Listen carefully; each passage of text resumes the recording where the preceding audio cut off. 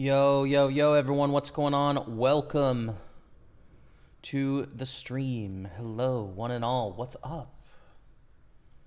All right, let me get the chat going on Facebook. Welcome. We've got day 2 starting up here in 3 minutes. The conclusion of the Grand Prix Winter is happening right now. We're going to be playing day 2 of the 55 main event. 157,000 in the prize pool. So a lot of money up for grabs. First place will be, it's $23,000 for first place. That's a chunk. And then also the PLO PKO Championship, where there's about 20K in the prize pool for a PLO. It's a knockout, so anywhere from like 3 to 4,500. So should be good. Let me pop out the chat here on Facebook so I can see everything there. And let's have a great session, man. Happy Monday, everyone. Not a typical stream day for me, but we've got the day 2s today, so excited to get on the grind, you know? You might be able to hear a vacuum going on in the background. Listen, we've got a house cleaner here on Monday, so you might be able to hear it a little bit, but it should be fine. Yorkshire Ace, what's up, my friend? First, you are first. What's up? Welcome. Hopefully run my small stack in the day 2 up. Yeah, me too, man. I don't know actually what my stacks are. I don't think they're huge, but we'll see. So we're going to grind some other tournaments on the side as well. It's not just going to be the day 2s. And first one, I think, is going to be the Super 320, which, of course, is just a gorgeous, gorgeous tournament. We love it with our whole heart. We've got Matty Ice on our table. It's a knockout. Good luck. And let's get it situated so we can see the buy-in. There we go. And the payouts. Super 320 in action. Good luck to us. All right, and then next we're going to get our main event. Think pretty clearly. That's starting up in a minute and a half, so it's a $55 buy-in, but we're in the money already. So that's going to go on table 5 right here. There we go. Should pop up in one moment. What else? We have a 33 6-max turbo. That sounds good to me. Play a 33 6-max turbo. I'm down with that. So we'll put that on table 6. I'll put the buy-in as question mark because we don't have a button. And let me turn off the sound. That's my multitasking. When I've got the sounds on, it's a multitask kind of day. What's up, everyone? Hello. Joseph Doucette on Facebook. You're going to have a lot of deep runs today, brother. Positive thoughts heading towards you. Thank you very much, man. Appreciate you. I think so. Why not? Okay, Dragonfly. Let's go, man. Let's get it done. Good luck, says Willie Duwale. Thank you very much, Willie Duwale. Appreciate you. Lawyer Dad opens. Sends the cigar to Matty Ice. Okay. I'm going to flat the A7 suited in position. The cigar has been sent in 2 spots. And this is good, right? Yeah, we got the 6-max turbo, 33, good to go. Pluck on our table. Let's go for a small bet here. Why am I on Matty Ice's table here out of 462 people? Oh my God, man. That's crazy. All right, well, we're on Matty's table. Good luck, Matty. 300,000, his 1.2 million. Kind of jealous, but that's okay. We're starting with plenty of blinds, 37 blinds. Easy, dude. Easy pog, no sweat. Bet small, get check raised. We call with A7. It's not what we want to see happen with A7 for sure. One of those spots where we're like way ahead or way behind. Not a lot of ways to improve or catch up, you know, running 5-6, which is not going to happen here with the 4. So, yeah, I'm not happy when we get check raised with A7. I think it is an exploit for what it's worth. The expectation is that people oversee bet with this A7. But then also the counter to that is like if you think people oversee bet, you've already sort of exploited that strategy, so you're not going to continue on the turn as an exploit. So yeah, I'm going to fold here. It's a tight fold, but I don't know. It's pretty hard for people to bluff enough there, so it's fine. What's up, Splinter Prod? Welcome, man. How are you? Welcome to the live stream. Let's go. The 9 deuce.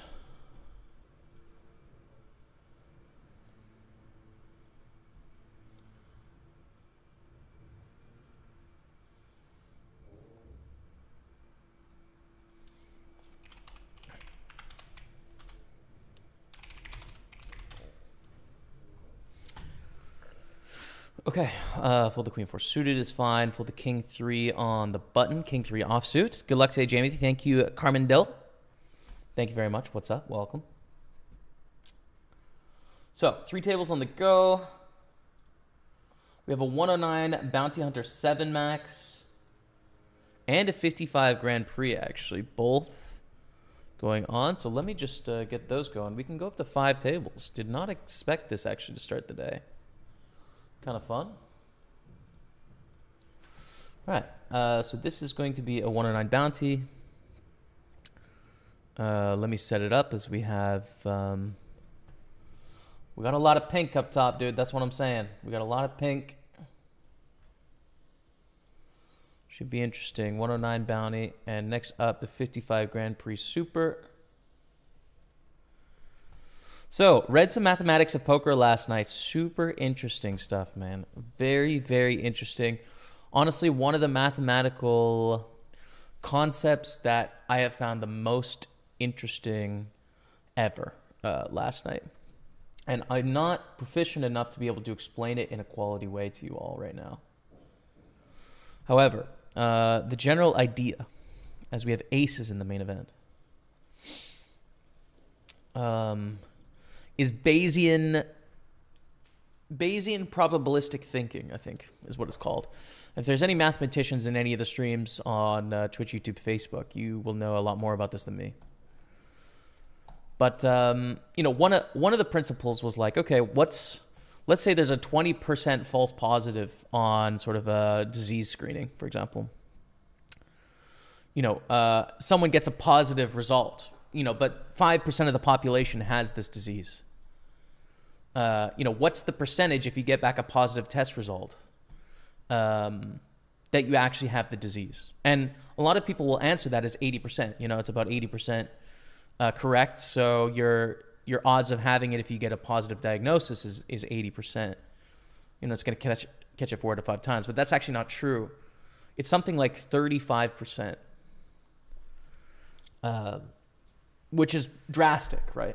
It's like, yes, it's 80% correct, but if you add in the probability of having the disease in a population, at being 1 in 20, it essentially drags down the chances of you having this this disease, you know, drastically. So you'd want to do another test, and that would, you know, further affirm things. So anyways, that's one of the examples that's given in this book. And one of the things that's really interesting to me when it comes to poker, and they sort of like allude to here, is, let's say you move to a new table. Okay, you have a brand new table. You have someone that's on the button. This is a position 55, 60% of the time they can open their hands, right? They can raise a hand on the button. Call for the cheap price and then check fold turn. Now, if you go around 2 orbits, okay, 2 times you go around at this new table, you don't know anything about this player, and they fold the button twice in a row. My thinking in my head is, okay, in an environment where we don't know anything about this player, they're not going to adjust, what can we assume about their opening range using this Bayesian thinking? You know, how can we shrink their range from the theoretically GTO range 60 to 55%, depending on like blind size and antes, etc.? How would we be able to decrease the likelihood that they're opening correctly and they're opening too tight, which therefore would adjust our button strategy and our small blind strategy, right? Like, are we able to calculate something like that using this Bayesian probabilistic thinking? Essentially just like high-level exploitative assumptions.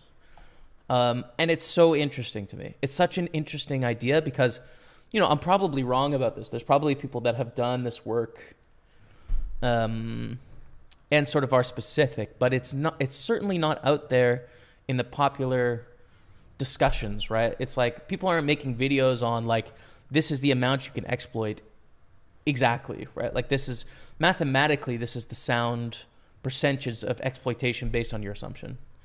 So anyways, really loving that. So interesting.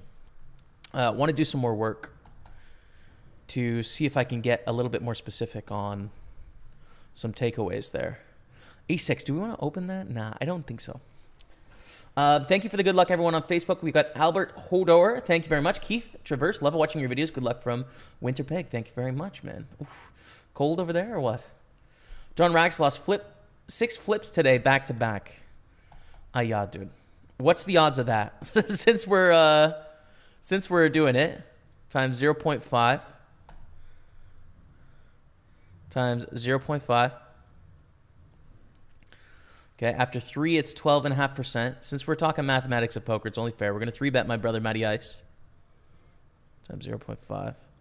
4, 5, 6. So 1.5% to lose 6 in a row. Wow, that's not ideal. So I guess it's going to happen once every 66 times that you lose 6 in a row, something like that. Not ideal, dude. Not what you want. Good luck, mate. Thank you, Cedric. Appreciate it, man. Let me know if you come to Switzerland, to Hungary one day. I'd love to. It's not in the short-term plans, but I'd love to go sometime. Starshine Poker. Let's run good. Exactly. I'm here for it. Let's go. Let's get it. Hi there. Does Twitch consider poker to be a skill game or a game of chance? I don't think Twitch has had to directly define whether it's a skill game or a game of chance, but it does require you to put a disclaimer that you're gambling. So it's kind of under the umbrella, but I think it does treat poker a little bit differently than the rest of gambling, because poker is a little different than the rest of gambling for sure. So yeah, but you know, I think Twitch is a business, right? They're not really in the business of like trying to preserve poker or trying to do good things for poker. They're trying to do good things for Twitch. And so I guess they want to protect themselves from any liability, which I get, you know, doesn't bother me too much. It's okay. Open Ace King here in this 33 6 Max Turbo. Raise it up.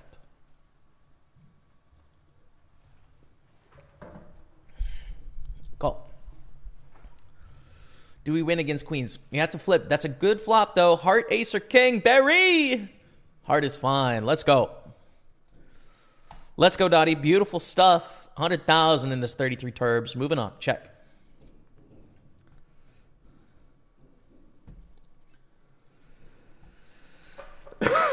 So, yeah, this Mathematics of Poker book is so good. It's so dope. But it's very challenging, right? Like, I'm reading over these. I'm spending about an hour a day reading over my chapter and sort of going through it. And I'd be able to plug in some numbers into the formulas and, like, get to answers. But to really, like, take it in, I'll need to read each chapter again. I'll need to do more practicing. Like, you could do hours of practicing on each formula to really internalize what's going on until you really know it and understand it, you know? So far my exploration has been for sort of cursory, surface level.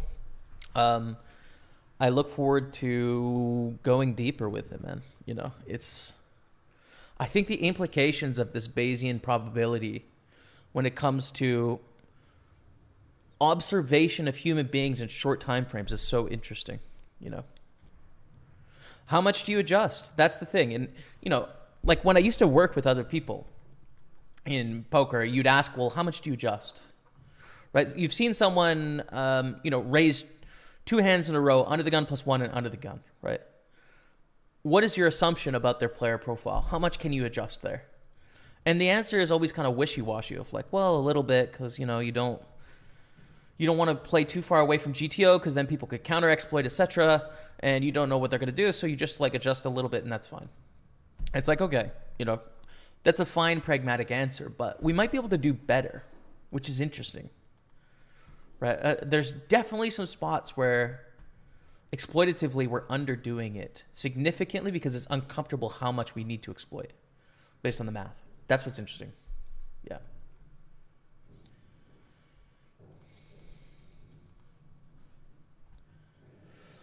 Splinter Prod, you know, I don't want to say just because I don't have enough legal expertise. So I would defer that to someone that is more of an expert in the space. I've never had any issues for what it's worth for me, but I'm certainly not an authority. I know that PartyPoker and a bunch of other sites have licenses through Ganawake Nation, which is just outside Montreal. The interpretation of that law seems to be gray, ever-changing, sort of constantly in debate. So I'm just unsure. I really wouldn't want to go on the record and comment just because I don't know. Outside of my area of expertise, man.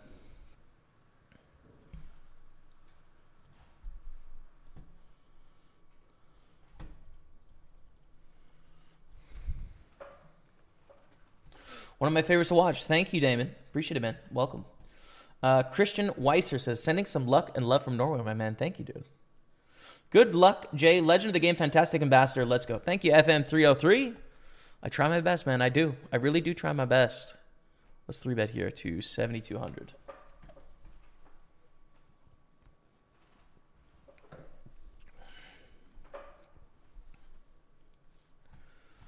Okay, and we get a call. We flop top pair, which is fine. 40% seems okay.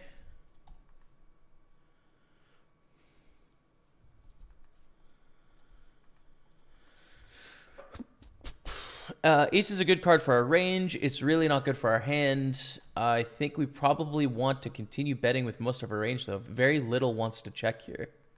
If you think about our 3-betting range, we have some king, queen, king, jack, and queen, jack, I guess, that are going to be able to continue barreling. But then we have a lot of value hands, like every ace-x hand, basically, And then what other pure bluffs do we have? Like, I don't know. We have the low suited connector as we chop with the same hand, queen 10. We have 7-6 suited. We have probably 6-5 suited a little bit. And like king 9 maybe. Anyways, take it down there is fine. Ace 8. Folding. Sweet. Kevin Martins. Come on, Staples team. Let's go, dude. Listen, I'm trying to get Matty Ice's money just like everyone else. I hope he gets second place, but I'm not doing him any favors. That's for sure. Full the 5-3.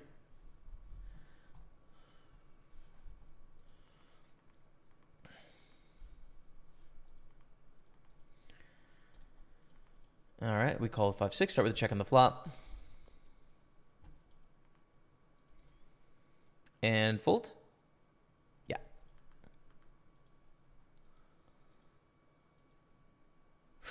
This is a jam. Just in theory, queen jack suited is a great rejam, even for a lot of chips. If we knew something about our opponent, they're playing too tight or something, we could just give it up, but we don't. So we just jam. By the way, this is Redfell. We are in the money. $112 plus our no bounties, right? It's a freeze out. I forgot. 112 bucks.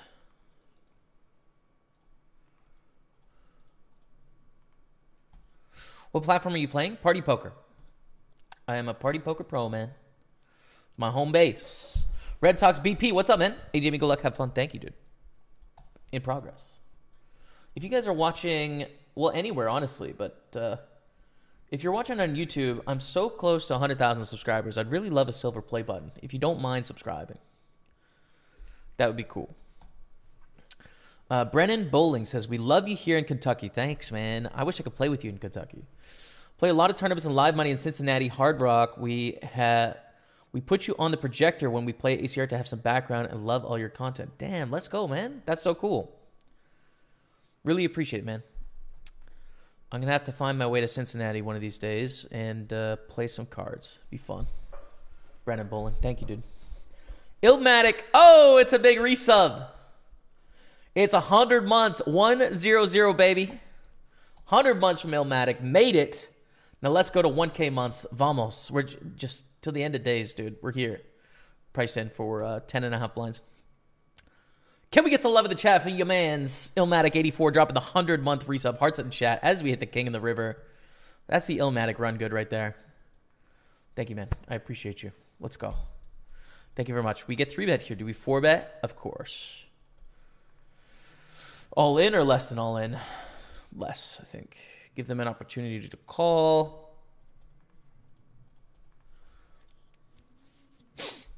All right. King's ace king. We're cool with it. Oh, we're not.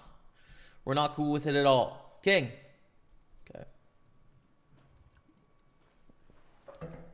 Well, I've had better results. Re-enter there. In the 55. Let's add our buy-ins here. 320. Plus 55, plus 55, plus 109, plus 33.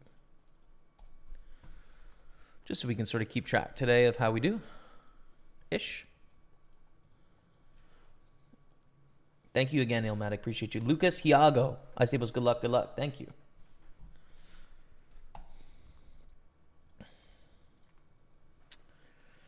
And we're middle of the pack here in the main events. 23,000 for the win.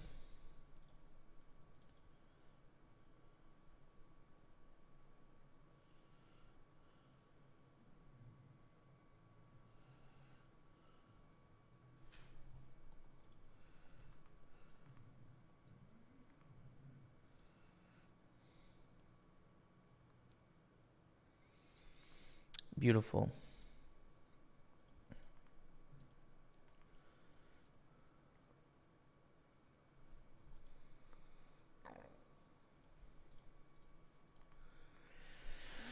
Gonna call in the big blind. 6-4 deuce, all diamonds. Not a very good board. There's gonna be quite a bit of checks here. Especially with our hand, I think, right? If we're gonna bluff something, let's bluff like queen 8, you know? Like, great. Ace 9 is sort of middle. We're gonna have some showdown value, etc. They bet 35,000. I don't know, kind of indifferent, but I'm just gonna fold. Probably can get exploited technically there. Probably not getting exploited, you know. Probably not over bluffing. But meh. Long-time follower, first-time commentator. Love your work. Good luck. Thank you, Nick Sauber. Thanks, man. Let's get it done today. I have to translate this, Kevin Martins. Why can't we go party poker in Belgium anymore? I don't know. I'm unfamiliar with the legal status in Belgium. Watching for over a year now, just 2 questions. How did the race to 10K go? The 10K to 100K is on pause. We've lost about half our money, and the live challenge is on pause, and that there's nowhere to do it at the moment. Where did Let's Go Dottie come from? Is the second. Love your breakdowns. Thanks, man. So Let's Go Dottie. I wanted to be a professional golfer growing up, and Dottie Pepper is a professional golfer and golf announcer. And so when I was with my friends out on the golf course growing up as a kid, we would sort of commentate our action on the greens, you know, like, what do you think here, Mark? Oh, I don't know. You know, cup and a half outside left, Dottie, right? And we would just talk back and forth like that. Dottie's name is obviously kind of memorable and iconic.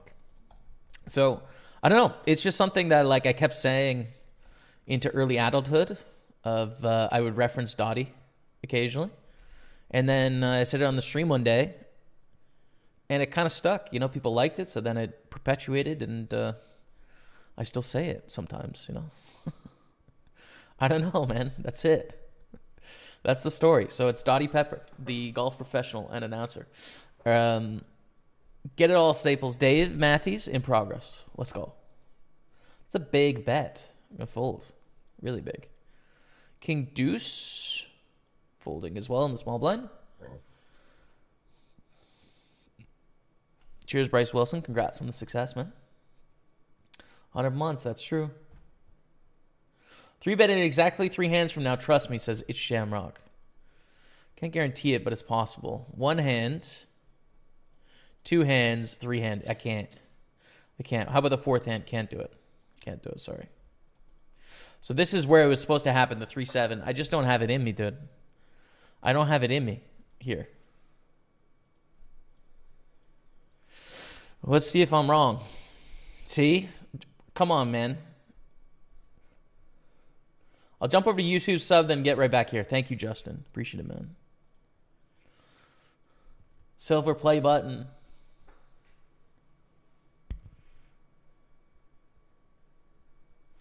Yeah, we don't have any badges past 5-year badges. We should make some.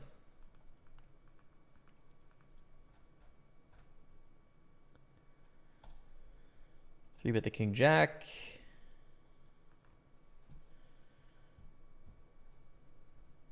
Can we get a let's go? We got to earn it, dude. We got to earn it by winning pots.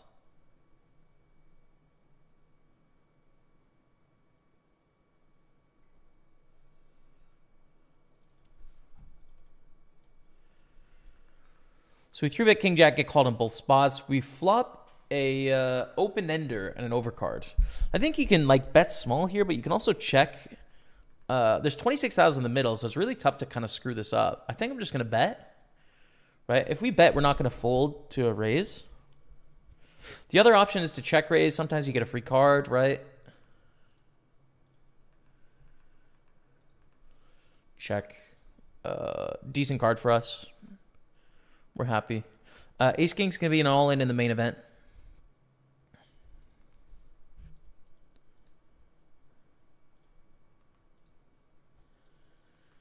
Ooh, check, check, diamond on the end. We have to check and probably lose here, unfortunately.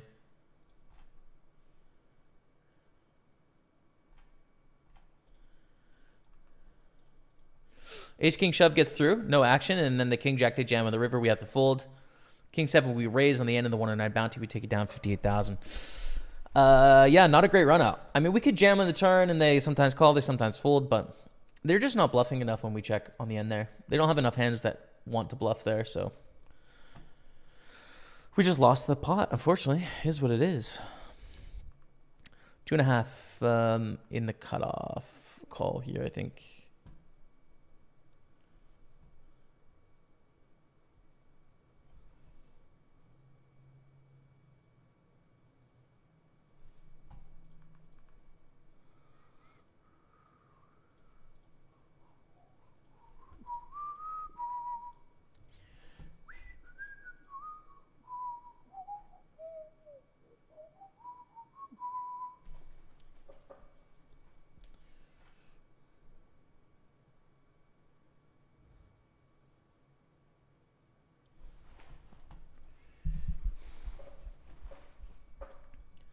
Three sevens, no good. Our PLO is starting up in 36 minutes, but we're content right now with our main event. Going to try and run the stack up into something special. Top 3 is an art score.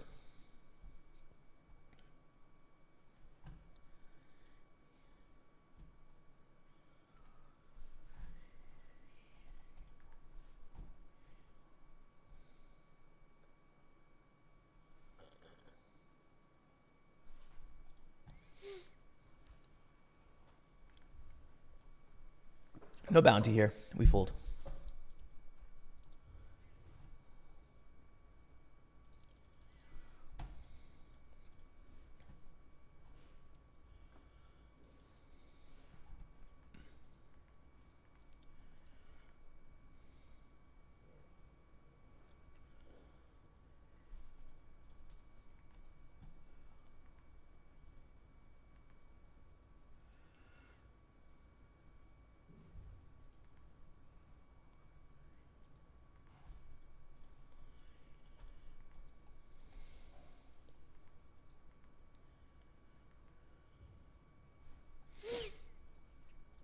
All right, min raise.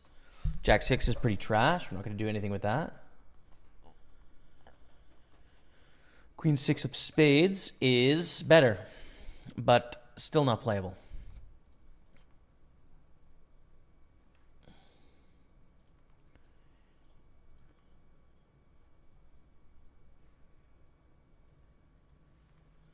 Let me check. King 6 deuce. So with a check, but we're happy with the flop here. We could try and get 3 streets of value. It's going to be a little tough. Most of the time, we're going to check on the flop. I think it's okay with King 7. King 5, King 4, King 3. They bet small. We call. Turns a 7. We love it.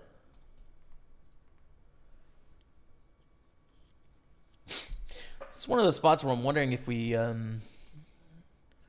just check call here. It's a very strong hand, obviously, but like they're going to have so much air when we're blocking, especially in a blind versus blind range. Thinking I'm going to play this as a slow play just because I think they have such a high percentage of air. Right. So I'd probably check raise like King deuce, I'm thinking. But That is air. 9-4. I mean, they had a diamond draw for what it's worth, so it's not. I think it's like a mistake at all, but get some money there. Okay. Is he still in the 320 day 2? There's no day 2 in the 320. This is a one-day tournament. We just registered. But yes, I am on table 4.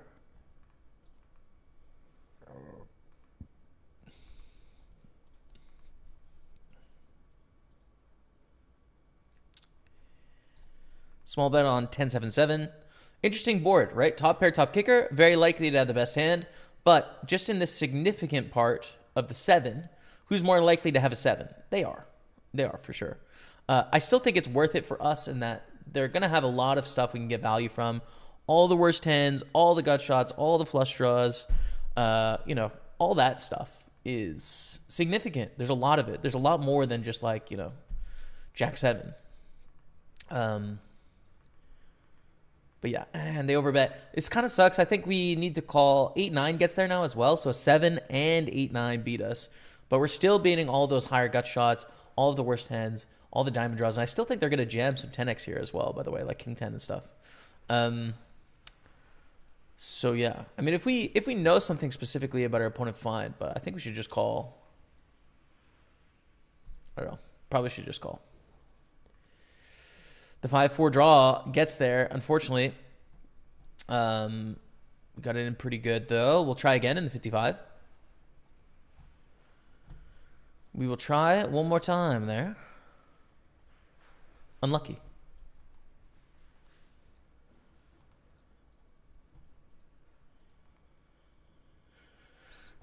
Hey, Jimmy, haven't seen you in a while. What's up, Matthew Farner?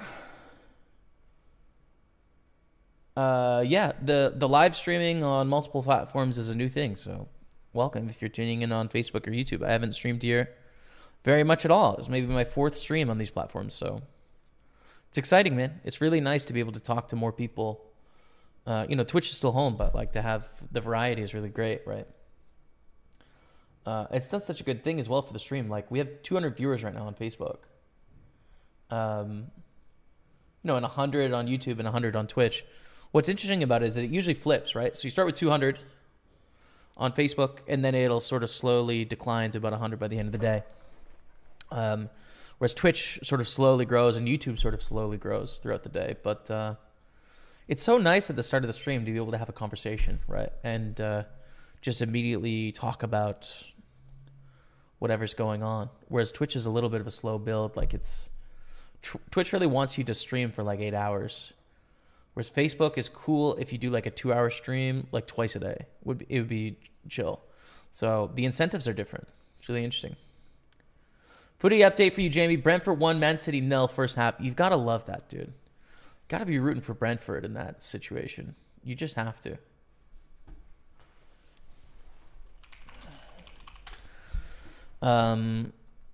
Exciting, man. You got to love that. Let's go, Brentford. Let's go. I think, unfortunately, with our draw against Everton, I've taken ourselves out of the title race as a Spurs fan. I mean, not technically, but like you kind of got to win that game. Still possible. Just we are 7 points back.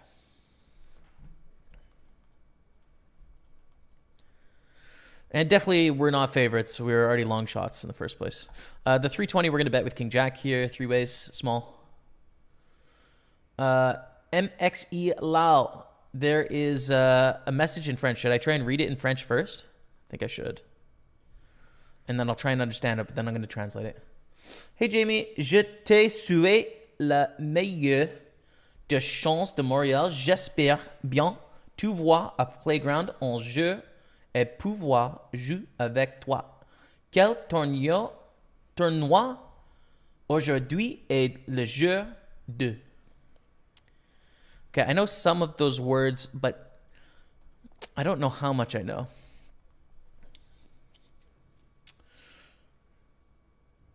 Chance, Montreal, j'espère. I see that often. Bien as well.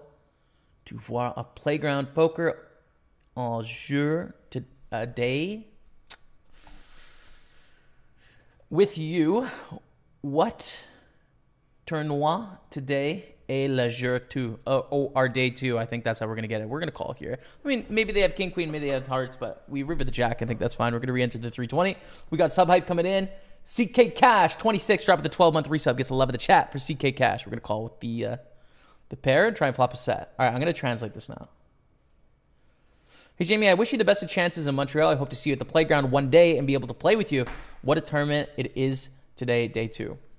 Aujourd'hui, j'ai une tournée dans sur la PartyPoker le 55 non 40 60 55 yeah le $55 Grand Prix main event. Also, what is also in French?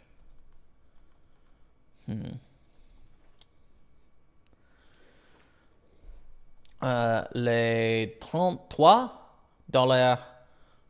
pilot starts in 27 minutes.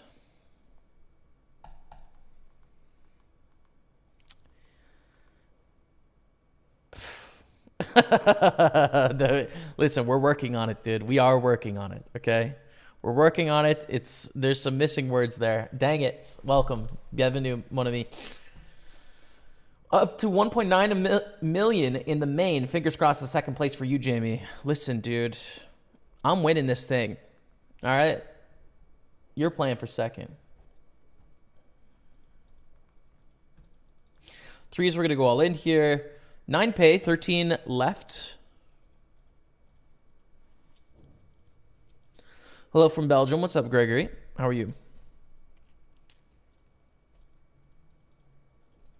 We call in the main event with Jack Deuce suited for a min raise. I think fine. Bet of 1/3. We're going to call with the pair.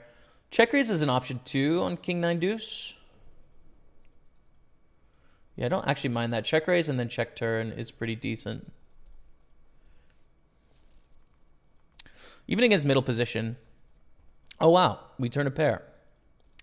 So typically I'm going to check here often, but I'm just going to go for small bet instead.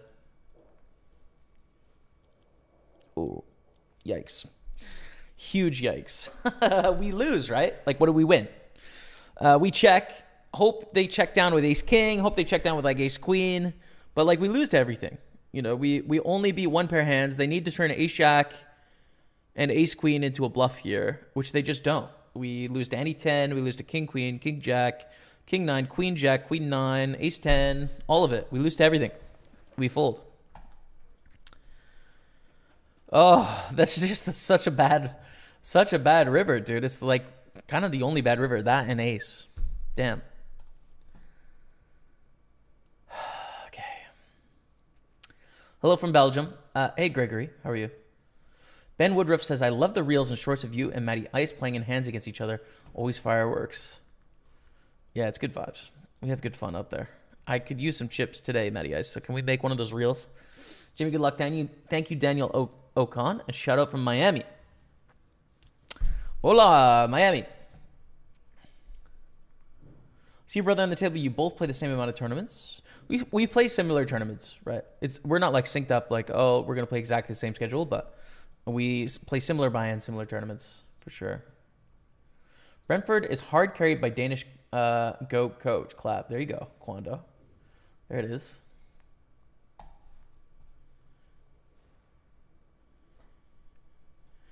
There it is.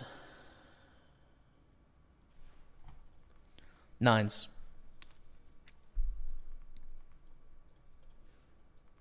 Ship it.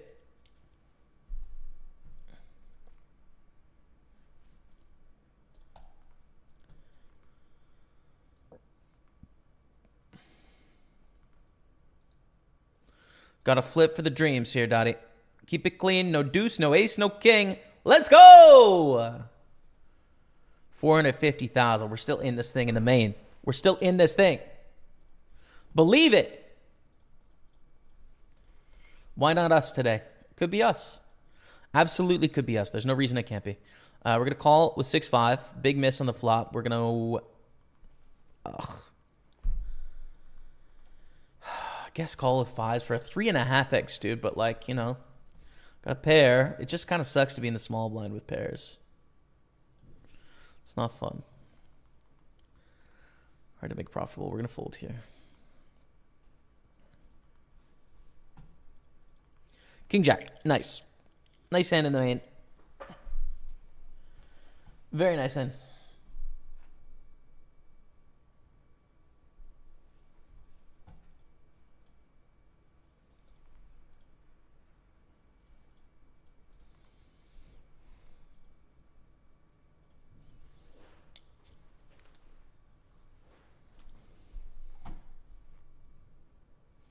OC. OC. I forgot, man. OC.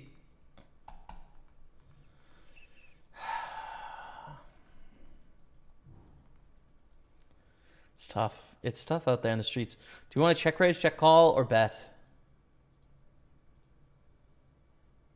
I think I'm going to bet. It's fine. This is painful to listen to, Jamie. You got to start somewhere, Ian. Got to start somewhere, man.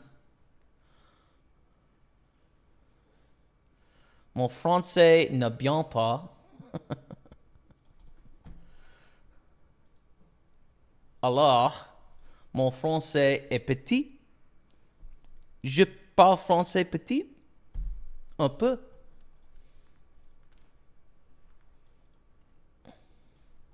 C'est OK.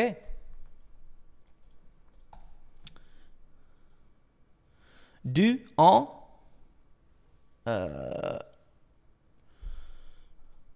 Du, en. Je ne parle pas français. Maintenant, je parle français un peu. C'est bien. C'est bon.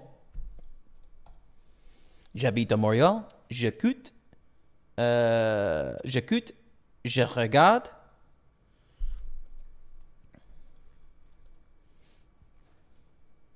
Très bien.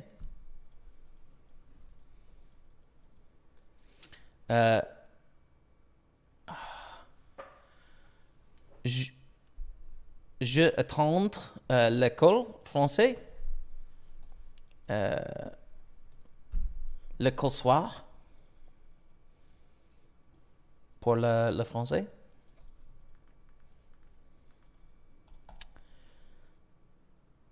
I'll get there. I will get there with the French, dude. It's going to take a second. It will. Oh, see, says David Cousin. Thank you. Can you speak Dutch? No, no, dude. Absolutely not. Absolutely not. I don't know if this is true. You guys can tell me this about languages, right? But it seems to me that the most difficult aspect, and this is very presumptuous of me because I'm assuming the part I'm doing right now is the hardest, okay? But I think the most difficult part of learning a language is getting to the part where you can pick up the language. What I mean is, like, before you can have a conversation, which is the level I'm at right now, like, I don't have enough to be able to respond to conversation on the fly, right? I know maybe like 800 words, something like that.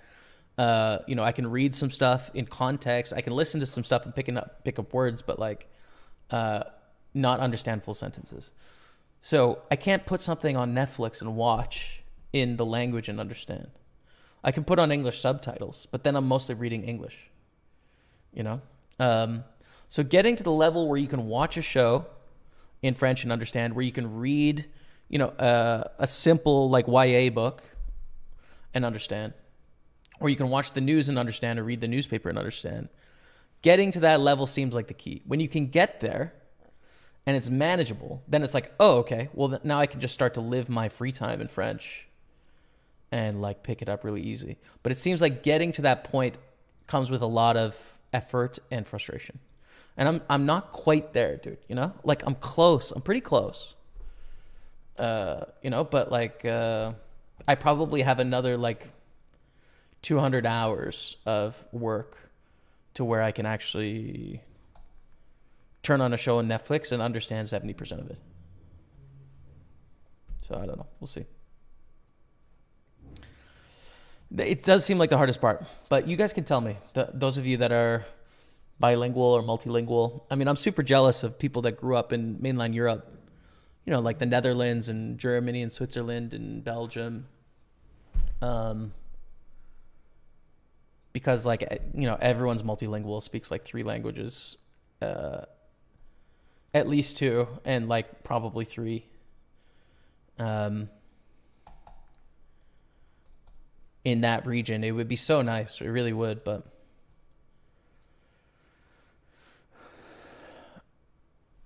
mais j'habite au Canada. Mon maison est Alberta. Dans Alberta, il ne parle pas français. Okay, we're going to limp call with the queen 7 and the ace 5 here. 30 blinds. I think I'm just going to call. We also have an option to jam, but I don't think we want to do it with ace 5. I think we'd rather choose a hand like ace queen offsuit, but then also like a queen jack suited or a queen 10 suited kind of hand would be a better choice. We're on the bubble here. One shorter stack, so we're going to try and sneak our way into the money. This 33 turbo. The queen 7, we call a check on the turn. Lâche pas, c'est très bien. Don't give up. This is really good. Thank you, Starshine Poker. And thanks for the 100 bits as well. Look at that, chat. You spend $1,700. You learn very basic French, and you get 100 bits back. Look at this. The return on investment is incredible. Negative 170,000. I'm just kidding, obviously. No, I'm happy with it. It's gone okay. Should we block here on the end? No, just check. No need to block. Looks pre-recorded. No, we're here, man. We're on a 4-minute delay, though, Curtis Shores.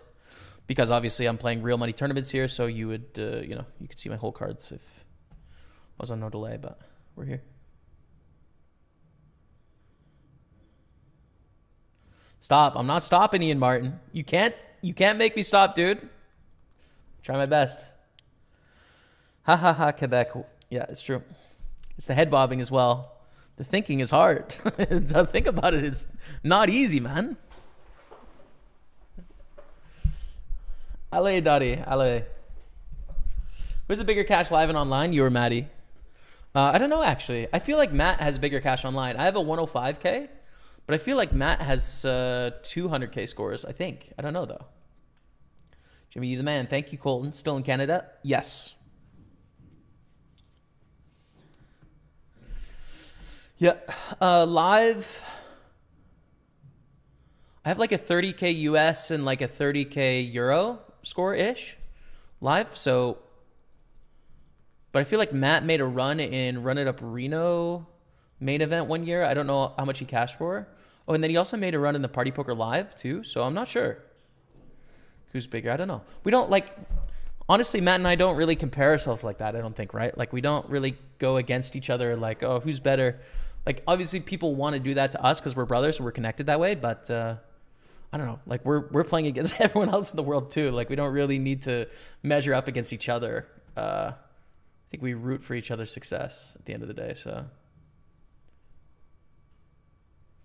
tu apprends très rapidement. Okay, sweet. One of my plans actually for French, and I'm not sure if it's going to work. We'll see. One of the books I loved reading growing up was Harry Potter. And I read a lot of fiction now. And I don't really want to read Harry Potter as an adult just because I'm interested in, I don't know, it's like, it's a book primarily for children, sort of children's storylines. It was enjoyable, but like as an adult, I don't want to take my time to read it in English again, even though I really loved it as a kid. So I've had that feeling like, I don't want to invest like 60 hours, but how nostalgic. So it's like, well, maybe I could try and read this in French, right? So I bought the first book in French, and with my French level, it'll be very slow. Like I'm going to have a dictionary or my iPad with the dictionary app open, right? and sort of like as I read, define the words that I'm reading, and it'll probably take me, 6 or 7 minutes a page. I'm just wondering if I could slog through that, and when I don't know words, look them up, and then, just through like wanting pages to go faster, right? Start to remember some of these words. I'm wondering if that will be useful. So anyways, it's a plan. It's my next French project is to try that and see how it goes for a while. We're in the money here. 69.97. We're going to jam it in.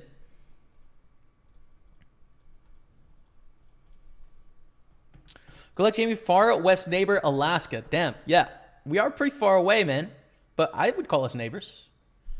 So we double it up there to 90,000. That's good. Welcome, man. Good luck equals veel succes in Dutch. Word. Bon chance. Call the min raise with the suited 7 deuce. It's a trash hand, but it's a min raise. Stacks are very short. Range is very wide. So we flop a flush draw. Good luck. Against aces. 8. Heart. No. Totally suckered in, dude. 75-55. GG is our finish. First cash on the board, though. It's all right. We have another day starting up in 12 minutes. Do you have any other tournaments I can register? A 109 6 max turbo. Hell yeah. Let's go. Let's just triple that buy-in and do it again. We're up to 600,000 in the main. On our way to victory, in my opinion. Been watching your Facebook videos for a long time. Love your work. How many days a week do you play? Good luck today. Kind of depends on the week. I would say on average right now, 2, 3 maybe. Sort of just depends what's going on, man. But if there's like a series that really like hits my buy-in range and stuff like that, I would definitely play more. It's just a lot of the action online when it comes to mid-stakes, high-stakes stuff is on Sunday now. So I could stream more days during the week and play stuff like this, but, it's also like I want to make poker enjoyable and sustainable over a long period of time. I think if I was to stream 4 days a week, I would burn out really easily, like I have in the past. So making it sort of more approachable so that poker can be a part of my life long into the future, and I can continue to sort of perform as a person for partners and, enjoy doing this with all of you. It's important, I think, to pace myself. So I have that in mind all the time. And then also, it's nice to have some balance, too, with, like, a bunch of other projects that that enrich the experience of playing poker, help me improve at poker, but don't directly relate to it, right? Like, a lot of learning on the side. The French language stuff we just talked about. That's a, a little side project. Reading a lot of fiction right now. I'm taking a music class with my dad. It's just on Zoom, but he used to be a professor, so I'm doing that. I have a poker book club, which obviously helps me improve at poker, but we're reading 15 poker books this year, so that takes, this month it takes about an hour a day of reading, but most month it takes 20 minutes a day. So yeah, lots of stuff. I learned English from movies, so for you, it is difficult because you don't see Dutch movies. Yeah, I just see Dutch is not high up on the list for me. Not that I don't respect it, dude, but like French is top of the list, and then just for pure pragmatic reasons, I feel like Spanish would be second. But call with the 9-7. All right, we're going to go on break after this as well, but let's just make it straight. Call. Ale Dade, what's up, my man? Hello, Rock 2. How are you? Welcome, welcome, welcome. We have a straight. There's a flush possible, but we feel good. The good news is here, we have got a great stack going in the main event. Huge double up to 600,000. We're loving it. And then we're starting our day 2 of the PLO when we come back. But in the meantime, I think I'm going to raise here. There's a chance they have a flush, but it's not super high, especially when they bet like 35, 40% after it checks through on the flop. Not really a sizing I expect to see with a flush.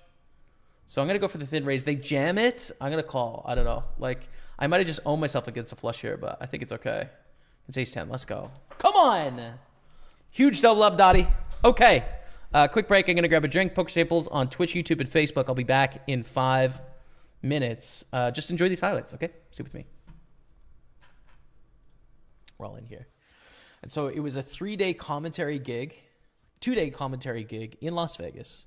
And I think I got paid $150 for it, right? You know, the rate for this on the cheap end would be like $2,000. 7 left, 3 pay. So this is a small field, right? Top 3 make the money. It's basically a sit and go.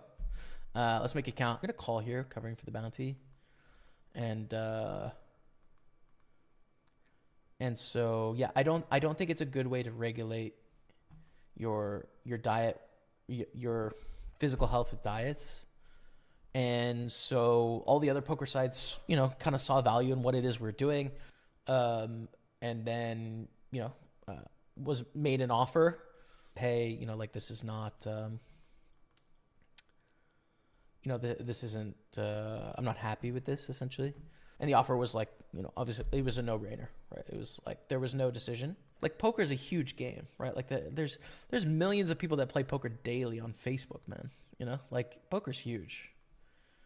If we're talking like poker professionals, like no, right? Like there's a lot of pros that spend a lot of time grinding out the sims. You know, they're super, super sharp. But like of all poker players, it's like, guys, if you know, come on, poker's huge. Poker's a big thing, man. 4-handed on the bubble. Ace King, I'm optimistic. We have an all-in shove. Do we want to call to try and induce some action behind, or nah, just jam, I think.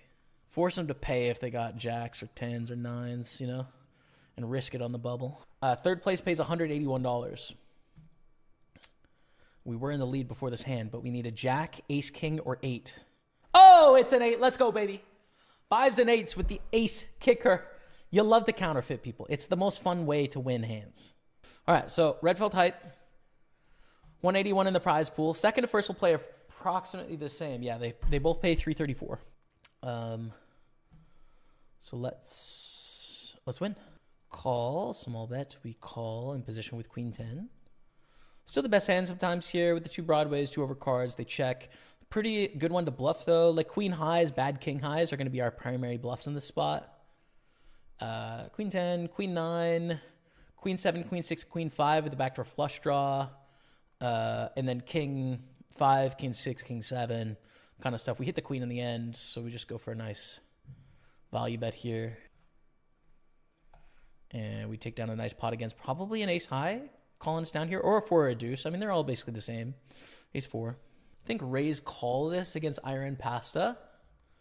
I think raise call against both. The only way we don't is if they jam and then they call, right? Then, of course, we fold. But ace 9 is pretty good 3-handed, right? Like, especially when we're opening the button super wide. They're both quite short. So good luck us. Ace 9, king 7. That's a good start. Ship it, Dottie. Let's go. We're heads up in this tournament.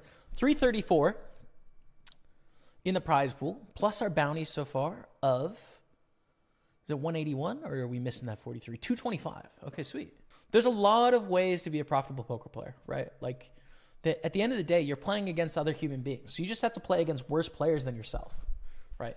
So it's not actually a commentary on how good you are at the game in a global sense. You just need to play against worse poker players. So no matter how good you are, Tom, I can put you in a game where you're winning, and I can put you in a game where you're losing, right?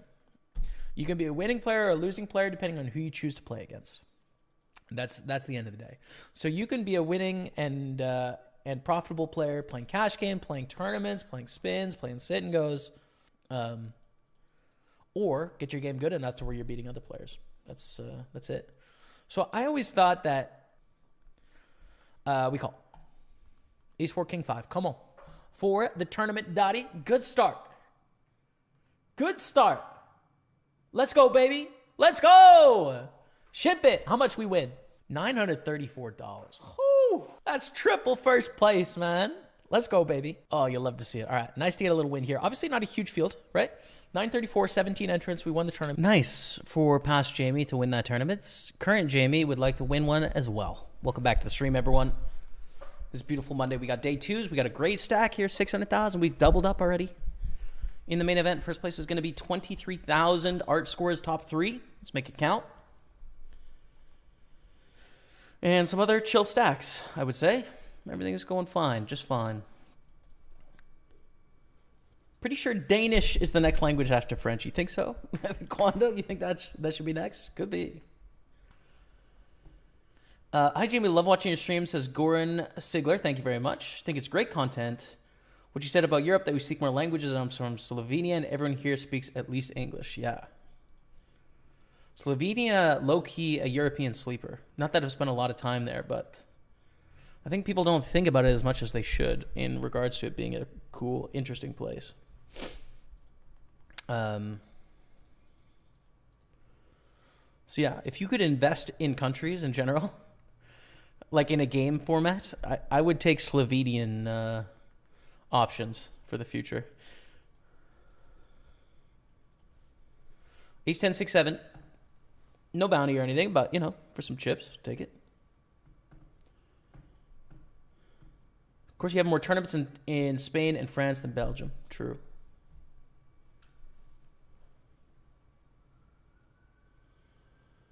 A lot of people also speak German in Slovenian. I started learning Spanish, which is my 5th language. Yeah. So, I mean, that would be such a nice experience, is to constantly have, I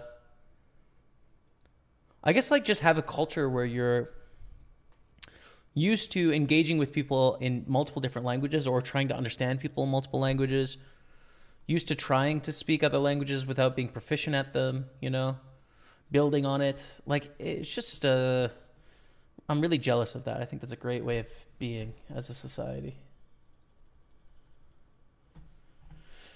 You know, I think English is becoming like a de facto sort of international standard language, of like English, and in that most places are learning English and business is primarily done in English. And so that kind of works, but easy for me to say as an English speaker, you know. Call with Queen 10 in position, King 7 deuce. Board is boring. Do we want to continue here? So, yes. Theoretically, yes, we do with Queen 10. We're going to choose all of our backdoor flush draws, ace highs, our Queen Jack, Queen 10, Jack 10, 10, 9 backdoor flush draw, 9, 8 backdoor flush draw, all of that. You got to think like we're getting 4 to 1 in position, right? That's significant. We're talking blind versus blind ranges. The ranges are wide. So we don't want to fold very much of our range at all. Probably the bottom 25% for that sizing, 20%. Is Queen 10 in the bottom 20% of a blind versus blind range? Absolutely not, right? It's definitely not. So we're going to bet for value here. I think I value on myself against ace 10 only, and I beat everything else that takes this line, is my guess.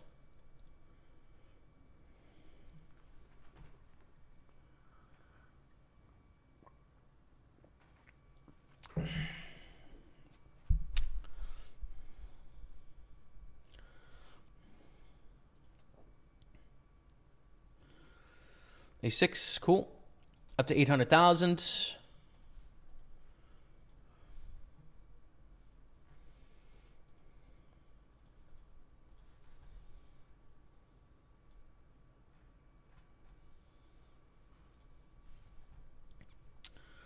All right, so here's our day 2 starting in the money of the PLO. We'll get the prizes officially in a second. I'm going to have to try and run up this stack into something special. Let's see.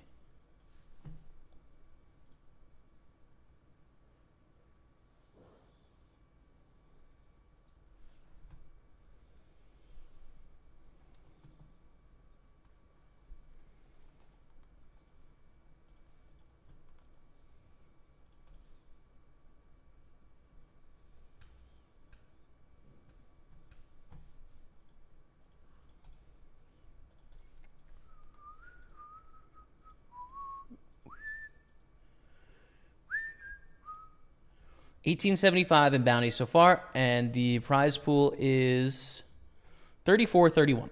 Okay. So a lot of cards, obviously, in the Omaha, but we'll get after it, see how it goes.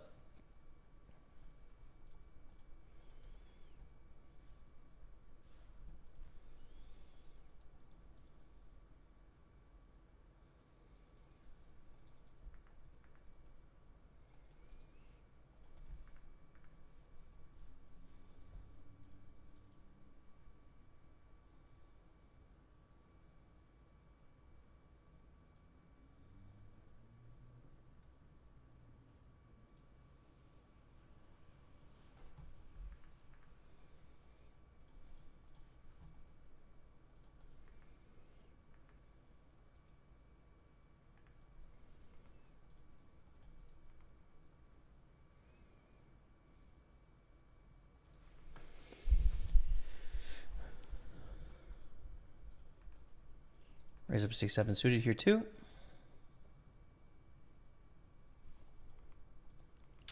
And 7's in position on the button. So I think call is the answer. We definitely don't want to jam. It's too many blinds, right? It's 41. But we can call in position, hopefully see a flop. The thing that sucks about this is they could squeeze behind us, which makes our hands not very fun. But that doesn't happen, thankfully. We see a 10-10-4 flop. Pretty good flop for 7s, right? We're happy with this. If it checks to us, I think the default is a small bet. And if they bet small, we just call and see a turn. And good. Okay, turn is a 9. Another overcard to our pair of 7s, but not a super likely card. They check. I think you could do both here, but I'm going to check. There's benefits to both, right? Like betting folds out some hands that have equity, like a king-queen, you know. Might get value from a few ace-highs. And they bet block on the river. I think we call here, right? Getting 4-1 odds. We need to have the best hand 20% of the time. I think they can block bet worse hands here. Even ace-4, ace-3 sometimes. Yeah, I think it's a call. Jacks. Fair. Fair enough. Moving on. No regrets on the call there. I think we must. Boss, live long, live well. Thank you, Buddha. Briscola. Appreciate it. Both would be ideal options. To live long and well. Be nice.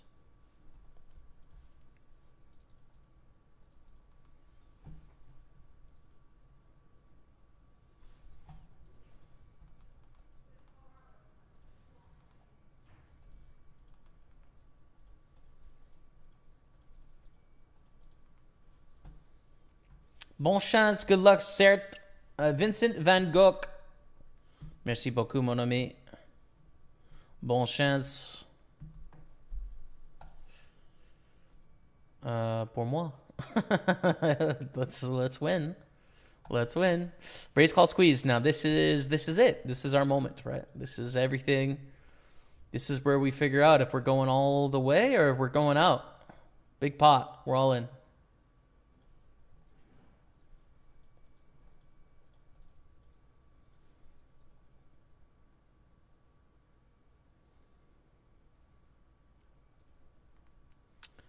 It's a very good hand to see.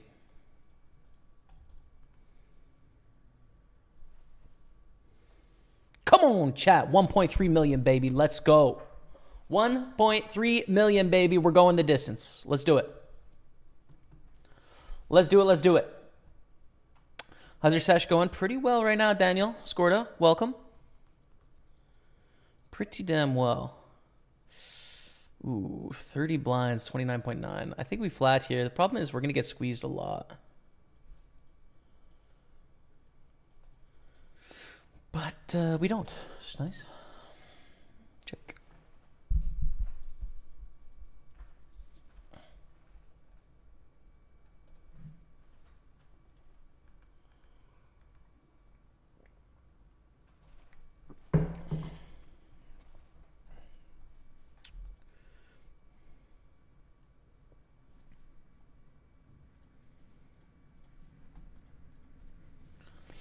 The nuts.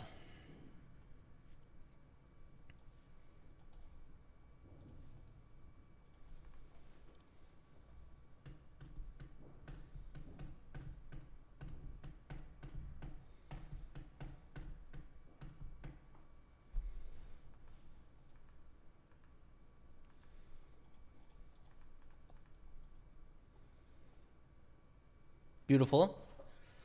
Very likely to be a bluff, right? We block all the good hands here. So I'm going to let them bluff. Sometimes they're going to have a good hand and we might lose some value if they have like a 2-pair ace-8 or something, although we block that, or ace-5. They might decide to check back at some point, but I think this is probably the best way to play, given we block all the good stuff with our, you know, our 8 of diamonds. I mean, my goodness. The block on the block on the block. Call. The nuts. It's the 4-7 bluff. And we get a 1250 bounty and a bunch of chips. 174K. Good stuff.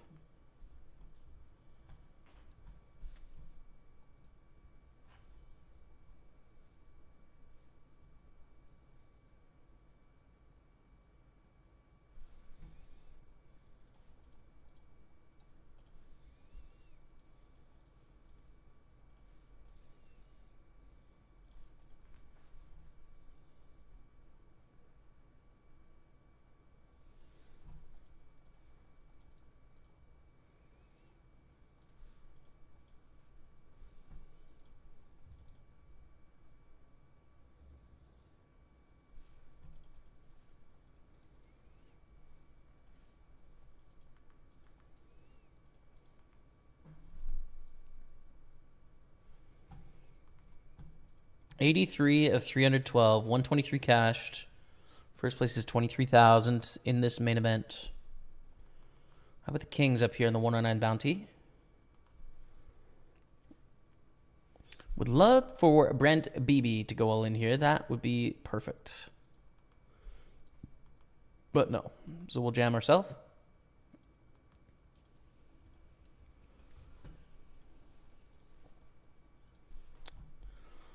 King's ace queen is nice. Beauty. Beauty. Ooh, aces.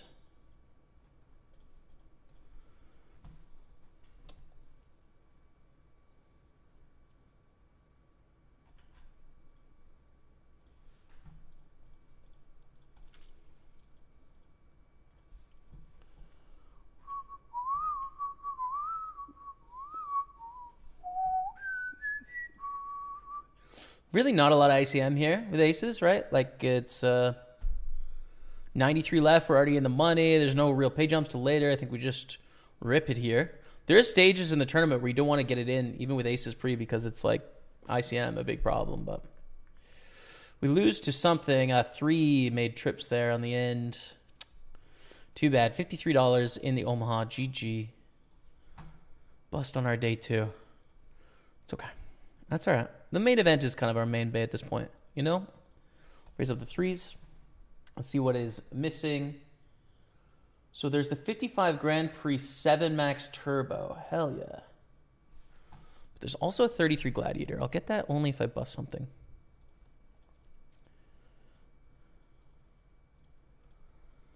So table 6 is going to be this 55. What to do with this Queen 10 suited? Oh, man. Fold. I don't think we have a stack or the structure of a tournament where we can really 3-bet here. 3s gets called in 2 spots. Queen 10-10. Pretty bad board for 3s. 3 ways as well. Call this for a bounty. Ace Jack against Queens. We need an ace. That's an ace. That's another one. All right, let's go. $25 bounty coming our way. That's good. Table 3 buy-in is 55. So the option is like bet real small here. But I think I should just check. It really does hit the small blinds range quite a bit. The big blinds, the most likely of the 3 of us to have a 10. It's just a pretty not great board. So, yeah. Good luck, Jamie. Thank you, Eric Cassini. Thank you very much. Stefan Anthony Oakes. Let's go. Come on, man. Let's go. Opening ace king. Jamie, met you back in the day at Playground Poker Club when you first started streaming. One of the nicest people I've ever met. Wishing nothing but luck, LFG. Chris. Thanks, man. That's very kind. Thank you, dude. Good times. I remember that. One of the first tournaments I went to at Playground Poker, it was like a 1K 2-day tournament. I made day 2. It would have been, you know, maybe 7 years ago now. Like, what a long time. It's fun, man. It's a good time.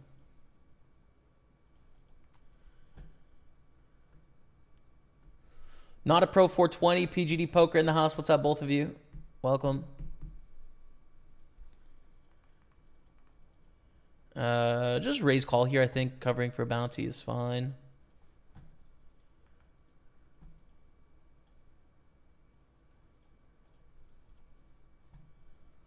Hour of power. 2 nights in a row that I've cut the live senior videos for the past 3-4 years, more or less. Beginner at poker, but watching your videos while playing has been very helpful. Cheers, man. Best of luck on the journey. It's a never-ending journey, right? You're always on a journey in poker. Always able to climb to higher heights and always able to observe the view from where you started as well. I am on the journey just as you are.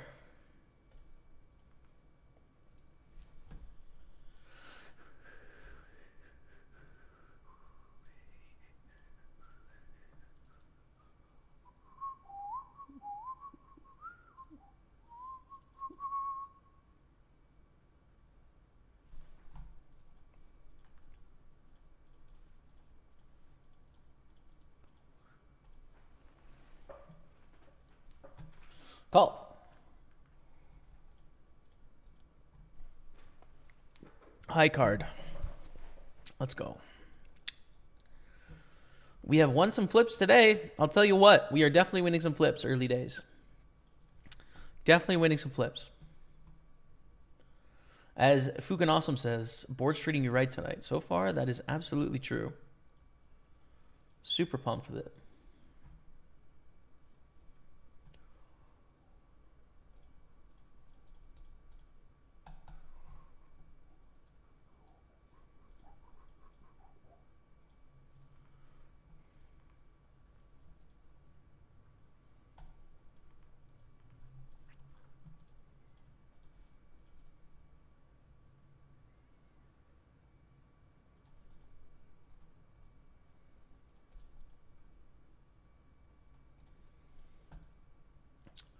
I think we could fold here. This is a 13 blind rejam with ace 3 suited.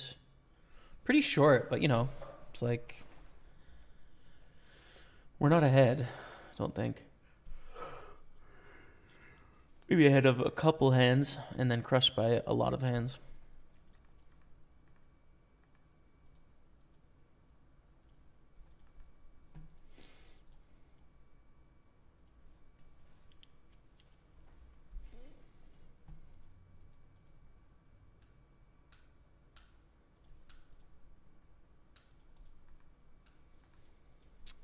Yeah, call. It kind of sucks, but in a bounty, we definitely call, especially with a $28 bounty. The ace king.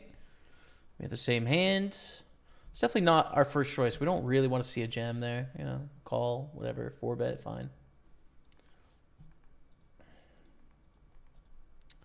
Ace 3 in the main, we fold. How about the ace 10 suited here? Lawyer dad opens. No flat. I think it's also an option to 3-bet call, but I think calling is okay. With ace 10, we probably 3-bet ace jack or better, right? Call ace 10.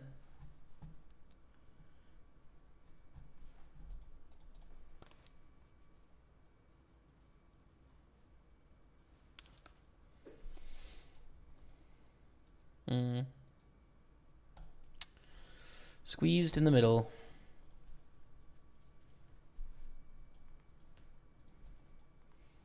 Ooh, 10s on the button in the 320 knockout. This is nice.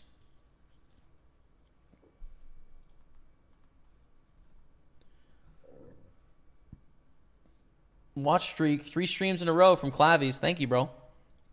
That's a cool feature by Twitch. Tells you how many streams in a row you've caught. That's fun.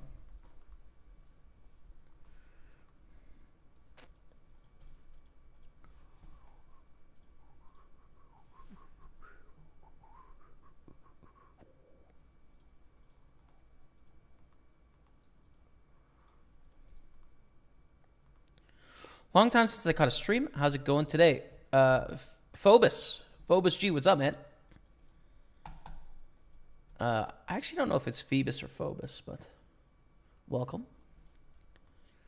We've run up a 300k stack to about 1.2 million in the main event, so that's exciting. And we've got a few stacks rolling around on other tables as well. Like this 55, we have triple stack. We got double stack here, which is nice. Have to fold jack 10, sadly. Queen jack we could raise. So yeah, I don't know. I'm optimistic. Having a fun session anyways. Having a good time. Got a good amount of people hanging out. I think we got 150 on YouTube. We got 170 on Facebook. And we got 150 on Twitch. About 450. 475. Nice views on all platforms today so far, says Bcar. Yeah. Less competition on non-Sundays for sure. But it's made a big difference streaming multi-platform, right? Like there's a lot of competition on Twitch. But, you know, the nice thing for me is I've been investing in YouTube and Facebook for, you know, almost a decade now, right? Like I started my Facebook and YouTube pages right after I started streaming on Twitch. So it's been, you know, about 9 years that I've been uploading content and trying to establish a community in these places. So I'm able to go live and, you know, triple my viewership just like that, which is really sweet, you know? So I'm thankful I've made that investment over a long period of time. And it's just so nice to talk to more people, man. It's fun, you know? Good luck, says Luke Childs. Thanks, man. Arvis Grinberg on Facebook says, great skills, like your game style. Learning something each video. Keep it up. Best of luck, LFG. Thanks, man. Let's go. In progress. Hey, Jamie, do you do poker coaching, says James Booth.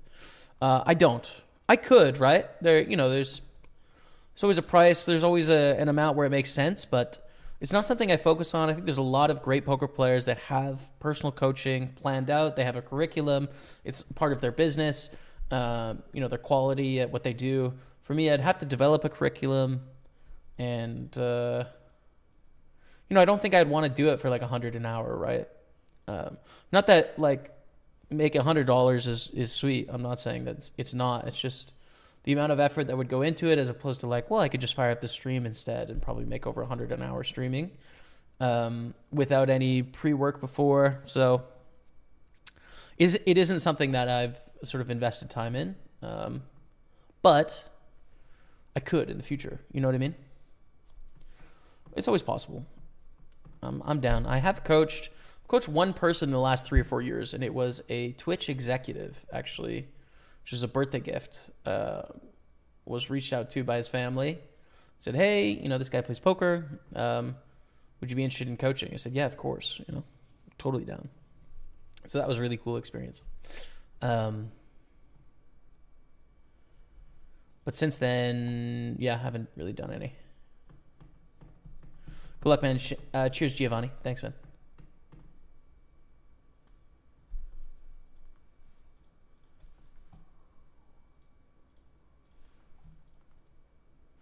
Oh, we're all in against Mr. Ice with A7 suited. All day, every day. All day, every day. No! Thank you. No. 7. No. Unbelievable, man. Unbelievable. Nice hand, Matty Ice. I re-enter. Oh.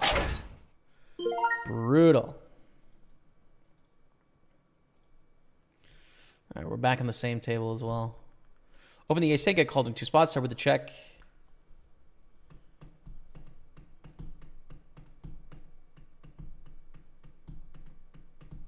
Hey, Debbie. How are you? Debbie Hardesty in the chat. Future mother-in-law. I'm going to see Debbie and family very soon, actually, for the F1 this year. In just a couple months, 6-5 deuce. That was a bet 3 ways. I'm going to fold with ace-10. That's fine.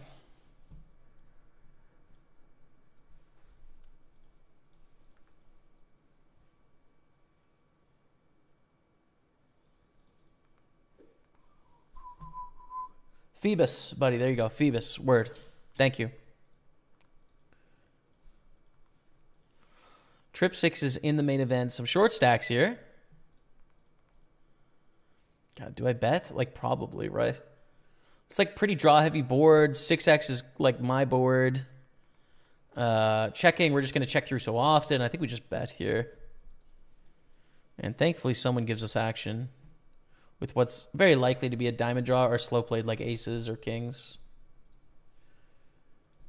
I'd prefer the aces or kings, obviously, over the diamond draw, but, either would be fine. It's okay.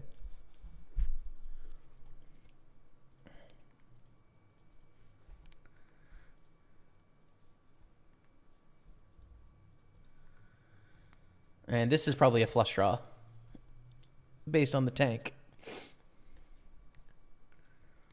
So my prediction is aces, flush draw, trip 6s, and we scoop. That's my prediction. Aces, flush draw, we scoop. Listen, dude, sometimes you just play this game for a long time. You know what's going on. You know what I'm saying? Listen, you may think that's edited. Nope. Sometimes you just know what's up. Sometimes the story is just like 2 on the nose. 1.8 million, baby. Let's go. Oh, dude, I do look a little bit like James Bond for a second. Just for a moment. I do kind of look cool for a second. You got to give me that. You got to give me that. Listen. You've got to give me some props there. I earned it. Rebecca, clip it. Get it out into the social media immediately. I'm earning $7 on royalties for that hand. $7 coming back as I'm about to lose with jacks. Let's go. Hilarious. $7 in royalties. We just lost a $320 entry. That's so fun. But at least we got that $7.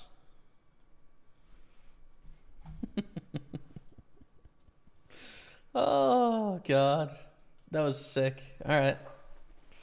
Time is it there now? It's 4:30 afternoon.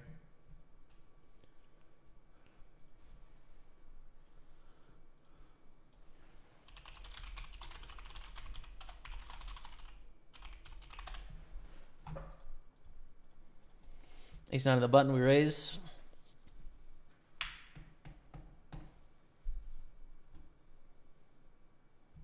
Way too many commercials on YouTube. Better be getting paid for this. I might be getting a couple pennies. How many commercials are playing? What's the rate? See if there's something in the settings I could switch.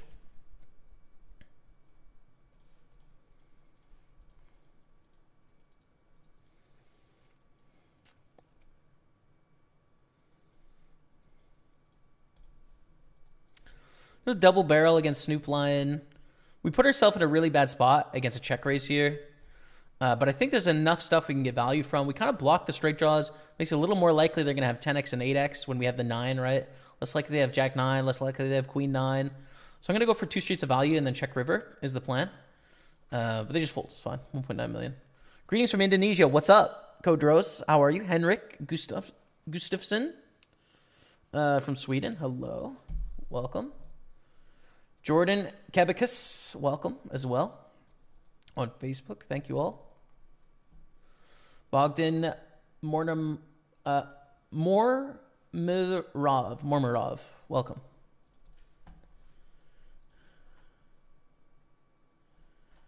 Bow to the bros, get wrecked. I did get wrecked. Good luck, Jamie. Thank you, Matthew Lawrence.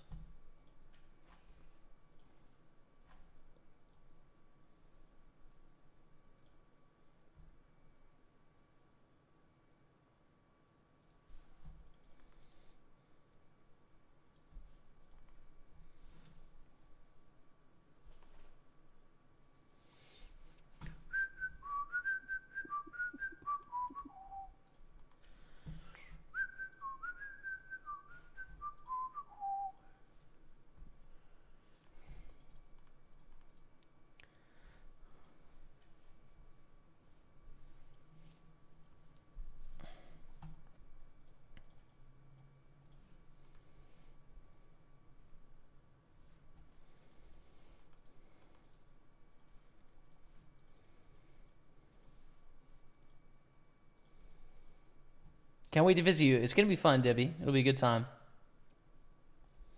Since when do you do live on YouTube? About 2 weeks. Hasn't been long, man. Brand new thing. On Twitch, YouTube, and Facebook.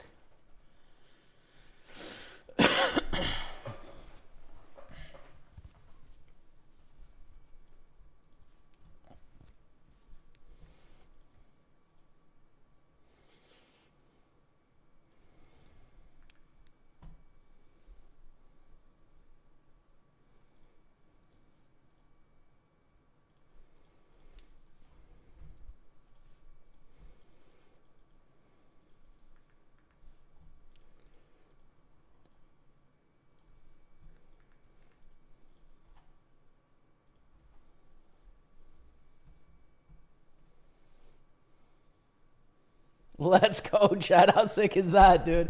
How sick is that? Let's go. How sick was that hand, dude?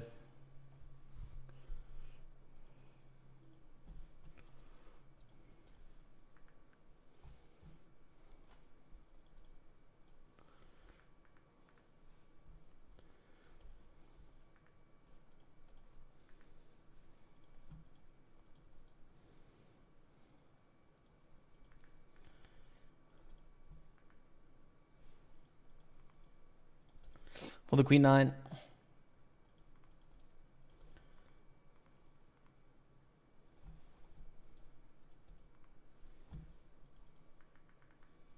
That's such a sick clip, dude. At least $7. Flag that, real incoming soon. That was badass. That was pretty sick, man. That was pretty sick.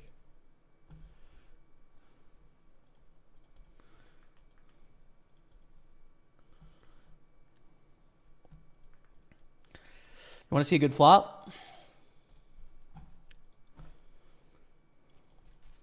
It's a good flop, but it's really hard to get paid, right? It's like, what do they have? Nothing. They got trash.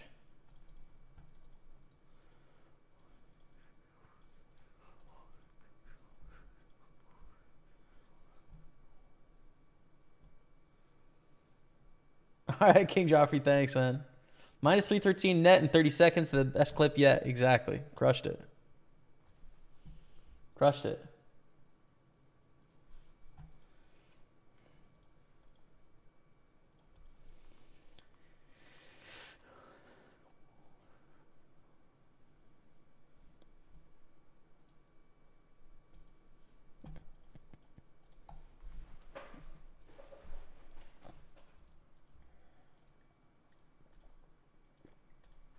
All right, King Jack the big blind, 2 million, 47 to 239.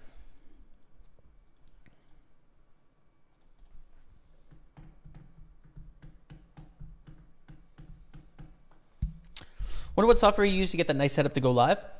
The overlay and stuff I actually built. So I had a graphic designer I used to work with design the image, and then I designed the live video feeds essentially to fit into the overlay so that it would look like this. So yeah, it was a collaboration between the two of us, kind of my idea, his execution on making the graphic. But yeah, it looks good, right? I think it's a really interesting way to look at playing 6 tables of poker. So 10:30 in Belgium. Perfect timing in Belgium, man. Perfect time to watch some poker. We're going to fold King Jack to this 3-bet. Something changed on Twitch. I don't get notifications on the stream, or maybe any poker stream. I don't know, actually, how that works, Phobos. Phoebus. Phoebus? Wait, you told me just up here.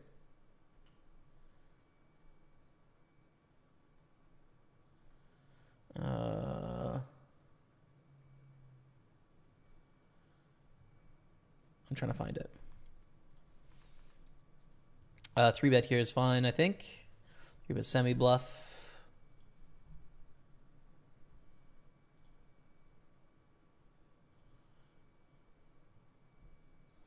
Phoebus, yeah. Yeah, I'm not sure on the notifications. I think one of the things that Twitch has changed to, unfortunately, which is not good for me, is it used to rank things by viewers, high to low. Now it ranks by recommended. How are you on the recommended feed? Well, I think it's going to rank people on the recommended feed based on their business interests, which is going to incentivize volume, right? It's going to incentivize like, well, who's someone we can depend on being live 5 days a week for X amount of hours so that we can reliably sell ads and have some reliability in our business, right? We're all in for 6 blinds here. So yeah, that's not going to be good for me, even though we've built up 150,000 followers. We can't expect them to sort of favor me, I guess, so to speak, in that. So yeah, I don't know. We'll see. But now we have other platforms too, so fingers crossed anyways. We rejam against Mr. Ice. We take it down. 215 7-max turbo is going in on table 1, and we also have a monster hand in the main event.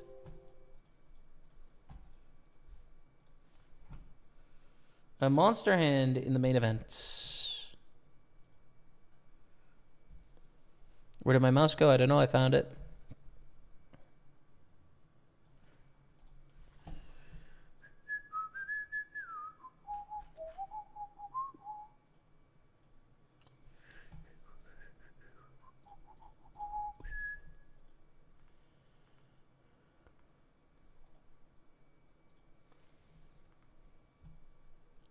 Hello, Mr. James Staples. What's up, Chris? How are you on Facebook? Realize I follow you for 3 years now from Henrik Gustafsson. Cheers, man. Mathematics and poker is making me get a lot of Z's. How can I keep the grind on continuing to read when it's so boring? He said it was one of the most difficult. Now I know why. Luke Vang. It's a grind, dude. It's a grind. But, you know, it's like, I think it's challenging, but you're going to get a lot out of it. So I think it's worth it, you know, just forge through. So what do we do with the ace-king? I think we 4-bet. The question is, do we 4-bet to like this, or do we jam? You know, we could 4-bet to 600,000, but we're not going to be able to fold. Might as well just rip it here. I don't think we can fold to P.O. Drunker. If we make it 600,000, they come over the top. We still got to call. Ace-king against queens for 2.5 million. It's a huge pot. Ace-king, heart, 3. Oh! Let's go, baby. We might win this tournament, chat. We do have a real chance at winning the main event right now. 3.2 million. I see myself on the first page of the leaderboard. I'm in 6th place with 226 left. Listen, top 3 is an art score. The probability is increasing drastically. Let's go. Let's go. This is a true live. 4-minute delay. Who's Dottie, and why do you always keep yelling her name? We talked about this a little bit earlier, but Dottie is a golf announcer. Dottie Pepper, a golf professional as well. When I was growing up, I would sort of commentate on the golf course as if I was talking to the golf announcers. I just kept doing it into adulthood, and here we are.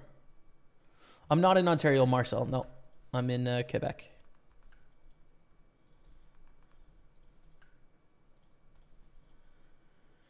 J'habite à Montréal. Do you think the United States will ever go back to having more regular online poker to where we could play against everyone around the world? I don't think so. It's possible. But I don't think there is people fighting for that reality, to be honest. We have to fold to this overbet with Queen 8, I think. Yikes. Not very fun, but I think it's fine.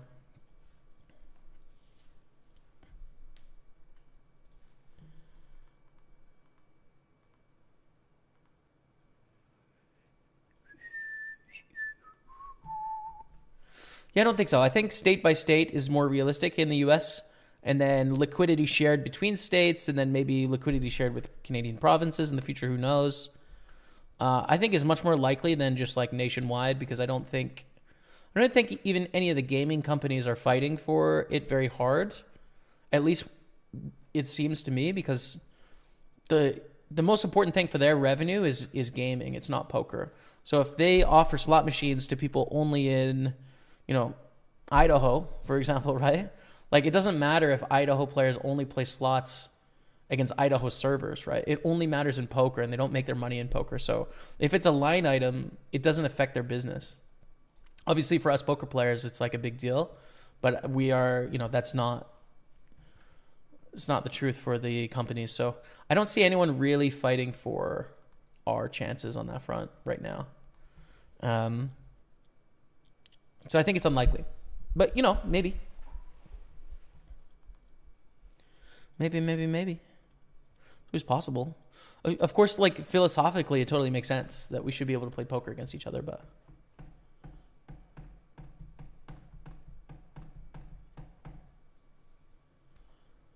Let's watch your stream, fam. It's 3 a.m. in India, so it's a little difficult to keep up. Fair enough. So we do have recordings on every platform, on YouTube, Facebook, and Twitch. There's a recording of the stream, so you can always go back and watch the full thing anytime. And we obviously, you all know, we make highlights out of this stuff too, so plenty of options. Open the 10s, get 3-bet. We call here. We do not want to get it all in pre-flop for 100 blinds. Way too deep. But we have a very strong hand that we're happy to play. Flop is king 8-6, 2 clubs. We want to continue against a small bet and against a big bet fold, right? If they bet 1/3, we call. If they bet like 400,000, we fold. It's awkward against like 320. 260 is not our preference of size either. Yeah, we call. We call here. We call here as well. 10s against ace queen for a bounty. Keep it clean, Dottie. Let's go. 34-37 bounty coming our way. Great stack there. Back to the 10s. Queen on the turn. If they barrel, we fold, of course. It's a bad turn card for our hand. We have no outs if they have one of these hands, like we're drawing almost dead. We could turn our hand into a bluff here. We're just going to get...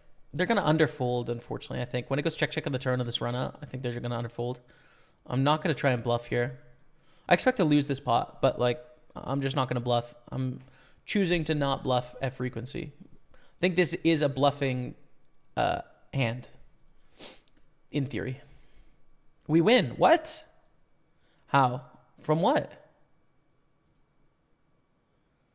He's 5 of diamonds.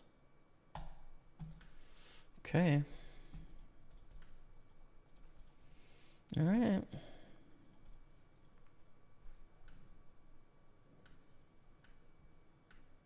Can you get revenue on YouTube Live? You can. Yeah, you can. Not much, but you can. How long of a delay do you have? 4.5 minutes. to avoid the snipers. Yeah, exactly. The stream snipers. Playing any tournaments on ACR anytime soon?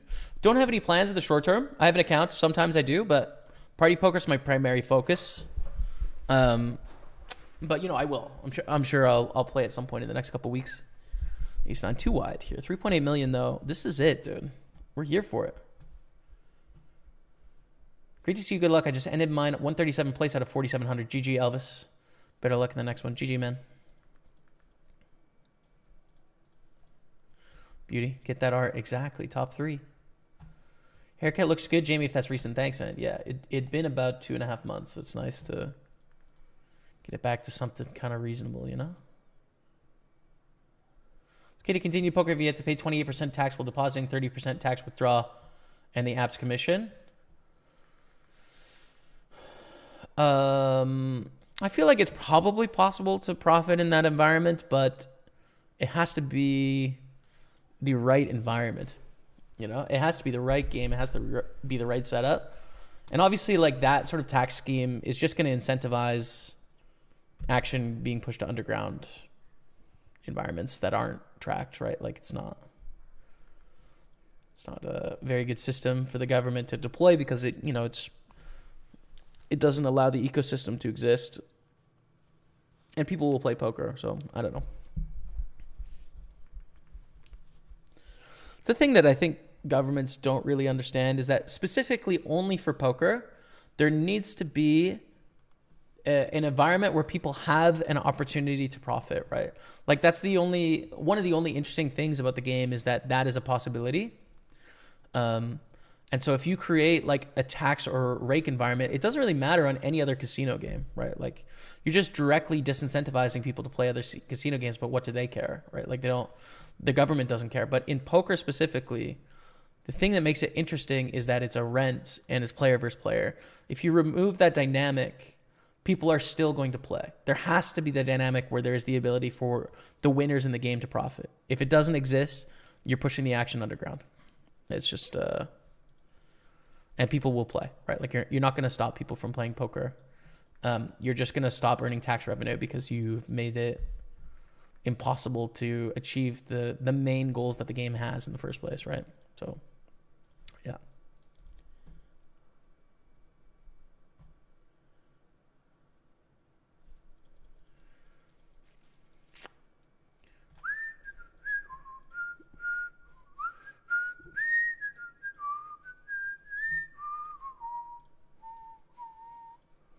We win there. We lose a small pot here. The 9-7, they 5x jam. Damn, dude, relax.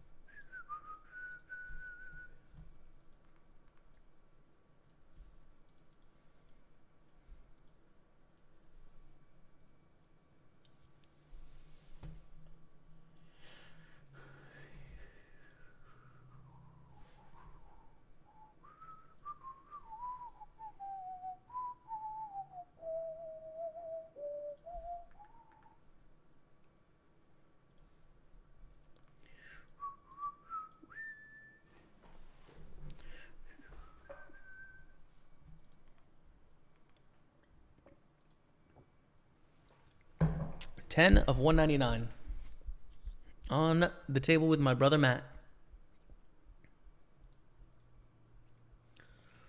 6-7 is a fold. You guys are talking about sports in the chat. When is the sports schedule this week? Because hockey's on a break, so there's been a chill period of sports. No F1 yet. Tottenham's back, but okay. Today, nothing. Tomorrow, Habs play tomorrow. There we go. Against the Capitals. And on Friday, Laval plays. Saturday, Tottenham plays Brighton. And the Habs and the Laval Rocket. Okay. Sports are back. And the Habs on Sunday. Cool.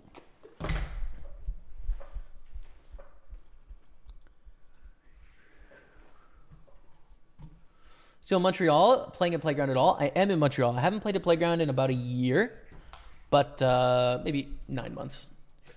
I'm sure I'll be back soon. I've heard some good things about the new room, Lord Mantech. What do you think about it?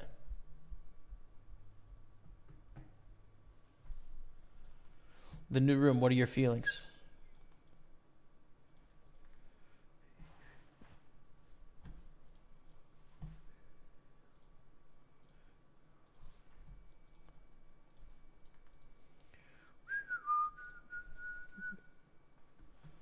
What do you think of PokerStars? Well, first of all, I'm a Party Poker pro, so it's kind of like I play for the Habs, and you're asking me what do I think about the Toronto Maple Leafs, right? It's like, well, kind of my lane is Party Poker. I want you to play on Party Poker. I want you to try us out. I want you to root for us. I don't want you to root for other teams, right? At the end of the day, though, there's a lot of people in poker that are trying to do good things. I think PokerStars is trying to do good things. They were the market leaders for a long time. I used to work with them. I know they have some good people there. So, I'm a fan of them in general. I like what they're doing. I support them into the future, but you're also kind of asking me about our competitors in a sense, right? So I'm only encouraging you, if you're in a place around the world that can't play on Party Poker but can play there, then go ahead and give it a go. But next to that, no. Join us, man.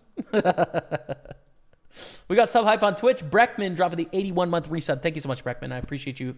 Hearts on the chat. Jeez, time flies. I know. You're telling me, brother. Jeez. It's almost been 10 years in the house, man. Thank you very much for the resub. Welcome back. That's what they did in Denmark. Poker sites pay for license. Everything you win as a player is tax-free. Yeah, see, I think that's for sure the best format. They do that in the UK as well. They tax the operators on poker players' play, but it's such a small tax rate that it's still possible for people to profit, and poker sites can just take it out of the rewards of players that are based in the UK. I know that's what PokerStars used to do. I don't know what happens now with all the operators, but makes it still a profitable endeavor for professionals. Makes it profitable for the poker sites to offer the service, and you have healthy competition.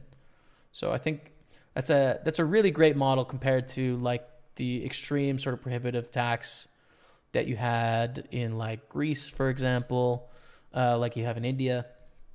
Some of the arbitrary rules like you have in Czechia, where people have to go into a government office to register, like these sort of things, I think don't work very well.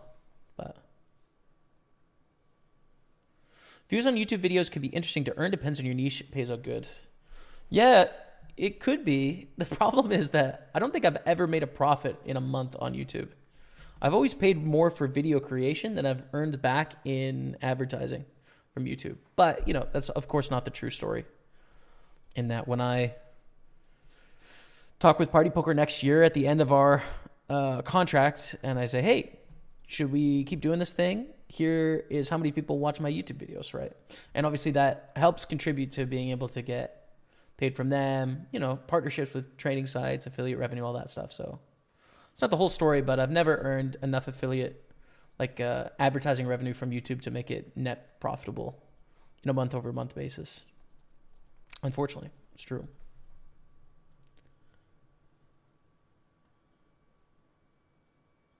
Where I'm from, Tasmania, the government has stopped it all in poker. Yeah. Australia, Tasmania, brutal. Basically a game of luck is the government's position, yet they still allow pokies. There's a lot of unhappy people, including myself.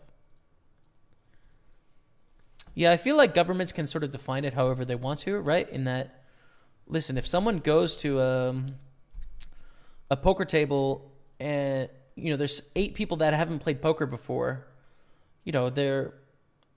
the likelihood of it being sort of a pure gamble between all the people is pretty high, right? You might have some natural aspects of your personality that contribute to you playing naturally better. But, you're all sort of on the same level. But of course, people that play a lot, it's just so not like that. So, yeah, it's frustrating, man. I don't know. I wish poker got a better Sort of shake of the stick, but fold the 6-4 here. So 4-pay and 4-pay, these small field 109s, but we're on the final table of both, but we're not in the money, right? They're small fields. They're basically like sit and goes, these 109s. So we've got to battle it out and try and find our way into the money. We've got a good stack in the main event. We're still hanging around in this 215 bounty hunter, but not a great stack. But yeah, the poker is getting serious here. We've really got a lot of stacks and a lot of short-handed opportunities as well. Like, we're going to be dealt a lot of hands in late position. This is going to be an open on the button. It's close, though, honestly, because 21 blinds, we're going to get jammed on a lot. Haven't played in a long time, actually. I remember playing on last stream last year. Was good time, Lord Mantic. Word. It's always there for you. Have you seen Welcome to Wrexham? I haven't. No. I'm a Tottenham fan, but I did like the Sunderland documentary. I thought our documentary kind of sucked. The Spurs one. So I'm down to watch another football sort of show. How great would it be to take all Matt's chips in the big tourney? Listen, I hope Matt does well. I want every chip in the tournaments, but, you know, I'm not extra fighting for him. It'd be a good clip, though, I'll tell you that.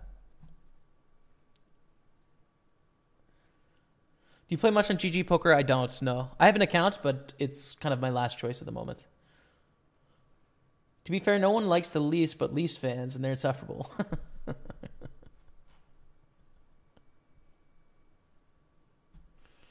Maple Leafs is a good analogy. They used to be good, but now it's ...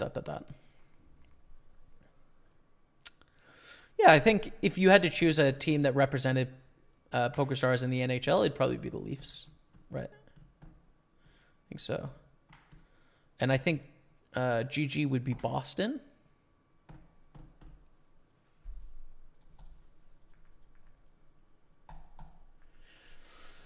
Party Poker would be like...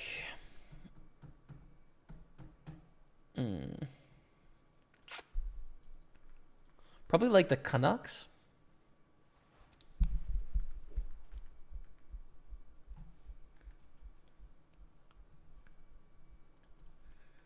Something like that. Because we just do things by the book at Party Poker, right? Like, we follow all the laws to a T. We don't take any risks, you know. What we do well. Our fans like us, but, like, we don't, you know. It's very by the book, very white hat in sort of our operations. And I feel the same thing about, like, the fan base of Vancouver, although they did have a riot, right? To be fair. But Vancouver is a bit of a sterile place, you know? It's like sustainable and wholesome and a lot of nice outdoors, but like it doesn't have a big edge to it or anything. We call here, right? Like nines is a great hand. They jam for a lot, but nines is pretty good. So big flip for 3 million chips. Oof. Oh! Come on, let's go. We win the flip the fun way, baby. Come on. Are we in the lead of the tournament? We must be close. I think we're in 4th. We're in 5th place. Chat, enjoy 5 minutes of highlights. Pokerstaples on Twitch, YouTube, and Facebook. I'm going to grab a drink, and we're going to win the main event. Stay with me. But, I mean, that's 9 buy-ins. And a good start to the day. All right. We are in the money. Red felt hype, 475 cashed. That's a big min cash. That is a big min cash, but we're going to try and take it all the way. It is $6,000 for the win. Ace-Queen's a great hand. We'd reshove here. We'd 3-bet against the button open. We'd call a jam against Mr. Rambunctious. It's a raise call. We'd squeeze jam. I mean, it's just the hand you play aggressive in this spot. We're going to min raise from Ask Muff. Ship it in here, Donnie. Good luck us. Deep in the 215 Big Sunday. Take it.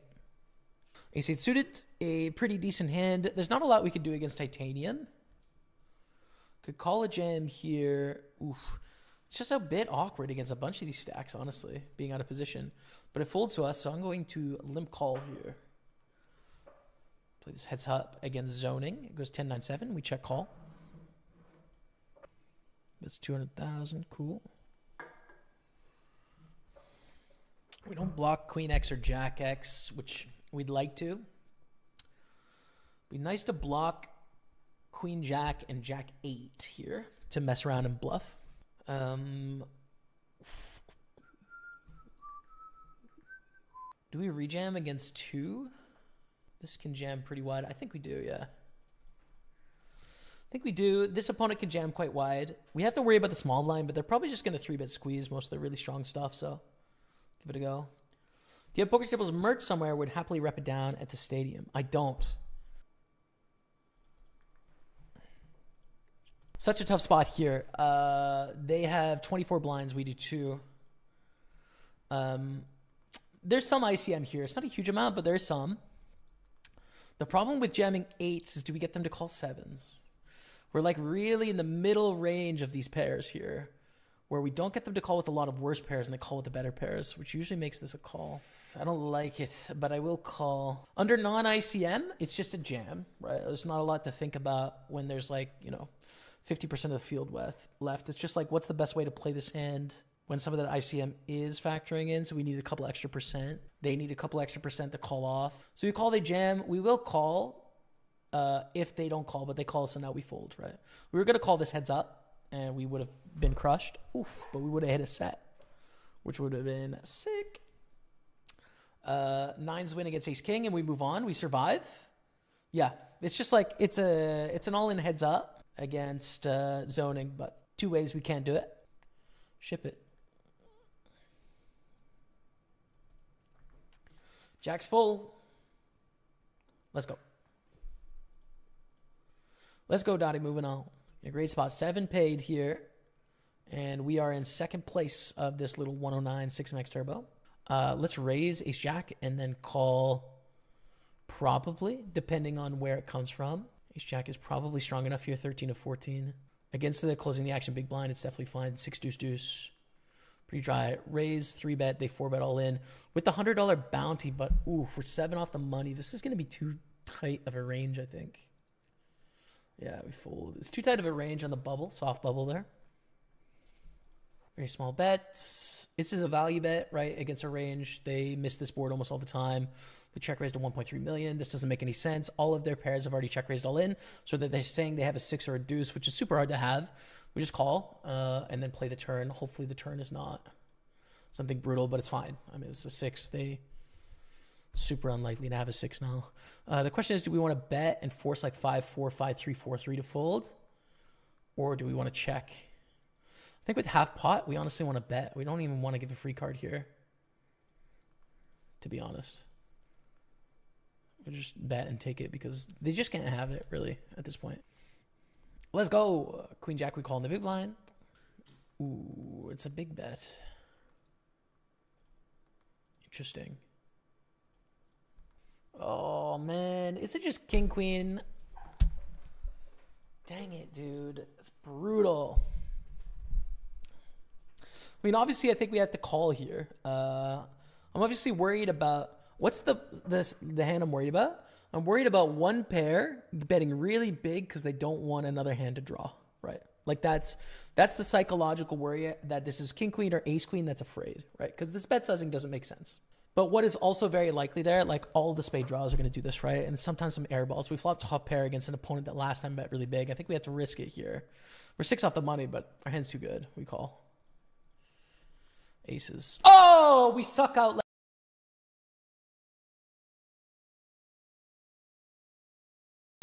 Okay, we're back. That's a huge suck out in the past.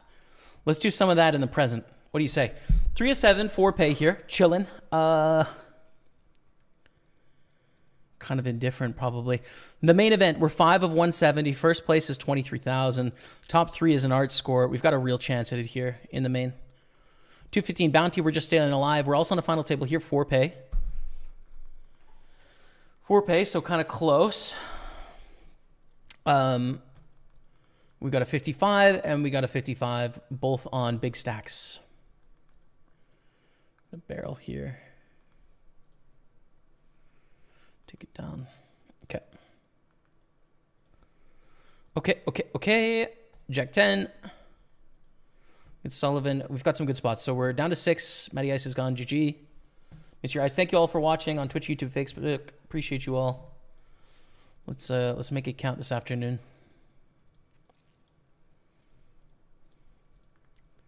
Nines is great. So we're going to raise and basically not fold. 2 off the money here. In our main event, we have 10s as well. Wow. Big pots.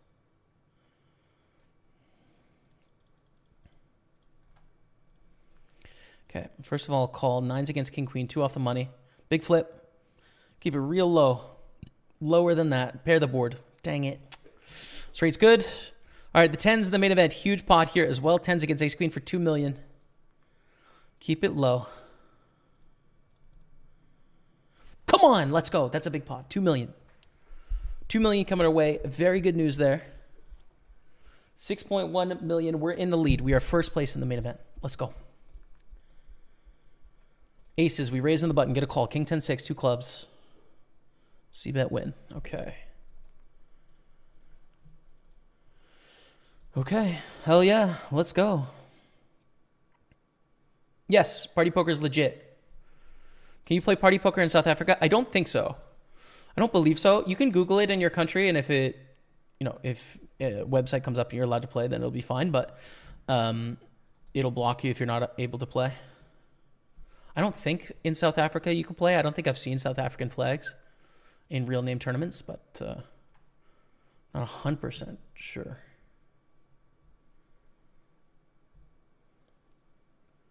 Anyone else Greek in here? Do you get notifications for poker streams? Yeah, I don't know. On Twitch. That's a question on Twitch. By the way. Becky to call king in the turn. Check, check here. 2 pair, but queen makes a straight. There's some better 2 pairs. Gets a bet. We're bluff catching, right? I don't think that they're going to bet jack 9 here, and if they do, it'll be for a block size, but it is a block size, which makes it a call. If they bet a big size there, probably fold. Probably fold, but for the block, I think we call 2 pair. All right, we're on the bubble here. 1 off the money. Min cash in this 109 is going to be big, I think. Yeah, 240. So it's 2.5 buy-ins. There's no bounties. Cashing is important. We are in 4th, the shorter stack right here. Love your stream. Even though it may hurt my PLO, good luck favors the bold, which you really are. Thanks. 0 degrees. Thanks, man.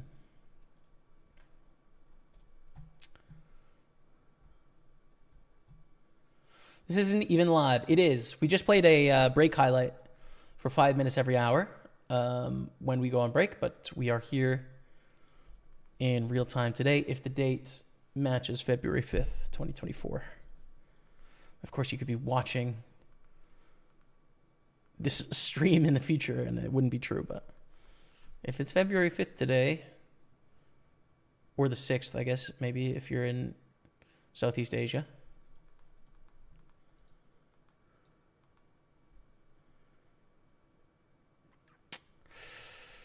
Probably jam is the right default here with 9s. We're on the bubble as well. So 2 bubbles. 1 off the money on table 1 and on table 6. Min cash in this one is going to be 133 because there's bounties in this too. But yeah, oof. King queen is pretty awkward here. I'm going to call. It's tough to realize our equity on the bubble. We do want to cash the tournament, but king queen's pretty good. If they squeeze, they fold, we can call, etc. There's a lot of good things that can happen. Have to play this spot pretty straight up though and just fold here. All right.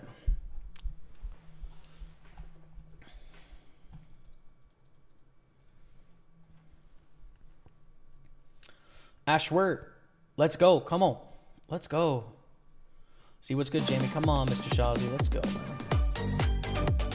Case Dog 21 dropping a 95 month resub. As always, loving the content. Keep it the great word. Thanks, man.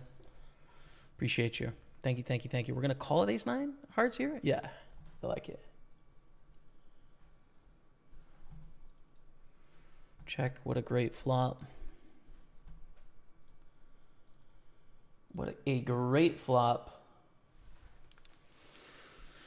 Damn, we got coming up on 600 viewers right now across the 3 streams. Thanks all.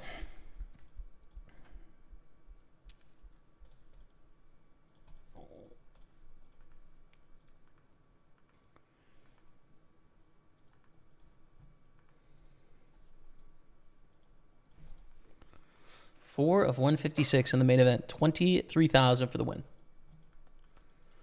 And we are on the bubble of this 109. We're on the bubble of this one. 3 of 5. With an all in. We could burst the bubble right here. Oh. They double up. No. Gonna fold to the lead as well with a 9 high flush draw. Kind of sucks. The shorty chips up here as well. Double bad news, and this could be a bubble hand. 8s is pretty good, man. Okay, nice. Fold sauce. We're just gonna jam. I don't really want to induce action here on the bubble. 240 min cash as well. Just ship it, take it, moving on.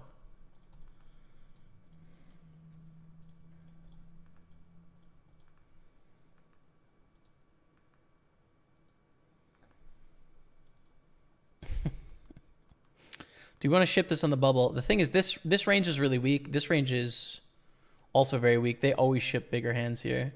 It's too much dead money. We have to jam. We have to fade the stack. But like, these two ranges are so weak. They snap, ace jack. And I don't like how they played this hand at all, but we have to fade busting right now. Yeah, that's brutal. We bubble. 25 bucks. That is our third stone bubble in 2 days. Third. Ouch. Tough flip to lose.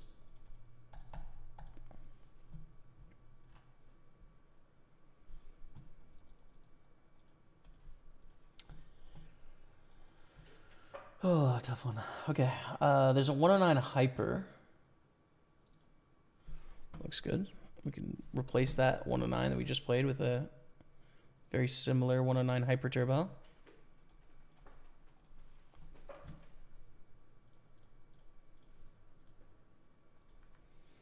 Fold to this overbet.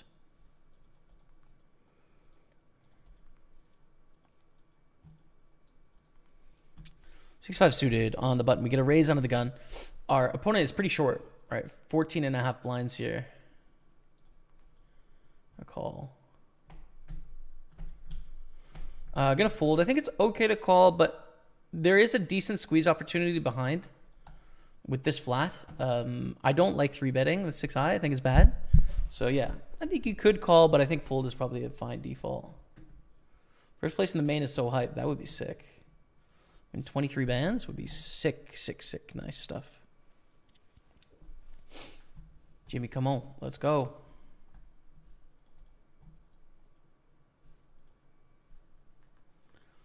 Ace, queen, jack, deuce. That is a double up for Bruzel. I think we have a new shortest stack. We do on 120,000. We're the second shortest. 3 of us kind of tied at the bottom here. They limp. We check. Any advice for poker streamers looking for partnerships? Should I focus on continuing to grow my platforms? What's the best way to get sponsors? I think you definitely want to invest in your community, continue to grow your platforms, try and make interesting, engaging, interesting poker content. And then I would say it's a bit of a numbers game, I would say. So reach out, right? Like reach out. If I was not working with PartyPoker right now and I had to try and find someone to work with, I would do my best to reach out to all of the poker companies that are trying to do interesting things in poker, of which there's a lot. You know, there's maybe 10, 12. And touch base, you know. Look up the people on social media, you know, speak to the, you know, tweet/respond to their content on Twitter and on Facebook and on Instagram and say, hey, what's up? You know, trying to get in contact with like a community manager or something. I'm a poker streamer. And hopefully you get to talk to maybe 1 or 2 real people, right? You could also message support, send emails, etc. Like try and find the email for the marketing department. And hopefully you get through to 1 or 2 people and say, hey, here's what I do. Here's sort of the amount of people that I have watching me or checking out my content. And I'd like to, you know, make this a thing. Now, this is really awkward. Yeah.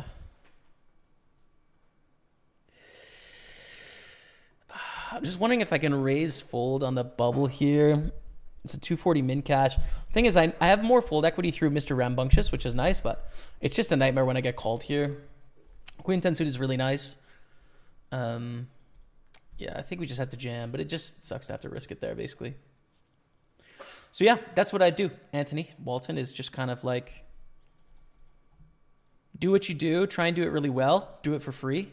and then try and meet some people and let them know what you do and say that you're looking for partners to try and, you know, build what it is you do, but then also provide value for other people and go from there. So yeah. Good luck in the day too, Jamie. Thank you, BNJ. Hope you take second behind Maddie. Excuse me? I'm here to win. Kick rocks, BNJ. I'm here to win. Queen Jack against King Queen. We're going to lose here. We're in the money. Redfeld hype confirmed. King 7 is not a hand we need to bluff, by the way. Just check back. So 240 min cash. First place is 900. Can we spin up a little stack? Would be kind of nice. We have to re-enter a 215 though. On table 1.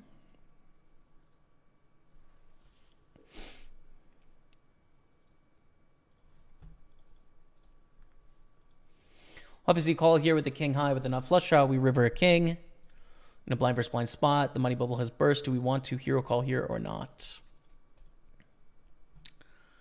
I don't know, probably, right? Blind versus blind, ranges are wide. I think so. It's possible they have an ace, but like, you know, it's a pretty decent hand. Shorter stack as well. Call. Let's go. Catch the bluff, Dottie. Catch the bluff, Dottie. Let's go. Tied for the lead. Tied for the lead. Hold this. Can we get a nice little win? We're opening Queen 9 suited in our main event. 3 of 137. Top 3 is an art score. Let's see if we can do it. Ace Queen, raise, call, jam for a gazillion, but we call because we're ahead of that, whatever that is. Oh, it's a nightmare. Thankfully not in a big one.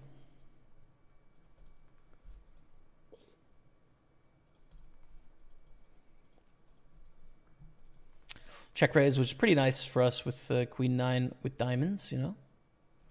There could be a little bit of reverse implied odds here if it's flush over flush, but not very likely. I think the clear answer is to call a turn bet, call a river bet, and if they check at any point, just bet. Because we've made a flush, and hopefully we don't get coolered by the ace high flush or king high flush. We have 570. Again, it's going to be a call.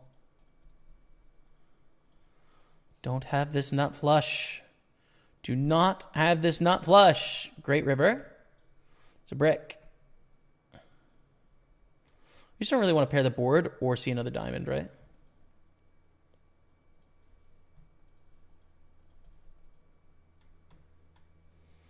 Good luck. Come on, let's go. Huge pot and a big chip lead now. 8.7 million. We've got a big chip lead in the main event. Oh, we're in it to win it, Dottie. Settle in, chat. We're here to win this tournament. Okay, now let's go back to this four-handed.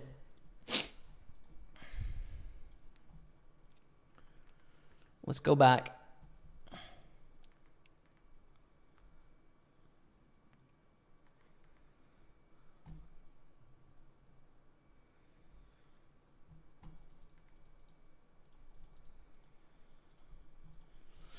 And rejam, I think ace queen's good enough against the shortest stack. There is some ICM here, but like ace queen's a really good hand. So go for it. Expect to see a ton of broadways dominate. I don't think I would rejam ace 10 because of the ICM, but ace queen we can definitely rejam. We're up against that ace 10. Just got to dodge it, and we're Gucci. All right, we are in the lead. We are down to 340 cashed with a lead and a stack that can put some pressure on both opponents as well. Queen Jack, a nice hand to put pressure on here. Although against the limp, I don't think we want to jam. That's a lie. We want to jam. I mean, because like they don't want to limp call off with a bunch of stuff that is better than us here.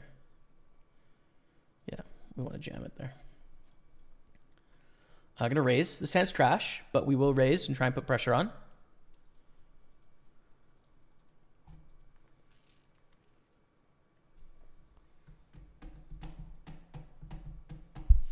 They're all in. We fold. Big all in from them. Do not expect that with very many hands. 425 blinds. Very dry board against small blind. Going to go for a small bet. Their range is like just default stronger than ours, flatting in the small blind. But on this drive of board, I think we want to go for it. They lead on the turn. We call. We have the right odds to make a flush, and then we can also bluff on the river sometimes.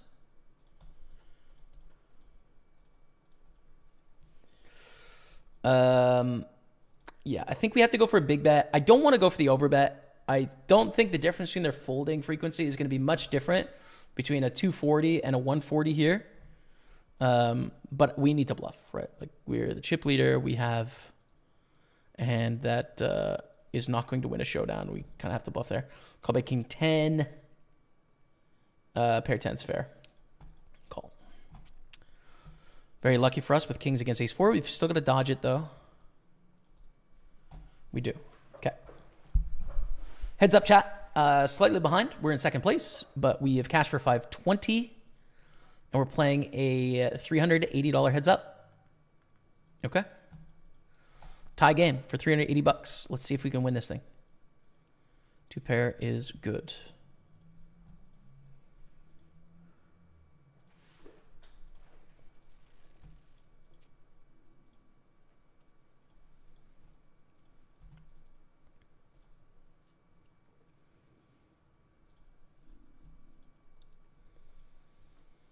I just bet here with 2 pair for value. Expect to get called by a lot of 1 pair hands. A lot of draws missed here. I think it's a no-brainer for us as we take a slight lead. Jokes, we're tied.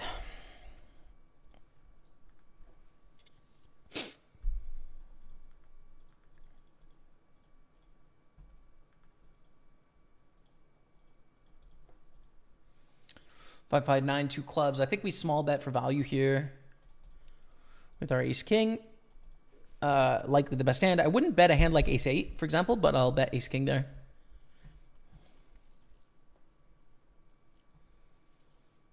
Take it.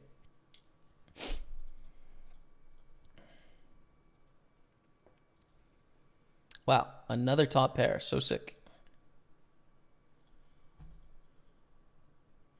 Could get away with a half pot bet here too, but I think 1/3 is all right. 9 on the turn. I think bet turn 2/3 and then check river. It's a thin bet with 10-3, but there's a lot of draws our opponent can continue with. I think it's tough to get a 7 or a 5 to fold, honestly. They're just going to keep calling on that board texture, so. Take it down. Slight advantage here in chips now. But hitting a lot of top pairs, you know, like anything can happen here. Some bet, some check. I think I'll bet queen 4.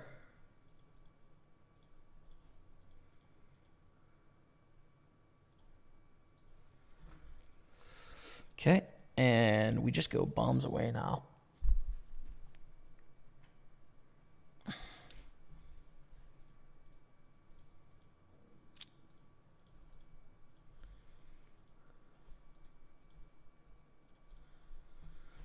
But they fold, good fold, good fold.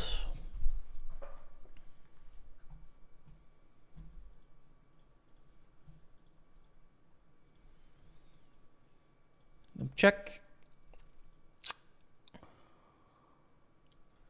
Leading.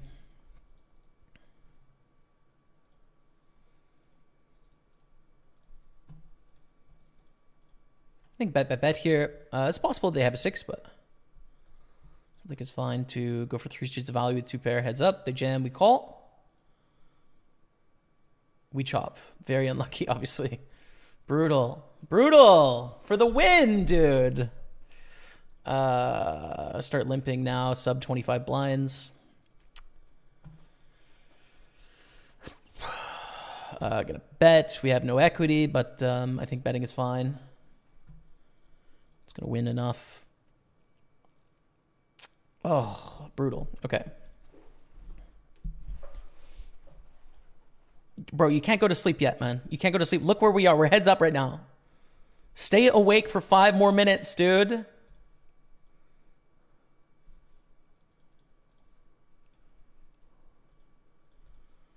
I'm not saying you have to stay awake until we win the main event, but you do have to stay awake until we win this heads up. And if, heaven forbid, we lose the heads up, well, frankly, you're never going to bet again. So the stakes are very high for you.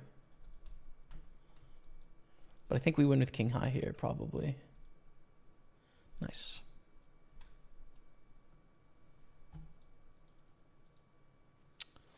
Bottom of range, but I think we can limp fold this one. Let's go for a river bluff in this hand. You need some hands that check, check, check, check, and then bluff river. I think this one that flops no equity is a good one to include. The reason you want some bluffs that can do that is you need bluffs that bluff on every street. It's best to include hands that have almost no equity on the flop, right? So that you don't catch yourself like putting in money with no equity on the flop. At worst, we're putting in one street of betting with no equity. And then our value bets are going to be like all of our sixes are going to bet here, right? And then maybe some trash tens. But the check raise will be fold. That's fine.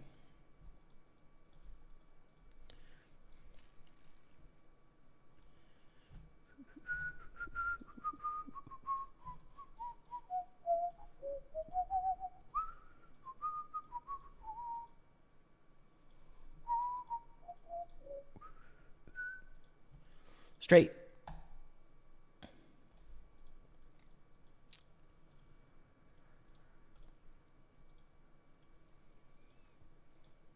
Did we get a call there? I think we did, right? Yeah, from ace-6. We limp the ace-3. They check. Flop comes down. Don't want to value bet. Don't need to bluff here. They're ace-3. Turn's not great. Just love to get to showdown now. Now we pick up an ace. I don't want to see like a 3/4 bet here. Let's bet for value ourselves. They fold.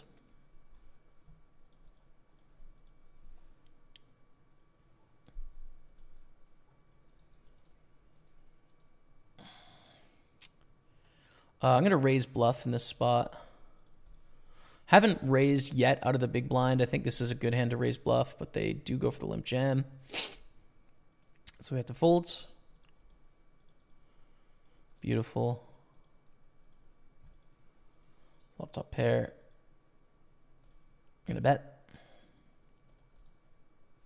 All right, it's going well. I mean, we're hitting a lot of hands, but it's going well. We're picking up chips. This could be it. But they fold. Ayah. Ayah.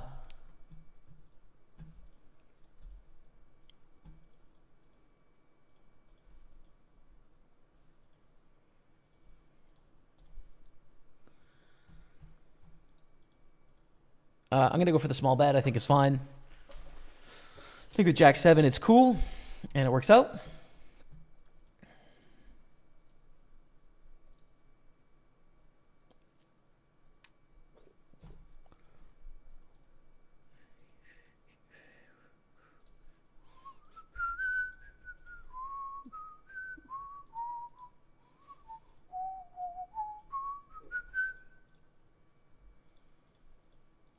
Just not going to bluff with this hand.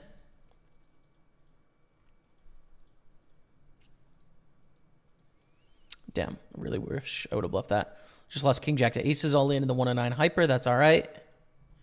We're on the bubble on table 2 as well. We just busted here, short stack. But frankly, we've just got a lot going on, dude. Just got a lot happening, so...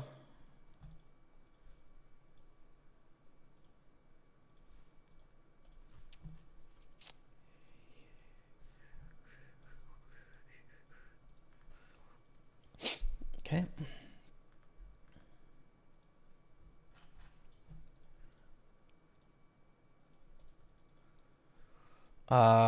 It's too much to jam. It's kind of sad when you have to limp fold this hand to an all-in, but it's okay. They call, flop is king jack 3. Can better check here. The only reason for betting is like denying equity and building a pot when we hit a 9 or an ace. We're not really getting better hands to fold. But it's also not a disaster when we get raised either. Like our hand's pretty decent, so it's okay. And we limp call this one. If they go for the rip, it wouldn't be my first choice, but like we kind of have to with a7 against jack 8 of hearts.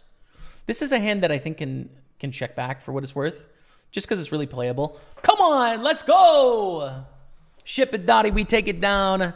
This 109. Yes, it's not a huge field, but it's nice to win a tournament, dude. $900. Let's go, baby. Let's go. Oh, it feels good to win a tourney, man. We are the winner out of 20 entrants. We get just under half the money. Now we're raising up ace queen in the main event. That's good.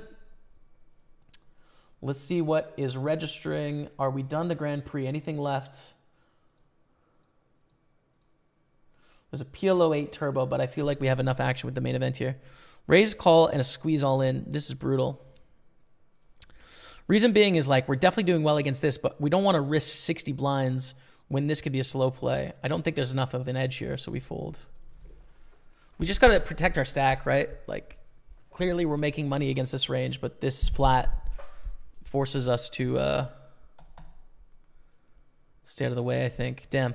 All right, so we're in the money up here as well. 46 and 118. First place is going to be about 4K, actually. Really quite a large first place prize there. Hopefully we can get it done. And I missed a bunch of chat because obviously we were heads up there, but...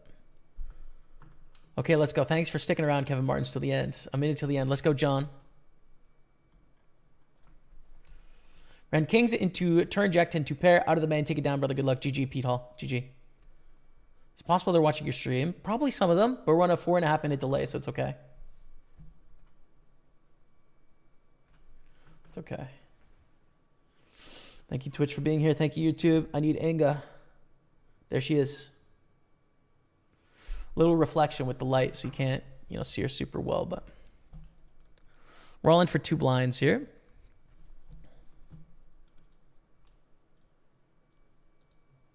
Yeah, this is a natural sort of ending of the session, I think, just because there's no real turbos or hypers in my buy-in range, so.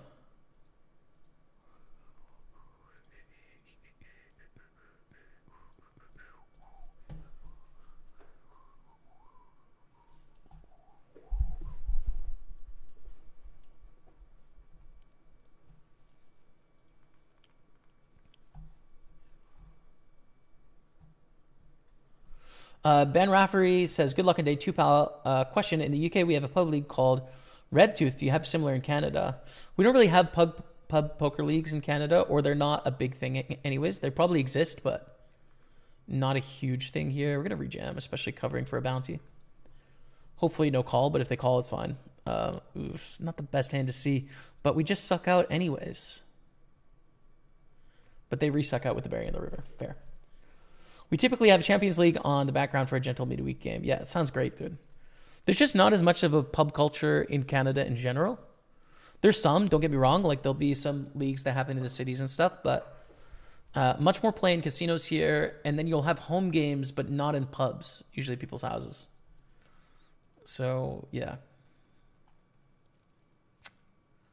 Some raise, some check. I'm actually going to check here. It's probably better with ace 8 off.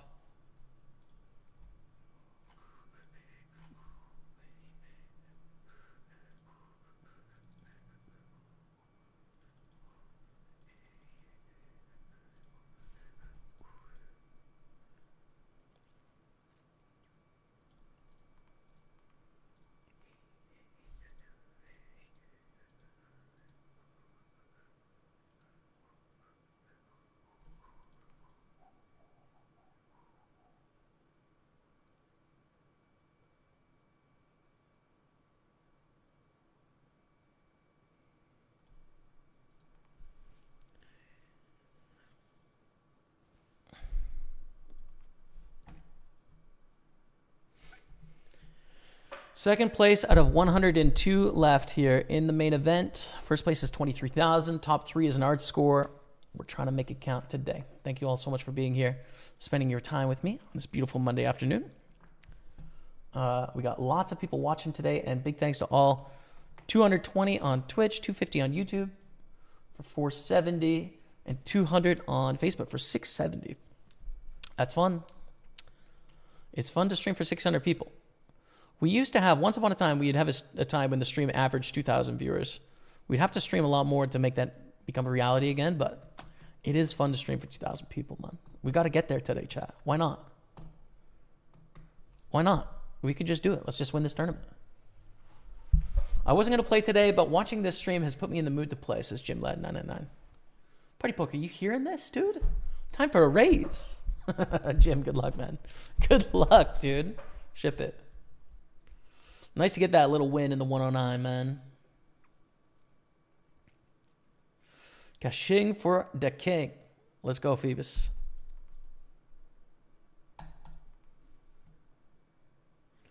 Yeah, Kevin Martins, GG, Jamie, see ya. Now I can go to sleep. Yes. Yeah, have a good rest, man.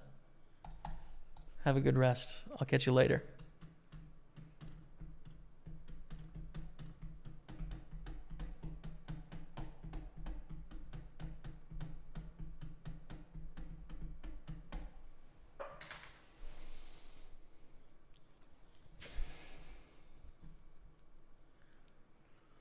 So the way I think them all right. Oh, where did the message go? I don't know where it happened. Thank you. The message was deleted, I guess, for some reason. I don't know why, but.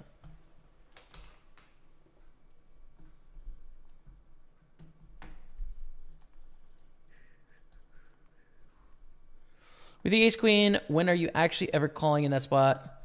Then if you're beating the rejam so much, only when there's no flat. From Jarvox62. When that spot, we're still going to call with some pairs, right? We're going to call with ace king. We're going to call with like jacks plus, right? Probably going to flat with tens as well. So tens and ace king seems reasonable. When we have to risk our whole stack. We're opening in middle position again, it's worth noting.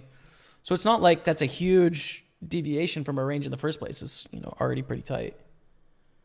But if this player, P.O. Drunker, didn't flat our open, we would have called, you know, ace jack suited and sevens plus probably.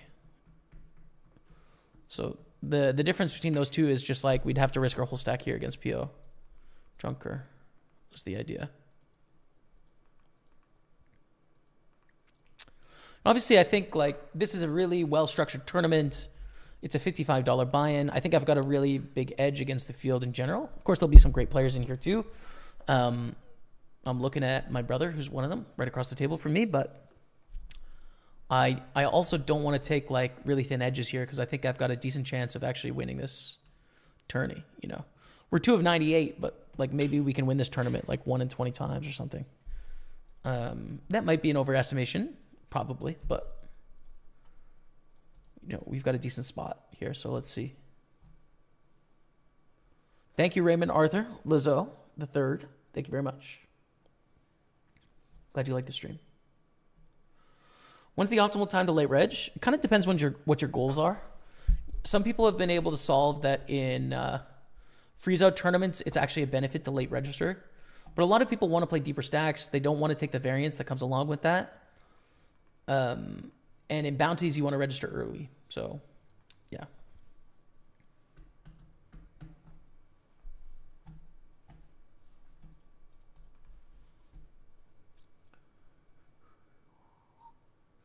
What's the site you have your home game on? Is there an app for it? It's on PartyPoker.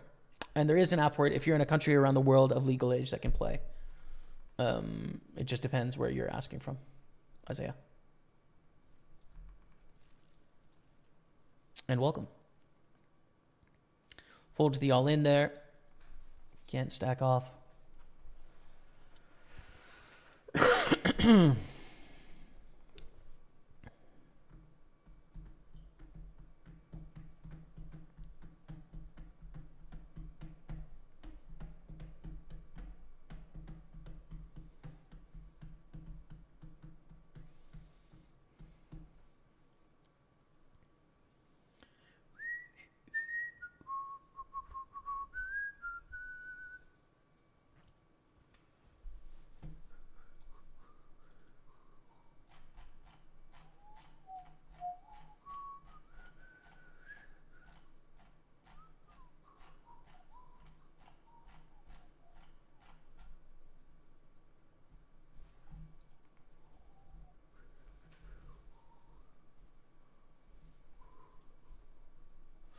Why did you stop getting 2,000 viewers? I think a combo of things. One, there's a lot more competition now than there was when I was getting 2,000 viewers all the time. Two, I stream less hours a week than I was getting at that time. Three, my main partner at PartyPoker operates in a lot less places than when I was streaming at that time. Like the site I was working with was open kind of everywhere. PartyPoker, isn't open in a lot of countries, so people choose to watch other streamers sometimes if they can't play where I'm playing and they're aware of multiple streamers. So yeah, less stream time from me, more competition, and less selection in terms of people being able to play on our site. I think contribute, But, there's also a road to getting 2,000 viewers again, right? It's not magic. It's time in and an interesting stream and utilizing your skills. And it's always a balance, right? Like, I think, the goal of my life is not get the most viewers I can, right? Don't get me wrong. I would love to have more people watching, and it's good for my business and it's good for my life and I enjoy it. But, I want to live a meaningful and fulfilling life. I want to create interesting and engaging poker content that makes a difference, right? I want to provide value for my partners that support me, but I also want to love my family and I want to spend time with them. I want to learn things about the world. I want to experience more than just how to construct a turn range, right? So it's got to be balanced. And I'm coming up on 10 years doing this, right? So I don't know if I could get to 2,000 viewers again. I don't know if I want to put in the time necessary to make that happen. I think I'd be much happier streaming to, 1,000 people, but making it more sustainable. You know what I mean? And being a bit more of a person as opposed to like a production house as an individual. So that's how I feel about it.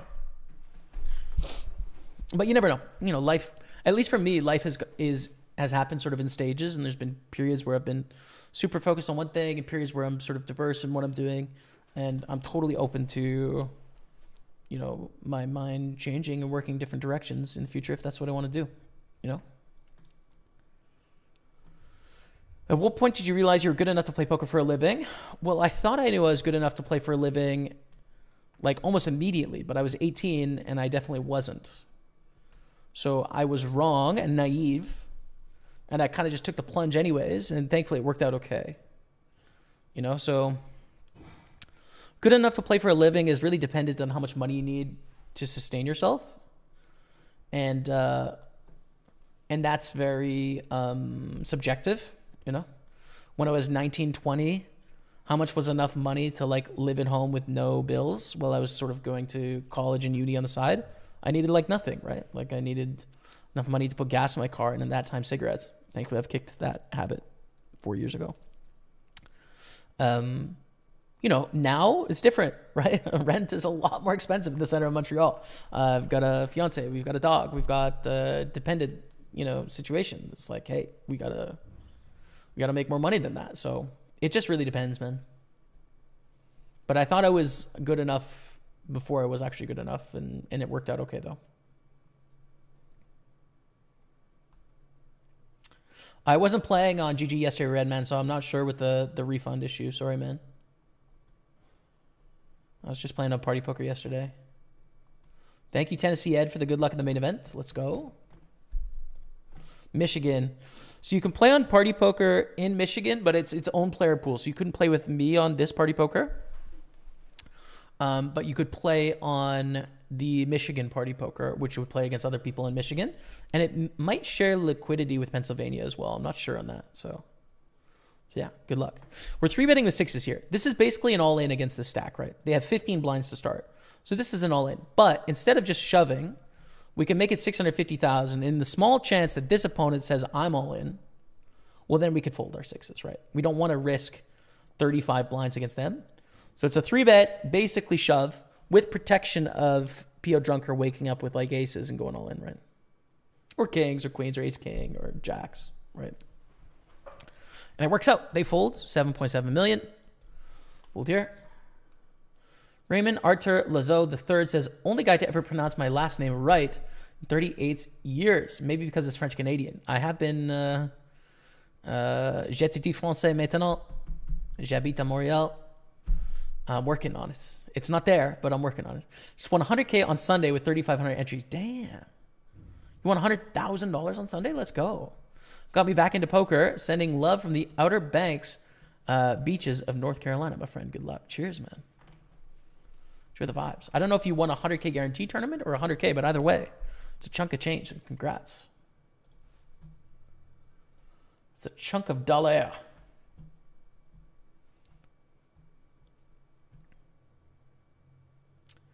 What's up, Hard Card Collector? Welcome to the live on YouTube. Cheers, man. Thanks for being here.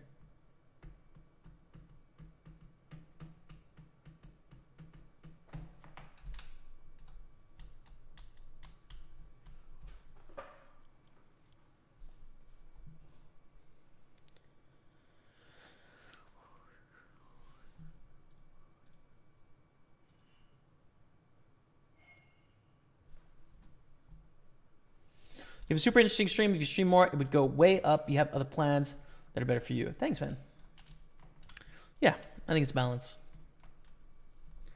You know, every once in a while, you get the feeling like, oh, man, it's so fun to, like, grow the platform or grow the profile and get all the viewers and grow the dollars and everything like that. And then sometimes there's definitely a feeling in my life of, like, I regret some of the actions I took when I was younger, when I was 19, 20, 21, 22, all the way up until like 27, 28. I regret some of those decisions, even though it worked out in a way that part of my life worked out really well.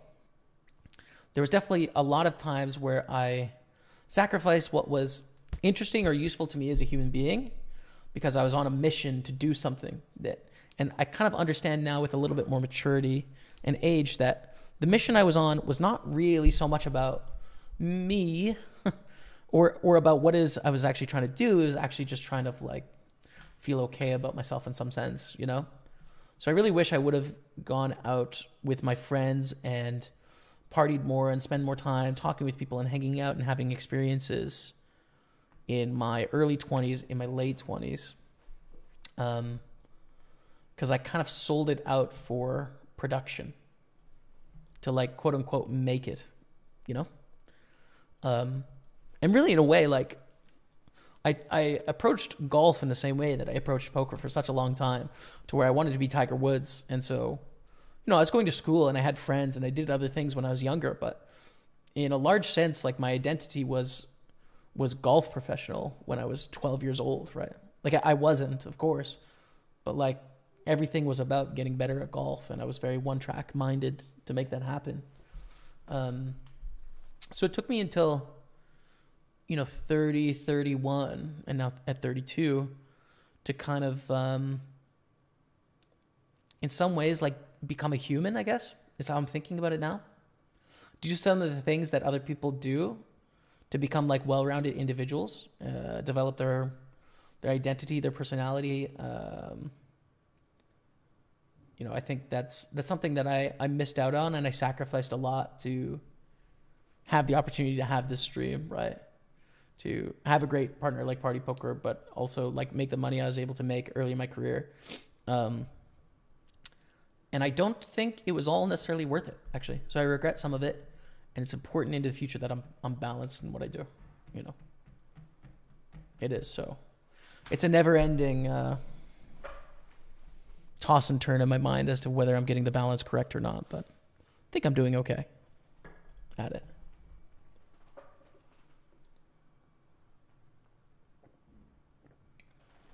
Raymond says, I watch you and Brad Owen. You're more so because you play online. A lot of sites don't allow me to play and gamble because I'm in North Carolina. But great content. I've been all over the world. But a lot of people, I think you have a bright future in poker and producing online content. Thanks, man. Appreciate it. Patrick Clarenbeek asks, do you always play in stream or do you sometimes just play and leave the stream out of it? Because I could understand, although you like it, you sometimes just play in private. Mass majority of the time I play in stream. Very occasionally I'll play without stream. Like sometimes a home game I'll just play on my phone, which we do every Friday night. Or if I'm sort of feeling under the weather, I don't have the energy to stream, but it's a Sunday. But at least 95% of the time I'm streaming at the same time. And it's just pragmatic reasons, right? Like, it just comes down to money. I'm making a lot more money if I'm streaming and playing poker than if I'm playing without streaming. So it's just like, well, the extra effort to stream is like 40% more effort, but I might make like triple the amount of money in expectations. So why would I not do that, you know? And if I can't do both, then why not just rest and have more energy for when I can do both? Is usually how I think about it. It's kind of lame, but true.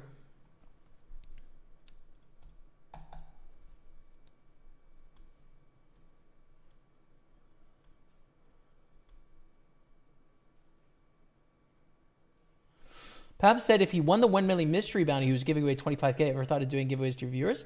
I've done it in the past before. That's a pretty cool idea. If he won the 1 million bounty, give away 25K.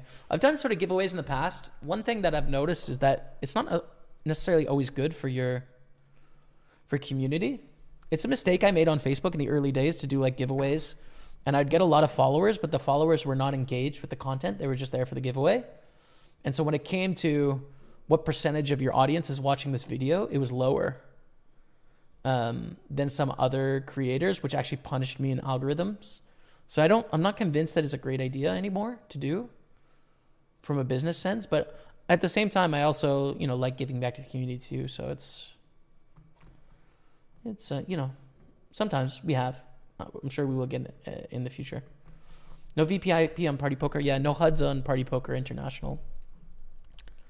The hand histories are available to download after the fact. So, but HUDs do not work on Party Poker International, which is nice.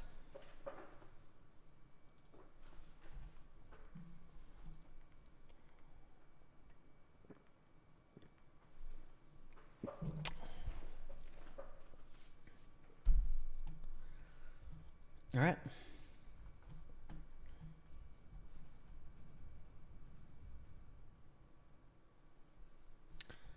Thank you all so much for being here. If you're watching on YouTube, could you do me a favor and subscribe on YouTube, which is free. But I am so close to 100,000 subscribers on YouTube, which is the silver play button. I'm really close. I think I have like 98.3 thousand. And I would really love to get that 100K plaque. So if you don't mind, I'd appreciate it. It's free. Thank you. Appreciate you all. Thank you very much. 6 of 87. Top 3 is an art score. 23,200 for the win. We're chilling on 7.5 million.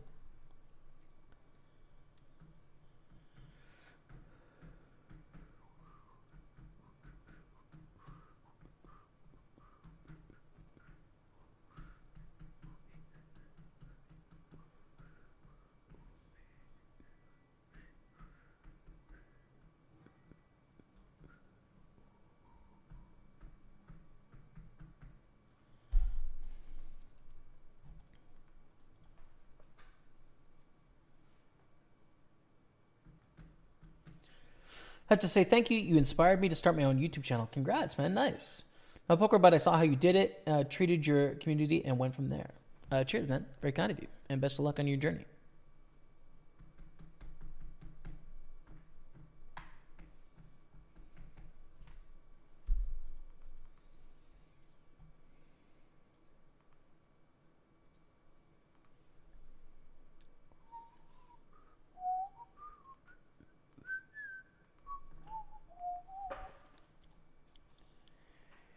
So I think we defend. It's a pure min raise, right? 8-5 is not a great hand, but it can make some straights. I think it's okay. Recall, ace-10-4 is not so good. I'd like to see you and Matty Ice at the final table. Me too. Be great if we can both make the final table. And we've got a decent shot here, right? So over 3,000 people entered this tournament. And we're down to 84. We're both on the same table. It's pretty sick. Pretty sick, man. I admire your candor and honesty when it comes to your successes and shortcomings. A true pro. Thanks, man. I can only be myself, you know? That's the only person I can be, so why not? It smells delicious here. Chat, I need to have lunch. I had breakfast. I have not had lunch yet. It's 6 o'clock. I can hear it coming down the stairs, and I got to eat. I got to eat. I'm going to take out the face cam. We're going on break in 3 minutes. It's a 5-minute synchronized break, but this tournament ends today. We're going to have a champion, so. But oh, I'm excited. Leftover steak and mashed potato and a little broccoli. Oh my goodness. Beautiful Douglas. Rebecca, thank you. You're a star, and I love you. Okay, chat. I'm going to take off the face cam. Let me have lunch and enjoy. Stay with.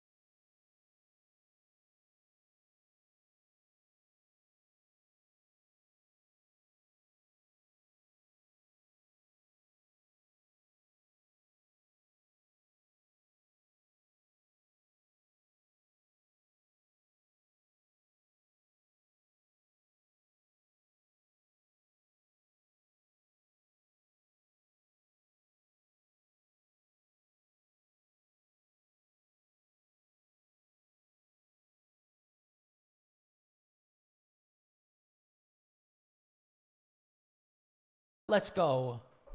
We suck out. So this is the same profile of what I was just talking about. King, queen, aces, kings. Like choosing a bet sizing that doesn't make sense because they don't want something to draw to 2-pair, which is not, a thought that you need to have. But that's what I'm worried about. I don't think I can fold, man, especially given our history against that opponent. Some place it's vomal, some place it's vominal, some place it's bominal. But in poker, the most common one is vomal. VAMOS is the long-time meme. Ooh, 6 is not good enough here on our stack to raise. On 20 blinds, it's just not worth a lot. Non-bounty tournament. Not going to get a lot of value post-flop, etc. Ace in the third. Just don't bet 2/3 here, right? Like, if you just bet a normal size, it's fine. We can block, but it's a big question to ask if we can get paid by a middling hand. And the hand I'm most worried about here is king queen. I think ace high should mostly check back on this flop anyways. So we should call, because this hand doesn't make a lot of sense, right? Betting half pot on this river when it checks back turn. Ace 8 is no comment. I think I have the coolest piece of poker software you've ever seen today. It is called Hybrid Poker. brand new piece of poker learning software where you test your score against myself, against Daniel Negreanu, against Bill Perkins, and see how you score against the three of us, as well as other poker players as well. But Hybrid Poker learns about you, the player, this is really cool. As Hybrid Poker gets to know you, it's going to tell you what to work on. There's a link to the IQ test down below. Try it for free. I think you'll like it. So try it out. 13.3 8-handed. Raise, I guess. It's close to just an open jam, but I think a little bit too much to want to do it. I think it'll be a raise fold. Or go with post flop, right? Like that's possible too. And we get 3-bet directly behind for a min raise. 4.3 to 1, 20%. I think we just peel here and play post flop. Not a thing I expected to have happen, but nonetheless, here we are. And check fold. Check fold, move on. We survive, which is a nice thing. But 10-8, we don't really have very much ICM at all here. I think we just call and try and hit a pair of some sort, which we do with a pair of 10s. So good luck us. Fast play, deny equity is a good idea here. Get them to fold ace-x, whatever. We have a pot size bet left, so ship it. I think against ace-king, we actually get it in for value. Why? $602, GG. Unfortunate. So $602 cash is pretty good. That takes us up to $1,500 in cashes. But our new deepest bay is this one, 8 of 20, 15 paid. First place is going to be anywhere from 3 to 5K. Is the new main Dottie. We're going to go all in here as well.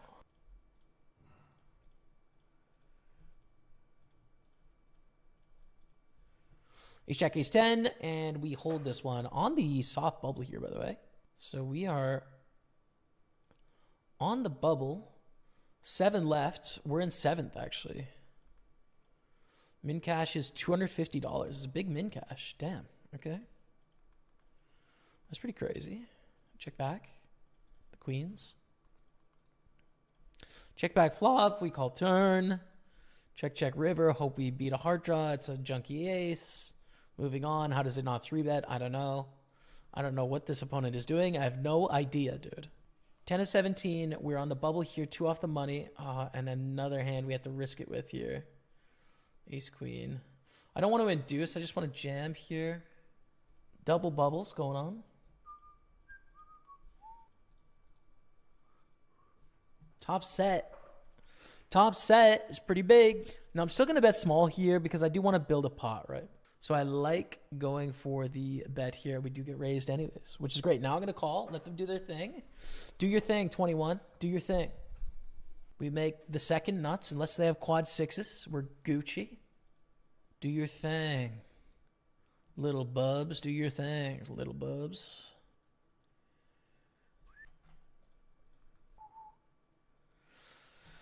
Take it down, 78,000, that's fine.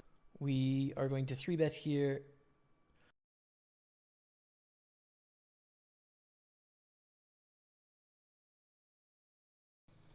What's up? Thanks for waiting while I had a bit of lunch there. Late lunch, and we went through break, but we're back in action. We are 11 of 82 in the main event. First place is 23,000. We're here to win it.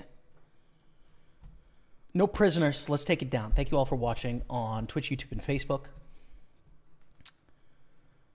Thank you guys for the subs on YouTube. Appreciate that. Bon appetit. Merci. If I weren't already subscribed, I would. Thank you, man. Thank you all. Appreciate it. Thank you, everyone, for the subscriptions. All right, let's make it count here. Let's go the distance.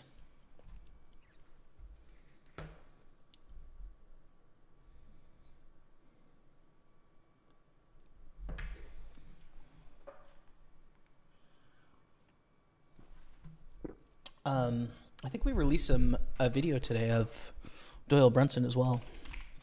Curious how that's doing.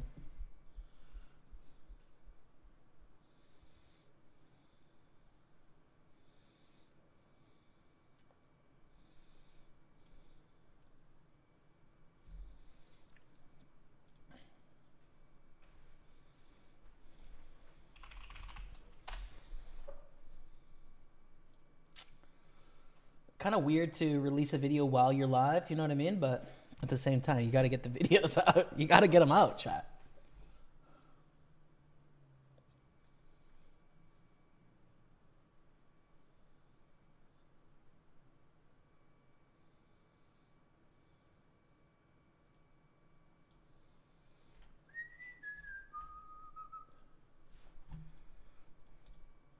Raise King Jack suited. Beautiful hand. Now, unfortunately, we can't call Aliens from P.O. Junker or from Koi Gold, which are the two most likely to shove all in on us. But if we go post-flop, it's great. If we take it down pre-flop, that's great too. Both are fine options, so let's see.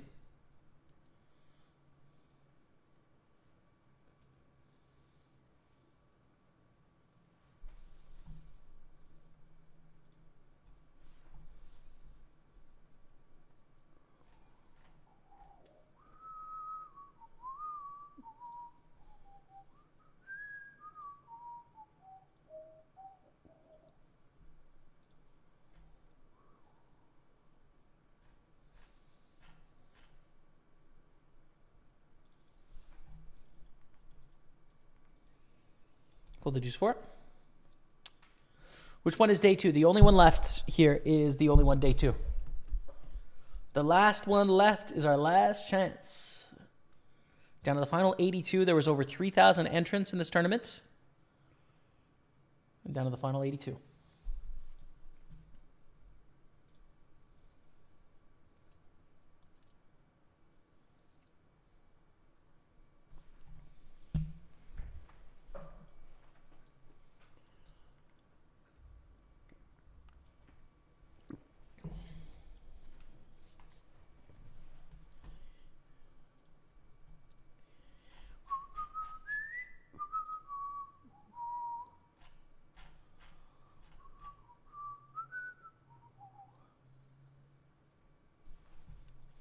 Pull the queen deuce.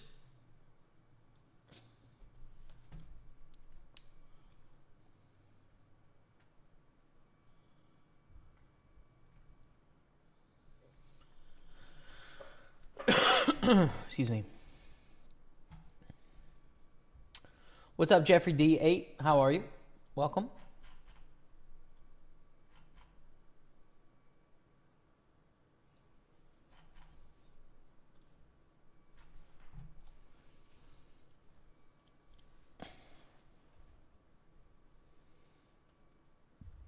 All right.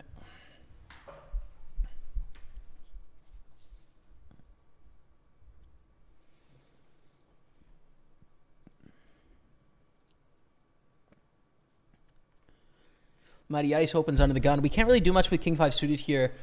In the cutoff against under the gun, it's a hand that these suited kings are going up in value over time, right? Like you're playing more of them in later positions than we would in like, 2018, for example.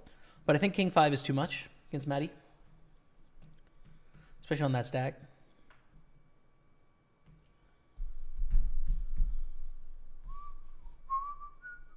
Use Streamlabs. Do you recommend any other software? I just use OBS. I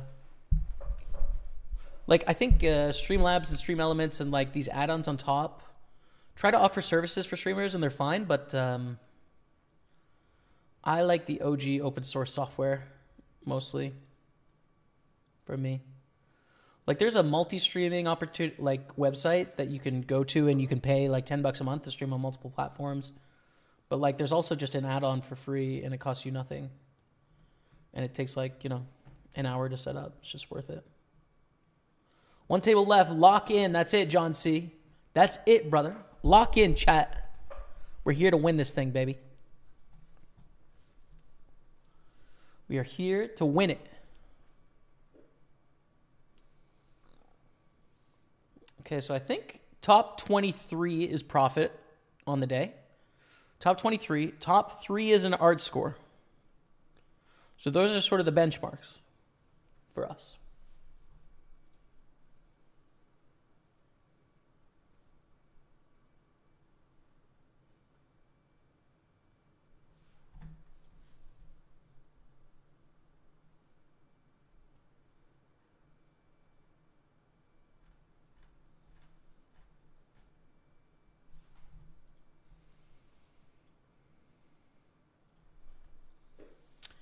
YouTube subscribers for a few years now, I guess, and have the notifications on, which you should recommend to your viewers. Thank you, Patrick.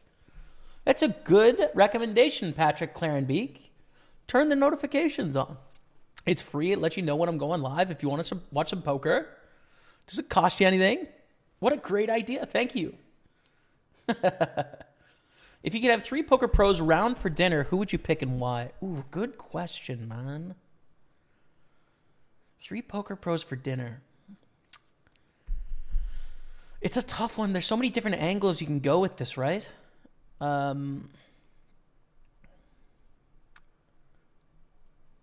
So immediately my head goes Phil Galfond, right? Immediately I feel like Phil Galfond's going to be one of the 3. There is part of this, though, that I feel like if I really tried hard or even tried medium hard, I could probably have dinner with Phil Galfond. I could probably make that happen, you know? I've been in the DMs before. We've been friendly. I'm sure I can make it happen. But then there's some people that I could, like, you know, Phil Ivey, for example. I can't make that happen, you know? Can't. Like, he's just not interested. So I could just force that and save Phil and just do it myself. But I don't know, man. Phil Galfond is probably one of the 3. I'm not going to choose anyone I already know just because I feel like that's a waste. In this forced situation here.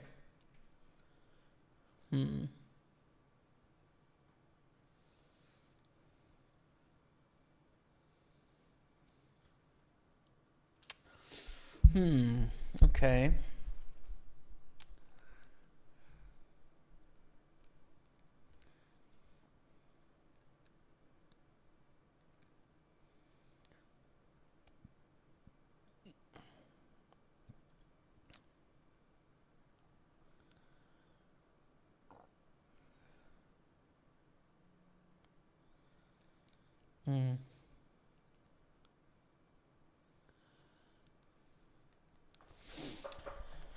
I think I'm going to choose Eric Seidel.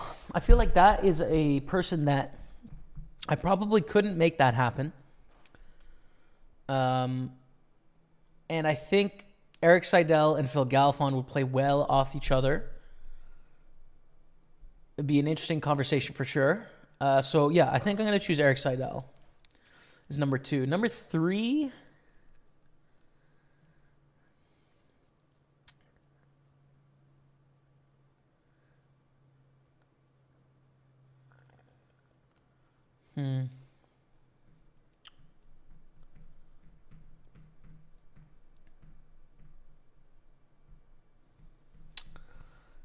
Again, gonna go with someone that I probably don't know very well, but would provide interesting context and another, like, just brilliant mind.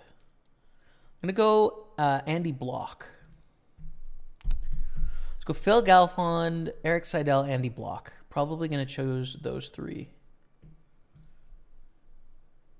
I don't know. Who would you choose if you could have dinner with any 3 poker pros? Chats. Back when you smoked cigarettes, did you smoke on stream? No. I've never smoked inside. I always used to smoke outside, but it's been 4 years now, so. I am Edmond Dantes. Whoa, Jeffrey D. The Count of Monte Cristo. Edmond. This is live. What's up, 9900 Nexus? Yes, we're on a 4-minute delay because these are real whole cards and stuff. But yeah, this is happening. If today is February 5th, 2024, then it's happening right now. Koi Golds goes for the min raise on the button. Now I think you can jam and you can call here, both. Oh, well now it's a fold. Okay. Now it's a fold. Jamie, are you here? I am, Jackie Shalley. What's up? Welcome.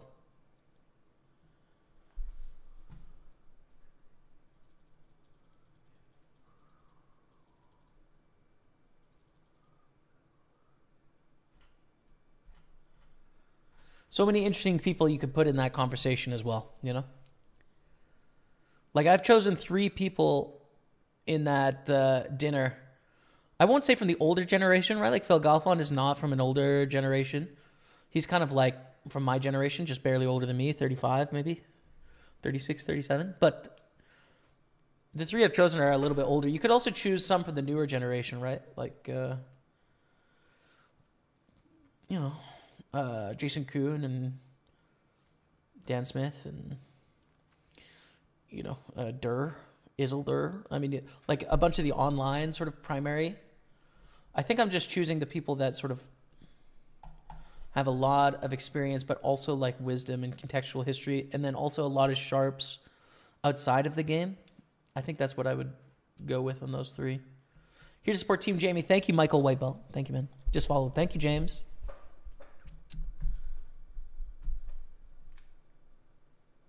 I'll love you even more when I change platforms. Well, thank you, John Silva. What are the distinguishing characteristics and skill sets that set professional poker players apart from superstar level poker players? What is the most important WYT? Good luck. Thank you.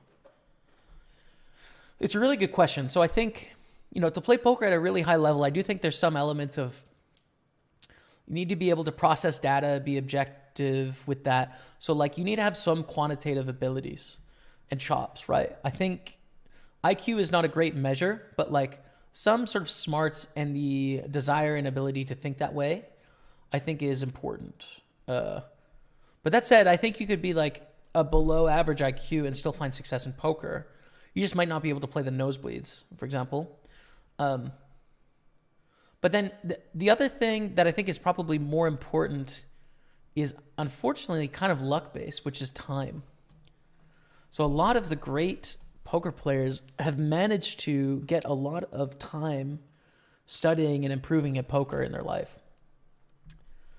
So you might have someone that's really extremely gifted and talented and sharp, but they can only spend on average, 4 hours a week on poker, compared to someone that is like, proficient but average, but they can spend 25 hours a week. It's like the 25 hours a week person is often going to be able to find more success in the game.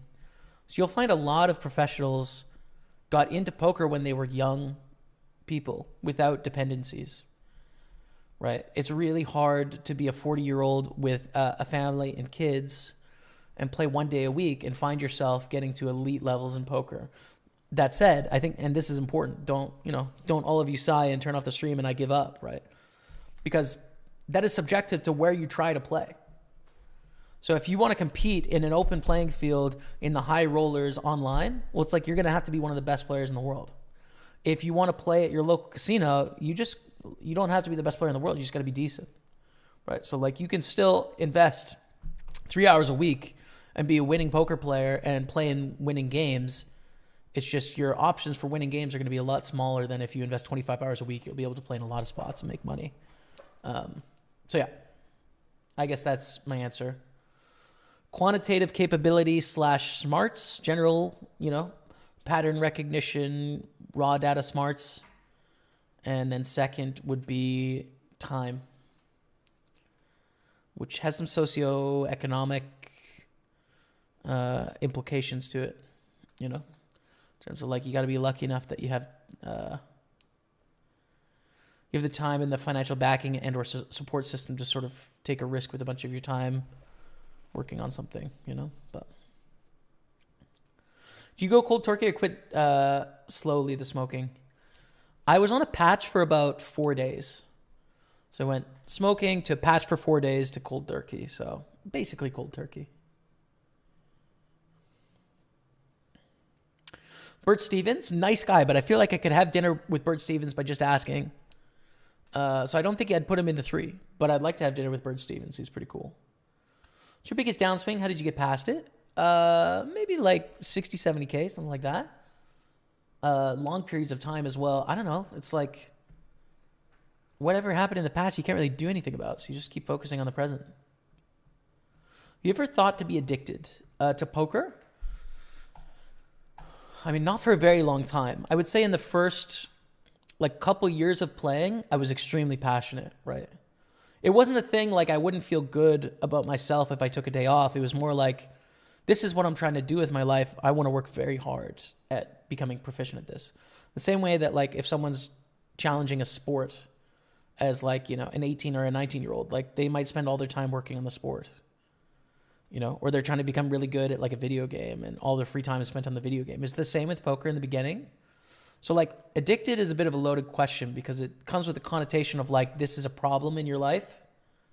Like I was very motivated to become good, but I was winning money. It wasn't costing me money, right? So is that addicted? I don't know. Like it wasn't unhealthy, right? But I was obsessed, I would say, in the first couple of years. Now, no, right? Like now, poker is a job. If I have free time, I generally don't want to be playing poker. It doesn't mean I don't love it. It's just like life is broad, you know. There's so much to living, and I've spent so much time playing poker that like when I'm working is enough. I don't need any more. Like that's you know, that's plenty of poker. Malichi Hog says Negreanu, Dwan, Marisol for your 3 poker pros. There you go. Cool.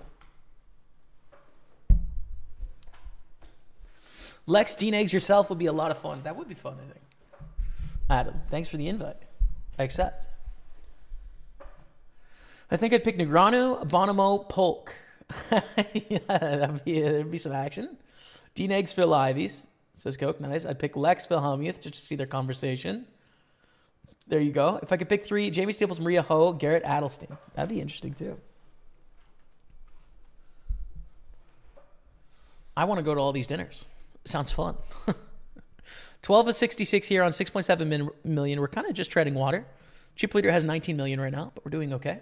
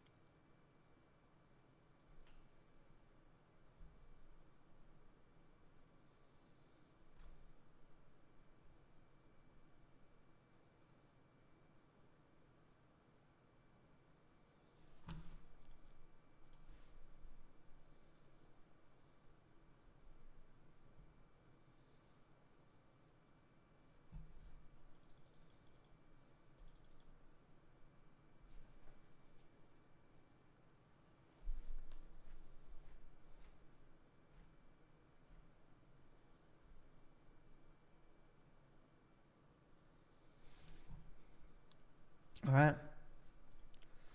Matt live streaming somewhere too? Yeah, he live streams just on Twitch at the moment, but he live streams also Dwight. Hard work beats talent when talent doesn't work hard. Yeah, true. Sometimes you need both, but all things equal, hard work's important. Thanks, Gray Street. How much you pay tax? A chunk. A chunk. There's a lot of tax in Quebec. My effective tax this year, I think, is 44% on my income. It's a lot.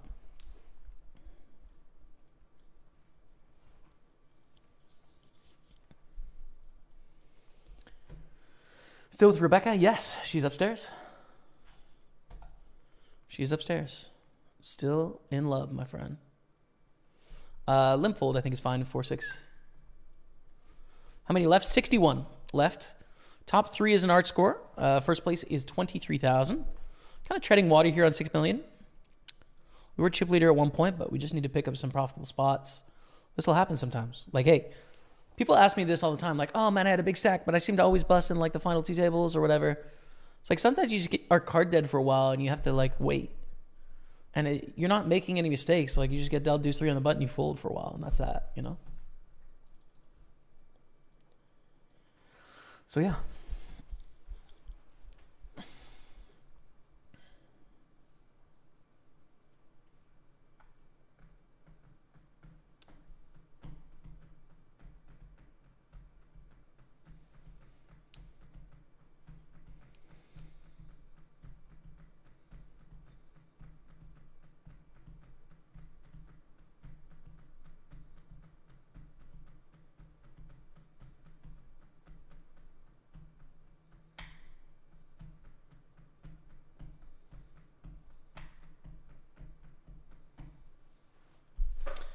Beautiful hand. I don't want to bust Matty here, but I want every chip. So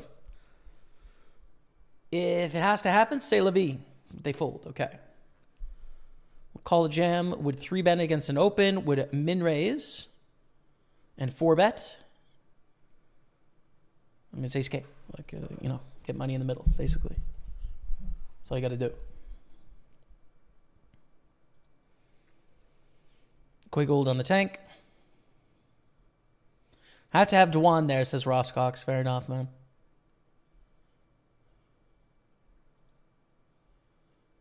Are you in Canada? I am, Alped, yeah.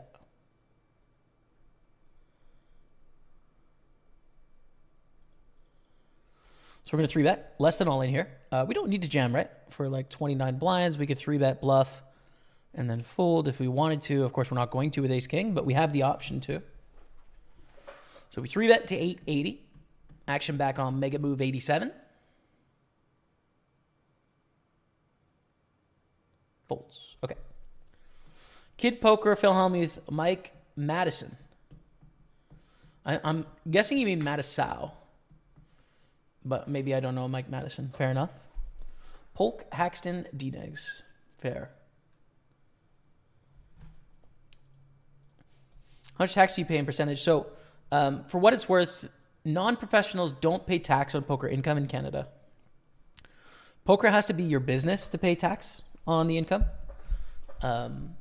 So the mass majority of people don't pay any tax on their cashes, but for the few people that do declare themselves as poker professionals, you pay the standard sort of tax that everyone else pays, like the sort of progressive tax, X% up to 40,000, and then this benchmark, this percent, this benchmark, this percent, etc. And then same for provincial tax. Ace 10 against jacks here. Today's Torture dropping the sub. The Twitch Prime on Twitch. Thank you so much. Today's Torture. Appreciate you. Thanks for your support. Hearts on the chat as Ace 10 knocks out the jacks there. We're down to 55. It's getting serious. Thank you very much, Today's Torture. Grace Street, we're at it, dude. We're grinding today, brother. Jamie, you, D-Negs, and Helmuth. That'd be fun, Jackie Shalley. I'm in for that. I'd invite Robbie. Lol, I have questions. Yeah, you could do Garrett, Robbie, and me. Bring me along as well. As easy as it is to hate Haxton, would love a piece of his action. One of the greats. I don't hate Haxton at all. He's one of the greats.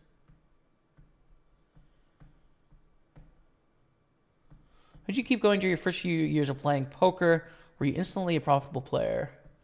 No, I was a profitable player pretty soon.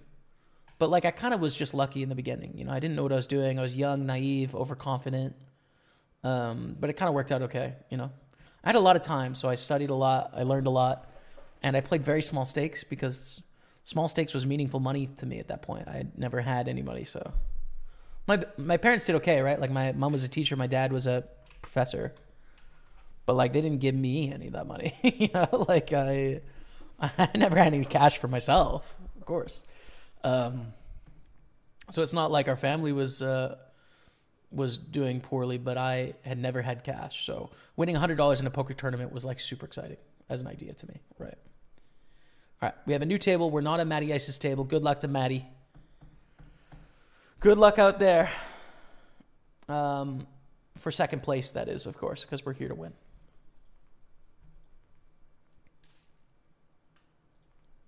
Full 10 deuce. Jimmy, that's a sick amount of tax, 44%. It's true, man. Get with the tax strategist ASAP. That is with the tax strategist. The top tax percentage in Quebec is 53%. Because the provincial tax is quite high here. So essentially what I do is I have a corporation. I play poker, and then poker is played through this corporation, and then money goes into a company, and then I pay 15% corporate tax on any profit in the company, and then I pay myself as an employee of the company, and I pay a progressive tax rate on what I pay myself.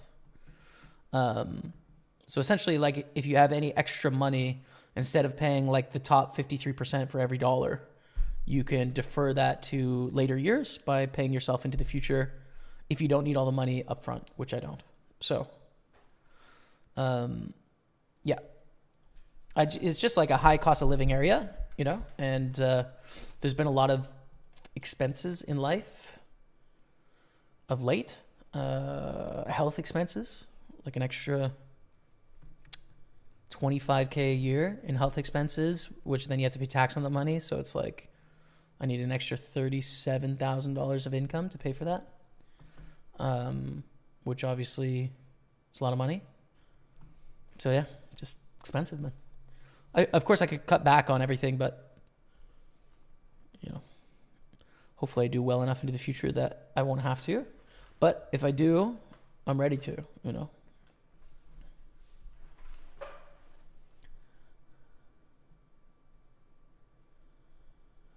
We should always look at taxes as a positive when we have enough for ourselves. At least that's my thoughts on it. Luckily, Staples here often says he's secured money-wise. Yeah, I mean, I'm comfortable for myself for sure, and I feel the same way. Re-taxation, in that I feel fortunate in a lot of ways. I like living in a society that is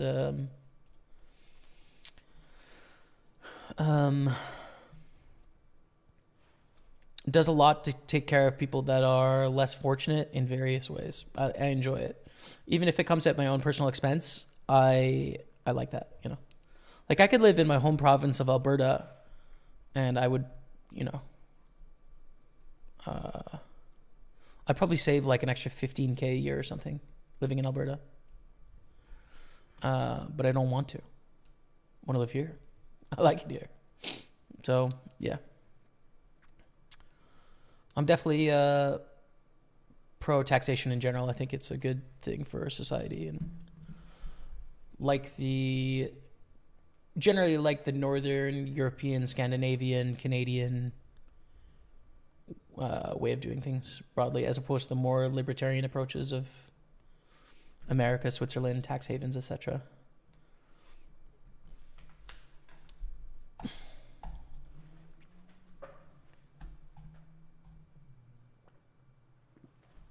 Yeah, talking about high taxes. The Netherlands, you pay 30% chance play tax and income tax, 45 to 49%. Yeah.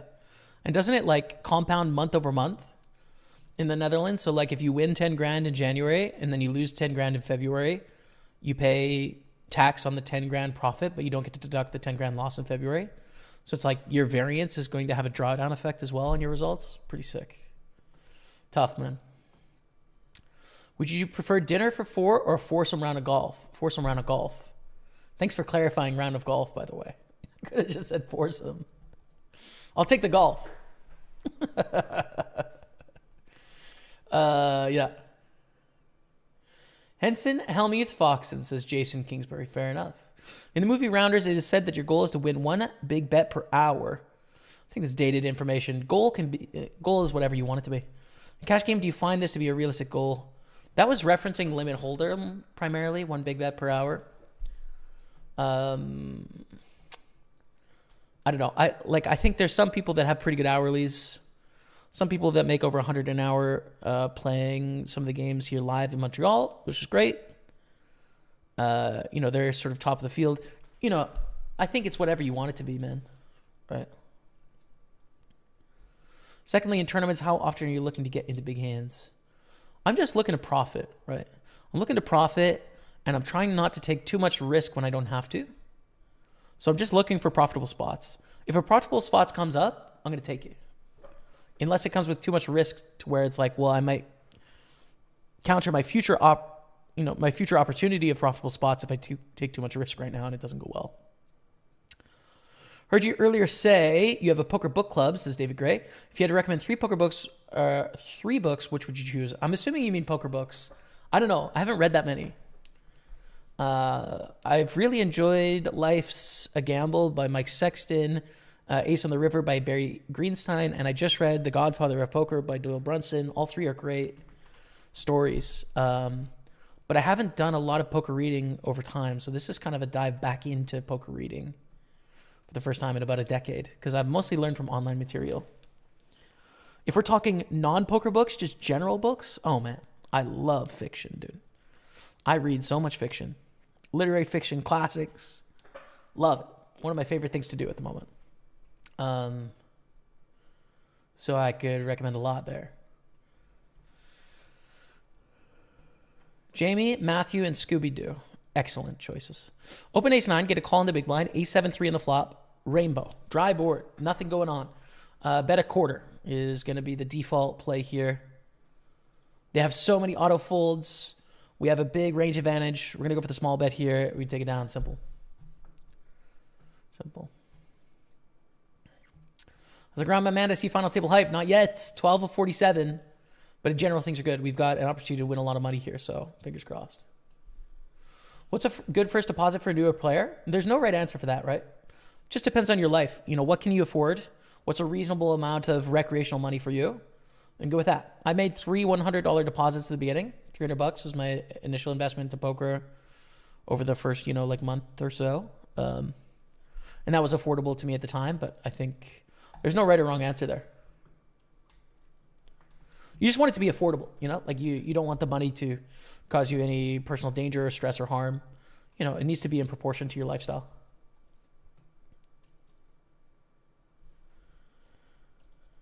Fold. To the big bet. Jonathan Duhamel, world champ, won in court because the government wanted a chunk of his winnings. Yeah, he did. He did win in court. I generally just don't agree for what it's worth. I think you can successfully argue in Canadian courts that you're not a professional, but I think Jonathan Duhamel is a professional, right? Like he was on PokerStars Team Online. He won the World Series of Poker main event. He was creating strategy content. Like he's a, like, yes, you can get away with arguing it, but I don't know. I don't see any reason why poker professionals shouldn't contribute to society in the same way everyone else does. It doesn't make philosophical or ethical sense to me why that would be the case. I utilize roads and healthcare and public infrastructure and also feel generally fortunate in a lot of ways. So I don't understand why I would have to pay zero tax and other people would have to pay 30 or 40% of their income. Yeah, I just like you can construct a world where that's true. It's just like that's not my preference of the kind of world I'd want to live in. It can make sense. It can add up to, the equation can be true. It's just not my choice, not how I'd want it. We got sub hype. Cody G, dropping the 9-month resub. Gets a love of the chat for your boy, Cody G. Thank you, brother. Appreciate you. Hearts up in chat. Thanks, man. Speed car drive. She can, but we don't have a car. So we don't.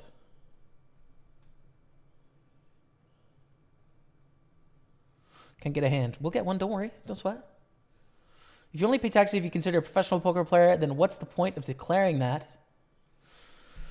Well, they could audit you and take you to court. And then also, you're just a human being. So, like, you have to stand behind what you believe in your ethics and stand up for other people and civic duty and all that, right?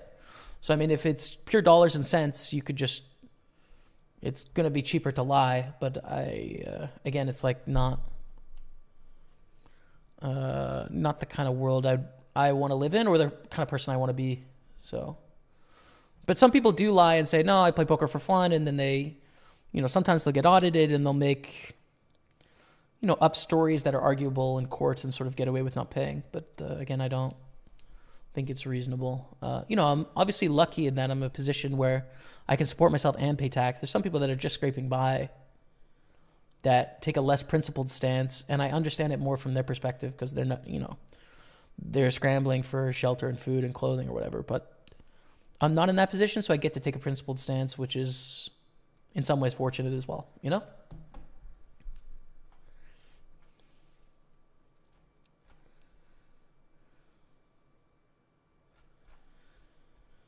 Who's your favorite 3 golfers of all time? Mine, Ben Hogan, Fred Couples, Tiger. Ben Hogan is also in my 3.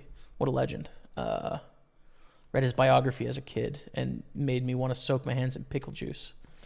Yeah, Ben Hogan, Tiger. Maybe Padraig Harrington.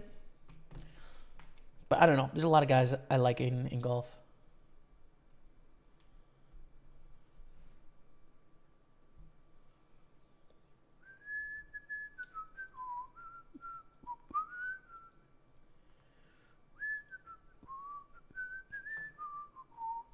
We're going to see bet with our gut shot. This is an interesting hand to double and triple barrel. The thing when they flatten the big blind is they don't, it's really unlikely that they have aces or kings or ace king.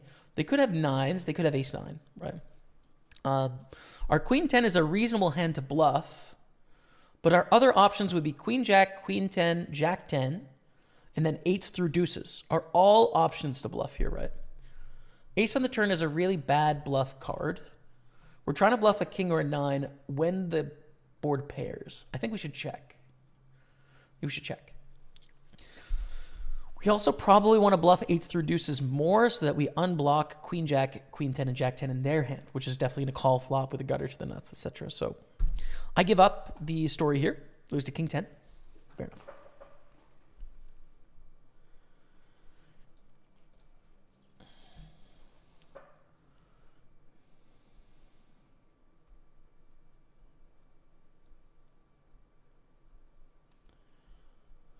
The best poker books I read to learn solid basics poker are the ones from Dan Harrington. Word.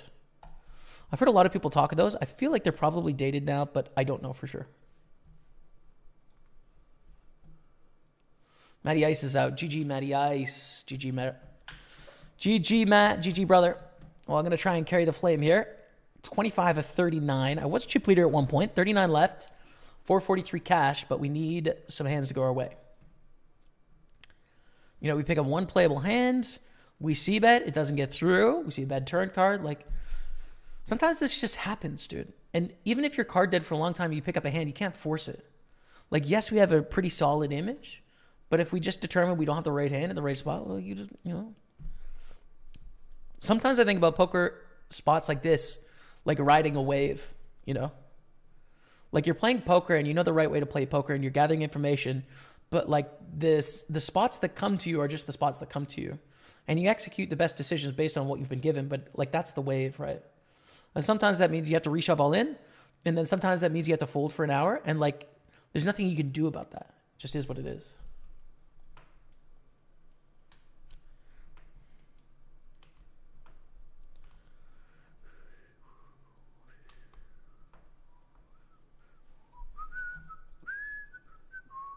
So shove is close, but I think call is better with queen nine suited, so we're going to call. We flop a gutter and a backdoor flush draw. Pretty decent flop here. Gets a hijack raise. So hijack's going to have a bunch of suited ace-x and some offsuit ace-x, like ace-10 plus, every suited ace. They're going to have a bunch of broadways that have gutters. They're going to have some suited connections, but really a lot of stuff hits here. They bet half pot. I think we need to call with the backdoor flush draw on the gut shot. If we didn't, I would think about folding queen 9 because they chose such a big bet size. But with that backdoor flush draw, I think we have to. They call, river's a 7. Now, do we want to bluff here? We have one of the best bluffing hands. I think we need to. It sucks because when they check back, they have so much ace-x that can just call this river. But unfortunately, they also have king, queen. They have king, jack. They have queen, jack. They have little pairs that bet the flop. There's too many hands there that we can get to fold. We have to bet. This is one of those spots on the wave, right? Where it's like we have to bluff, but we also know that over 50% of the time, we're just losing our bet. But it's still, we're getting a good price on the bluff there. So we have to do it. And, well, the wave sucked. Whatever. We just continue on. We fold the 10-6, keep going.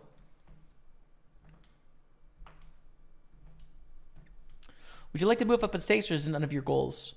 It's actually not important to me. I'd like to create meaningful, interesting poker content, feel fulfilled in my journey. I'd like to play big poker games, right? It's fun. But, you know, if the situation doesn't arise where I think I can win money of those games and or they're beneficial to my partners, then I'm content playing whatever, you know, playing what I am now. So we'll see. If you didn't play poker for a living, what do you think you would do for work? I don't really know. I mean, there's a lot of opportunities in poker beyond just playing for a living. So there's all of those that are pragmatic options. I'm really interested in art in a bunch of different facets, not making it, but consuming it. Maybe I'd look at making it to some degree, but literature, conventional sort of art, painting or whatever. All of that's super interesting to me, so I could make content about that sort of stuff. See if I could scrounge a living out of that. Yeah, I don't know, man. I don't know. Who knows?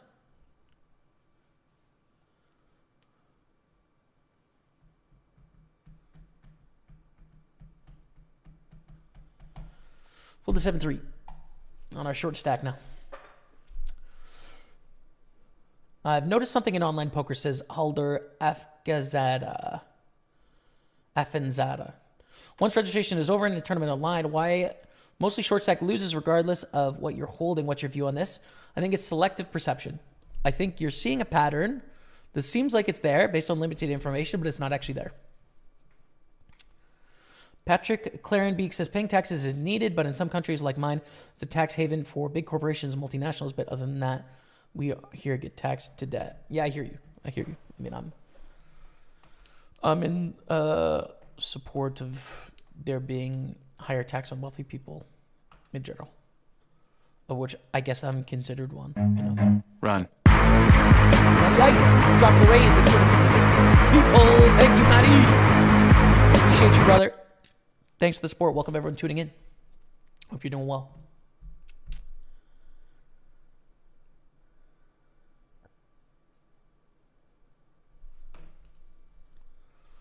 Well, the 10-6, Matty. Thank you, man. I'm unfortunately short, but I could still win this. Why not? 37 left.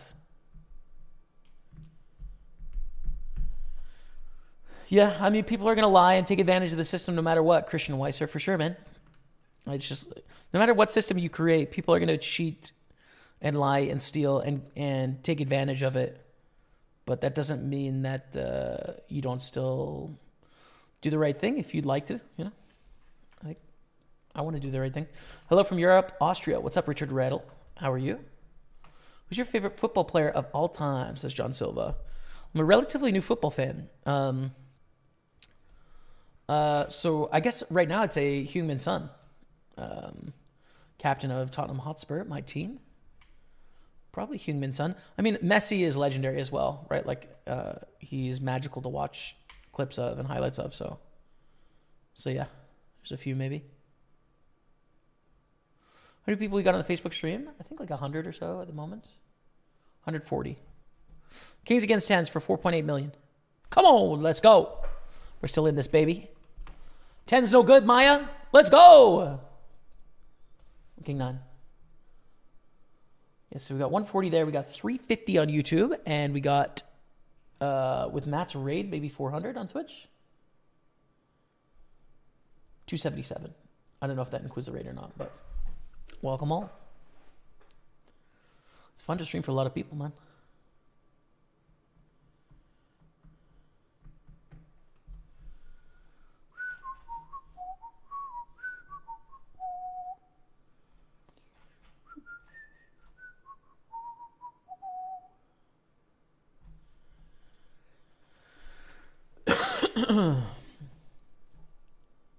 Did you see all the stuff going on with Jonathan Little and Berkey? I saw some arguments on Twitter.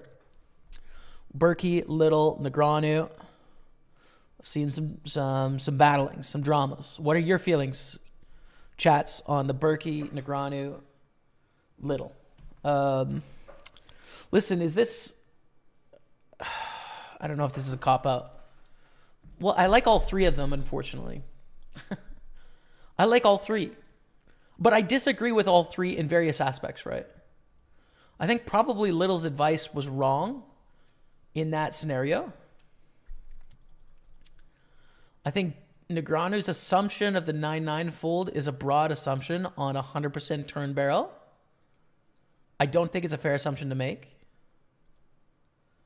But I also think Berkey and crew can go too hard in the paint on criticism and drawing the lines of what is reasonable or not reasonable content. So I like all of them.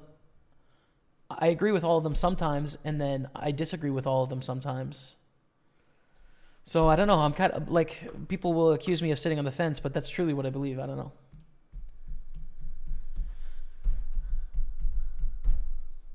New to your lives. Well, thanks for watching them, Alpin. Enjoyed a lot because you often explain your train of thought. A lot of streamers don't do that. So I've heard. I don't know what else I'd talk about. Raise 3-bet, 4-bet. We were going to go all in there, so it might have been the end of our days. Who knows? Pulled the 3-7. 29 of 33.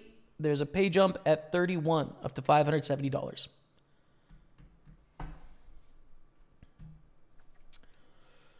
Have you gone to the new playground? I haven't. Tilting 987-654-3210. What do you think?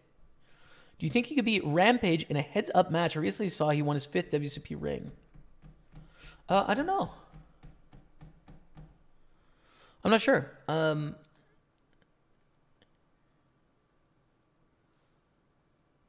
Probably not.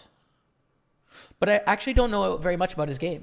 So, you know, I've seen him play some hands, and he's courageous in a lot of senses. But I don't know, like, how fundamentally sound he is because I haven't watched a lot. So, I mean, he's won and lost millions of dollars playing high stakes against some of the best. So, he probably has the edge, but it's not impossible that I would have an edge. It's not impossible. It depends on stacks too, right? Like the deeper we are, likely the more of an edge he has, because of cash games. So yeah, he probably has an edge, but I don't know. I'm not ruling out the possibility. Well,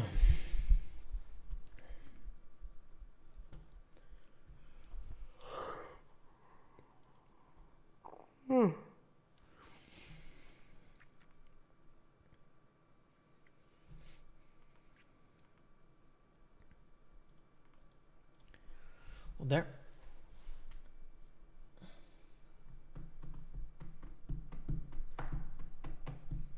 $458 on Twitch, $350 on YouTube, or it's $400 on YouTube.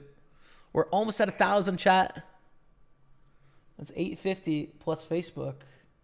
Oh, we're actually at 1,000 viewers. I mean, 980 or whatever. Pretty awesome. Thanks, everyone.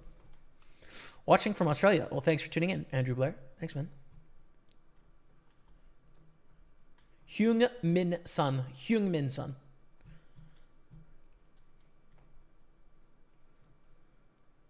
Thank you, Jason Bush from Wales. Thanks, man, for the kind words on YouTube.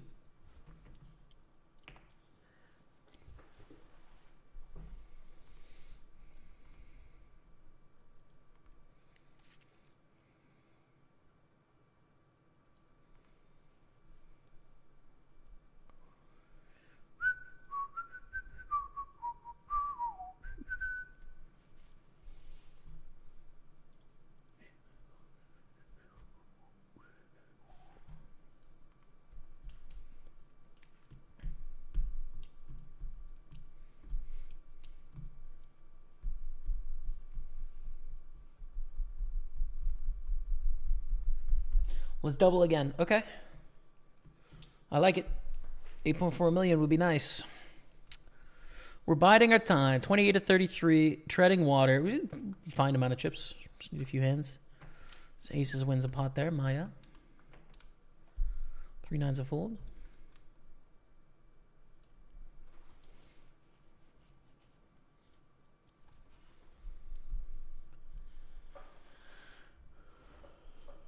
The Demon Dogs. Look up, yes.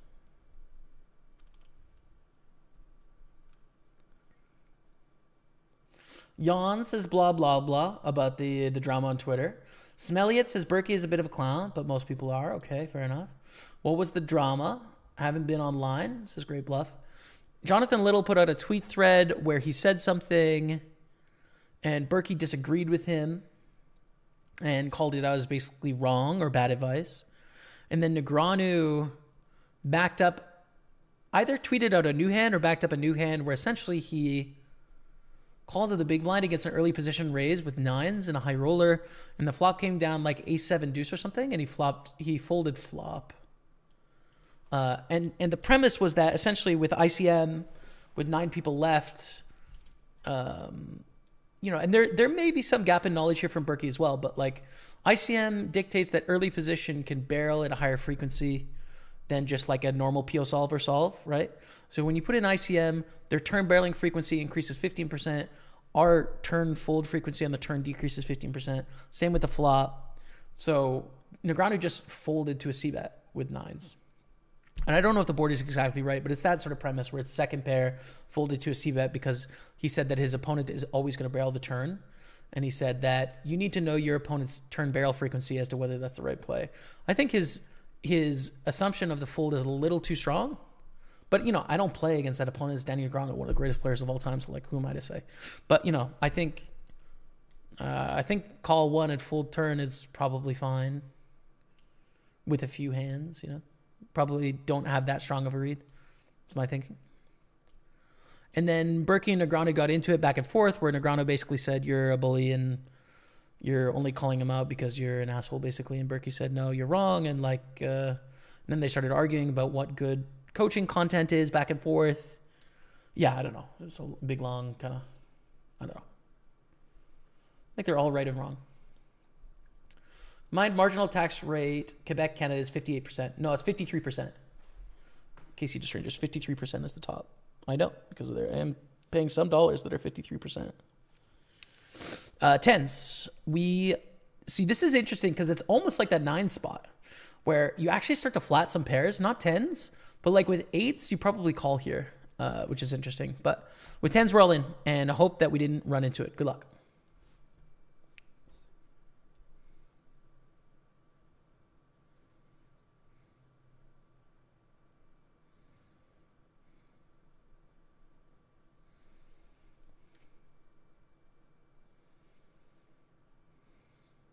Let's go.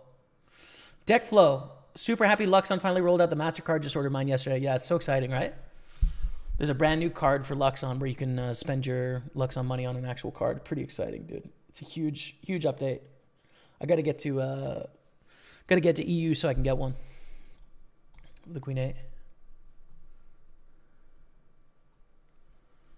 Shane, thank you, Jalea Ga. Thank you very much. Greeting from the Philippines. Thank you very much for catching the live viewers. Or the live stream. Okay, so 25 to 33. Great spot. 5.5 million. We're loving it. Raise from Maya. We're going to fold.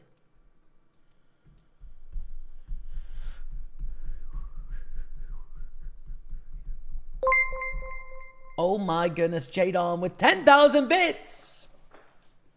Oh. I haven't seen a 10,000 bit bomb in honestly years. Thank you for the 10,000 bits, chat. That's $100, by the way. I really appreciate the support, J-Dom. Can we get some love in the chat, you guys, for that big time? Oh, sorry. That big time support on Twitch. Thank you, man. Very kind of you. Thanks for supporting what I've done big time over the last several years. You've been here 4 or 5 years, I think, now. Thanks, man. Big J-Dom, 100 bits. Thank you, man. Will you buy the Apple Vision Pro?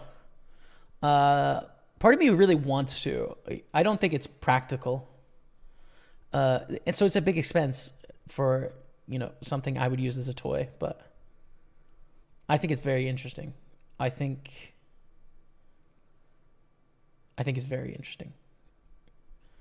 I think the future is really interesting as well. Okay. Best Australian accent go. 13, 14 of the stimp miter. Maybe a foot and a half outside left, Dotty. Beautiful day out here, Dotty. 13, 14 on the stem miter. That's all I got. Listen, that's all I got for the Aussies, man. Okay? Quick break. I'm going to grab a drink. You're watching Pokerstaples on Twitch. Chat, listen, we're 23 of 32, and it's 23 bands up top, man. 23 bands. Pokerstaples on Twitch, YouTube, and Facebook. Back in 5 minutes. We are on the bubble, but I think good enough hand, especially with this 87.50 bounty. If we lose an all-in, we can still survive. We're not the shortest stack, even if we lose an all-in here against Oh No. But hopefully they just fold, which is fine. They get it in, okay, let's win a pot. If not, well then let's find our way to make it into the money and let IRN pass to bust, you know, on the pure bubble here. Okay, we flop top pair, so not really bluffing anymore. Not that we were bluffing pre-flop, but like, you know, it's a strong range raising on the bubble and then calling a 3-bet. It's a pretty strong range here. Take it down. But we have a big stack raise. This is just a flat here. We don't want to risk it by getting it in pre on the bubble here. So we go 3 ways to the flop, which is fine. We're going to go for a small bet here.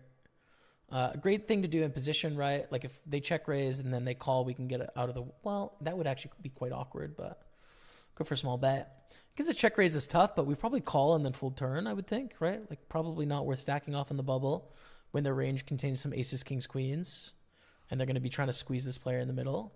So we do get check raise, we call, and then face the tough spot on the turn here, you know? I think that's fine. King in the turn. Makes it a lot easier. Pretty small, but yeah, I think we have to fold. Ace King's going to be a jam here. We are pure bubble risking it, but we do have the shortest stack of the big blind, which is a nice kind of bonus here. So the most likely to call us is actually shorter than us. We don't bust if we lose the all-in against them. Ace King, Queen 10. Hold it. Basically for the min cash here.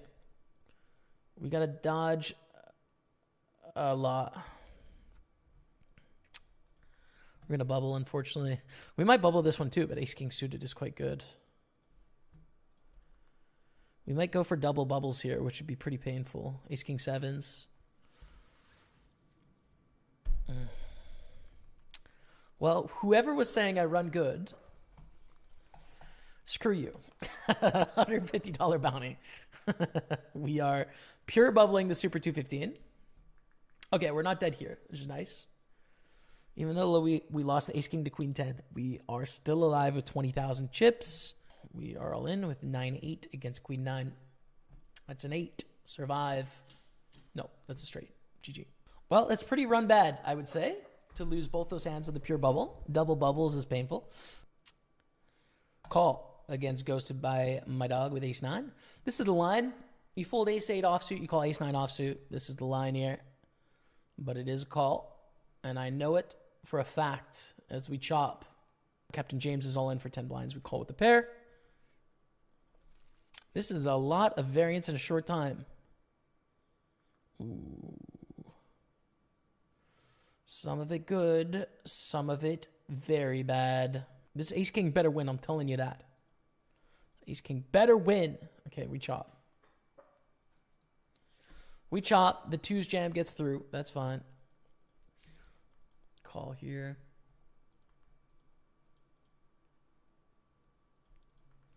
Ace Jack 2's.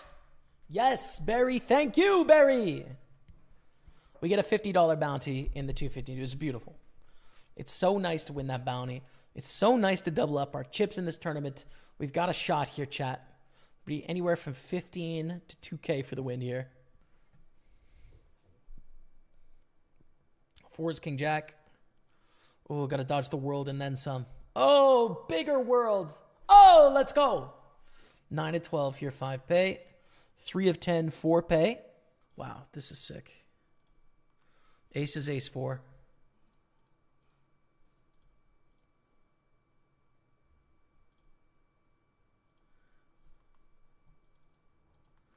We jam here for 19. We're back in real time, chat. What's going on? Running deep. Big time deep runs in the Grand Prix Winter Main Event. This had over 3,000 entries, and we're down to 32. It's a lot. It's a lot of action. Thank you all for being here. We have over 1,000 viewers, which is epic across the 3 streams. Thank you all so much for your support. And let's just win it, dude. Let's just win all the money. Why not? Why not us?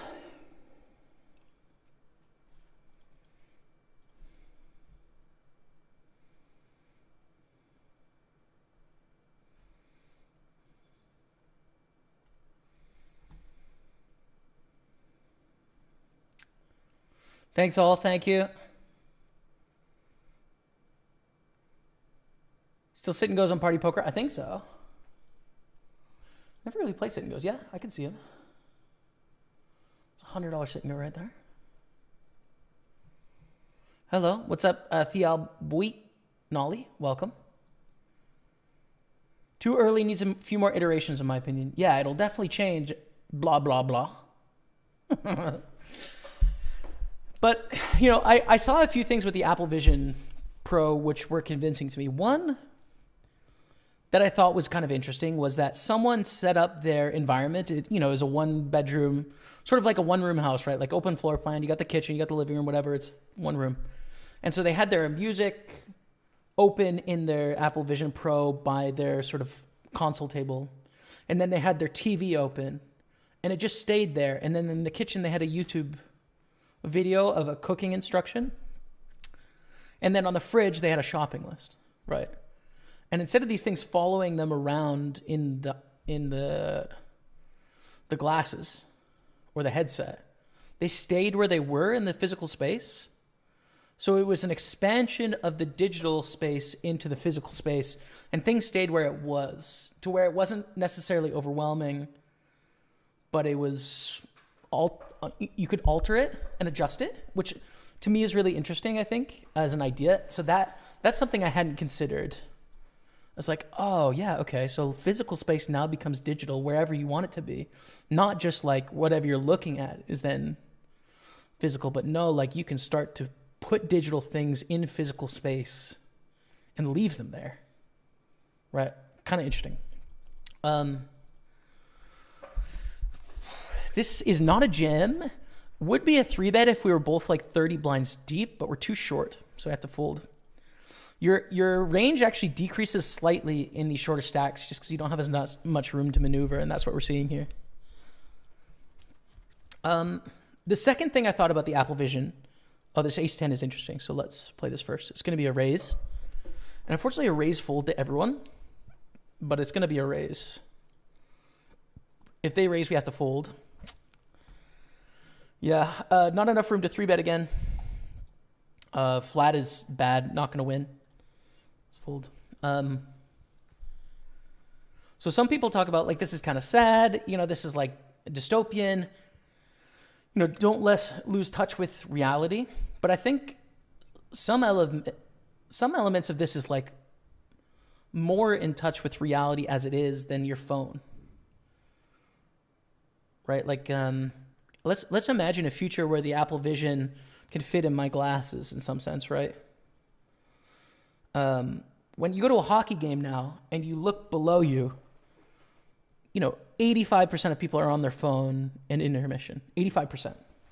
6 out of 7.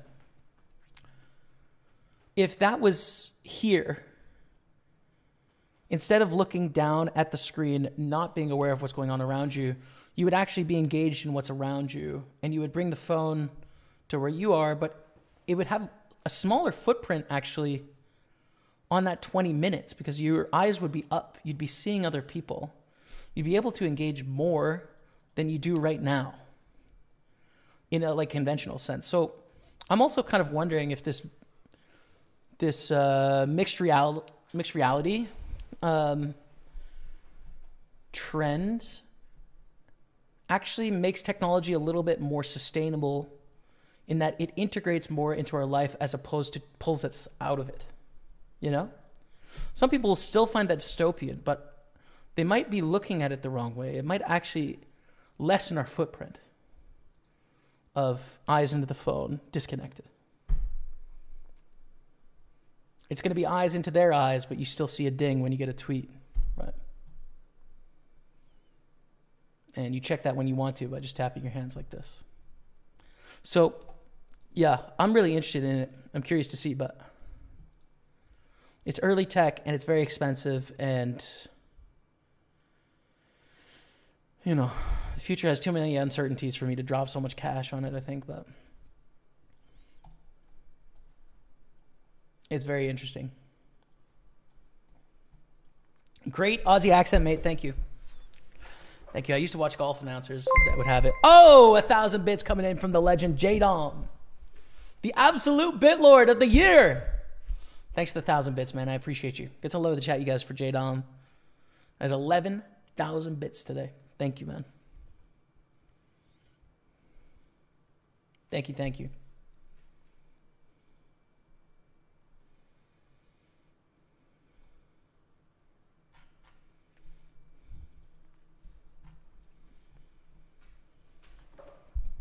If you won the WCB main event, this is a question on YouTube from Nuclear Space. Would you even be interested in playing at these stakes, or would you move over to high stakes cash games with a chunk? Well, this is like, I'm playing this 55 main event. PartyPoker is my main sponsor and partner. So, 55 is usually the smallest buy-in I play. I've played a bunch of 55s and 33s because I want to feature what it is we're doing, right? So even if I won the main event, I would still play this because I want to collaborate with my partner. I want to grow our poker site. I want to continue to sort of highlight what it is we're doing in the poker space. But like, I'm not playing this 55. Well, this is a bad example because I may win 24,000. That's a lot of money, right? But like when I registered it for the first time 3 weeks ago, maybe I make $20 every time I play it. But it takes 3 or 4 hours. Like, I'm not doing it for the money, right? I'm doing it to feature it and highlight it. So my average buy-in, if I could choose, would be like 300 probably. 300, 400 is where I would choose. But, it's nice to highlight and feature what it is we're doing here as a partnership. But, yeah.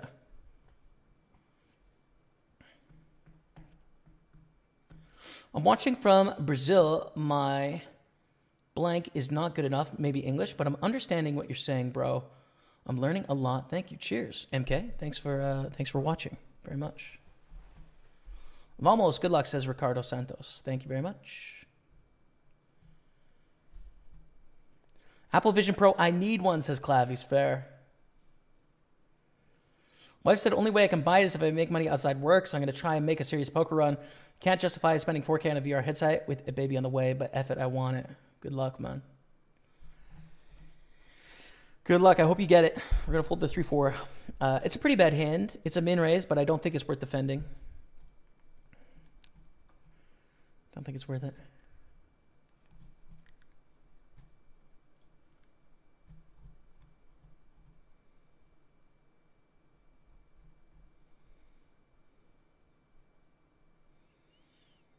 There's something interesting about being able to do work.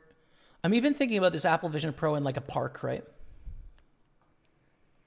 In that if you go to a park, and this is super weird right now, but would you rather do your emails on your laptop at a table, or if you could just do them by seeing them, but outside? Seems better. Now, King 3 is pretty close here. Jamming for 13.8 is not... Run.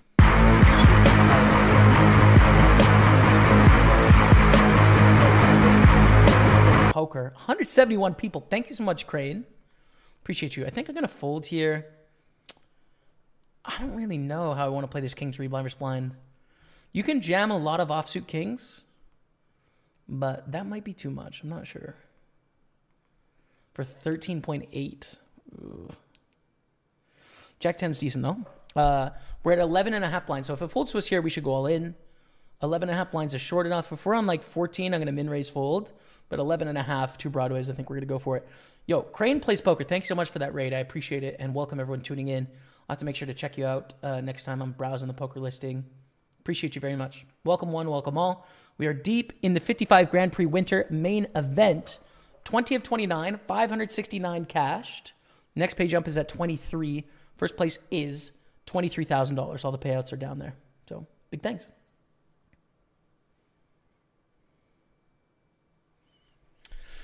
But Ivaco goes all in, so we can't do anything with their Jack 10. They've taken 3 spots from us, Ivaco. Maybe we would have busted all 3. We don't know. Oh, this is awkward too. So not going to be a jam. I think this is going to be a min raise fold, what they say. OptiBet Poker dropped the raid as well on Twitch. OptiBet, man. Thank you very much for the 30 people. Welcome everyone tuning in. Look at that, back-to-back raids, dude. Feeling the love on Twitch. We got over 1,000 viewers over the 3 streams. Thank you all so much.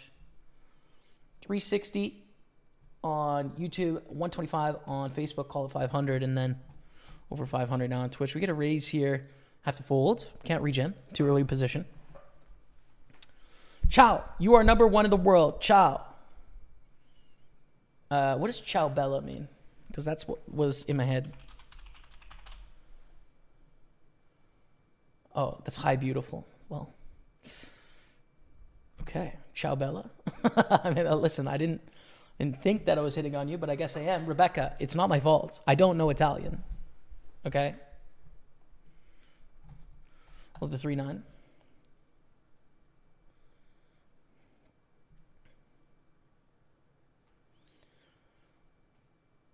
Matthew, I'm delighted for Little. Berkey made some rude comments to him on social media as if Little doesn't know how to coach properly. All right, there's Man of Straw's take on the situation. Wow, I actually caught him live. What's up, Malcolm Washer? Good to see you. Shout out to Staples Bros. Keep grinding. On it, brother. Cody Lent on YouTube. Thanks, man. I made a coffee, by the way, influencer. Enjoy the coffee, Rebecca. Yo, Ivico is just all in every hand, man.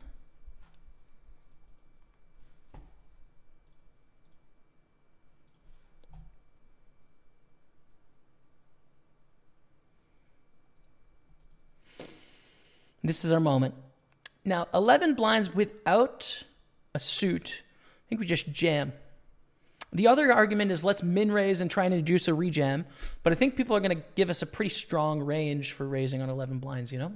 So I think we're going to go all in and hope to get a call from a worse hand. 27 left, 569 cash, ace king all in deep in the main event. Is it our time?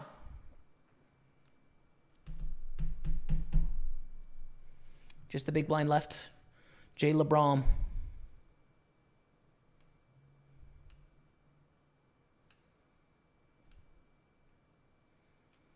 Ship it. Okay. Can I get my 200K back if you're going to cash? What are you talking about, PGD? What is this? Play 1-2 major tournaments in the 400, 600 range a year. And I've cashed the last 3 years with third place in a PLO LAPC tourney. Appreciate your content. That has helped tremendously. Cheers, man. Congrats on the success as well, G-Lang.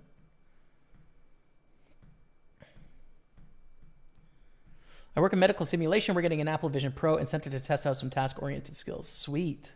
CG Mother, that's cool.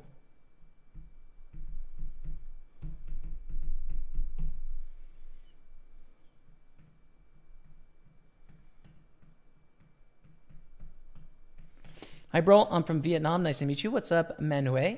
Welcome. Christian Humble, good luck and have fun. Idol from Philippines. Thank you very much. Thank you, thank you. King 9 offsuit. Folds. Yeah. Yeah, it's fold. Not good enough. On our 5.5 million, we're 2 off the final 3 tables. So it'll be final 3 tables at 24 players. And the pay jump at 23. And we are just treading water. I mean, we started today. I think we started today with 500,000. At one point, we were up to 8.5 million and chip leading with about 100 left. And, you know, we've just kind of trended down to like 4.5 million at one point. C-bet on an ace-king 7 board. And then turn was an ace, and we decided to shut down with our queen 10 suited. And that's kind of been it, you know? We've just been patient and waiting for our moments. 10-5s to fold. But hopefully we go on a run, we pick up a few hands, and we can take this to the final table. Hopefully. Interesting, the Apple Vision and putting digital items in physical space is what Pokemon Go really did. Yeah, true. Absolutely. I mean, the thing that is not so good about it in my mind is obviously it's like heavy and bulky and big. So that's the thing that will really improve things is when you can get, you know, when you can get 24 hours of battery life and it looks like a pair of glasses, which is probably, 20 years away. But I think it will change the world. Let's see. Who knows?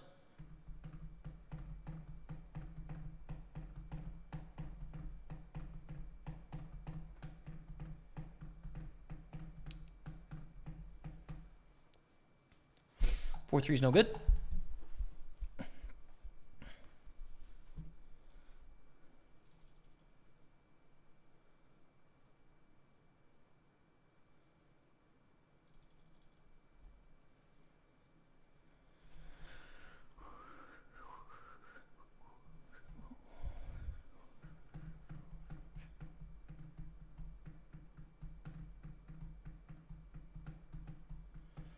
Random math, but I have seen you while watching travel videos for Costa Rica. Oh, true. Yeah. Is that a friend who runs the travel channel or family? Probably thinking of Kristen, a friend. She lived with us while we were in Costa Rica, in Tamarindo. So yeah, a friend. She used to run a poker company called Poker Refuges as well, which like relocated poker players around the world and stuff. Yeah, hope she's doing well. I haven't talked to her in a while, but.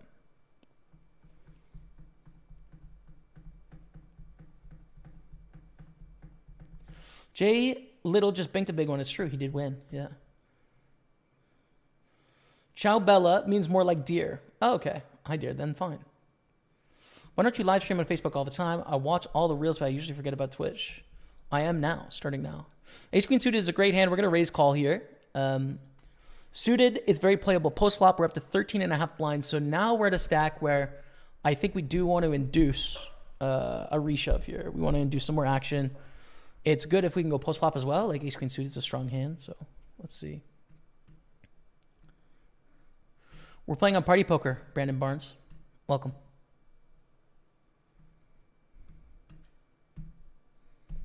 Down to 24. One off a little pay jump. The pay jump is $200. But we might not get it because we're going to be all in here against Maya, I think, who has 20 million. Let me just open up the other tables to see if I can't,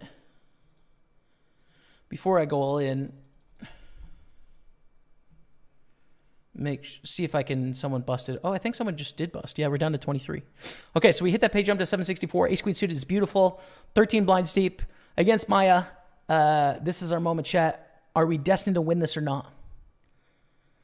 I'm nervous. But on the surface, he looks calm and ready to drop bombs.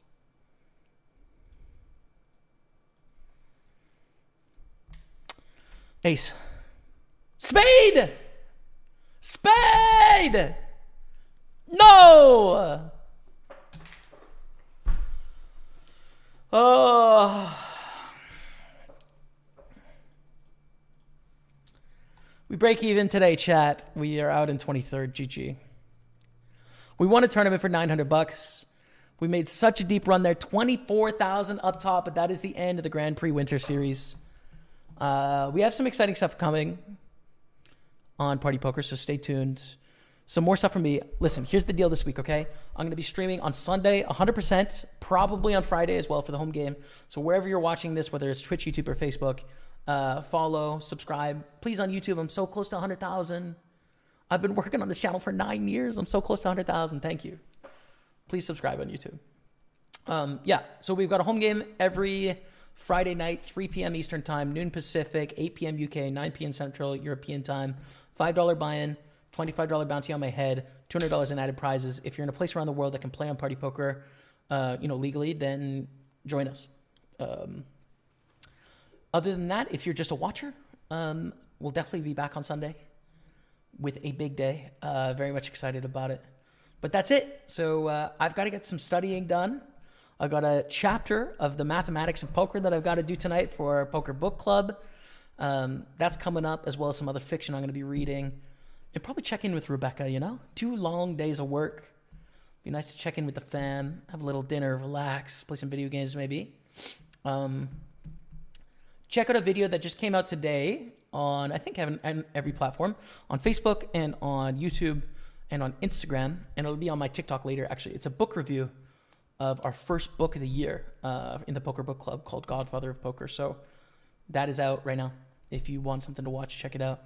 Big thanks to everyone that rated today. Matty Ice, OptiBet, Crane Plays Poker. Thanks for your support on Twitch.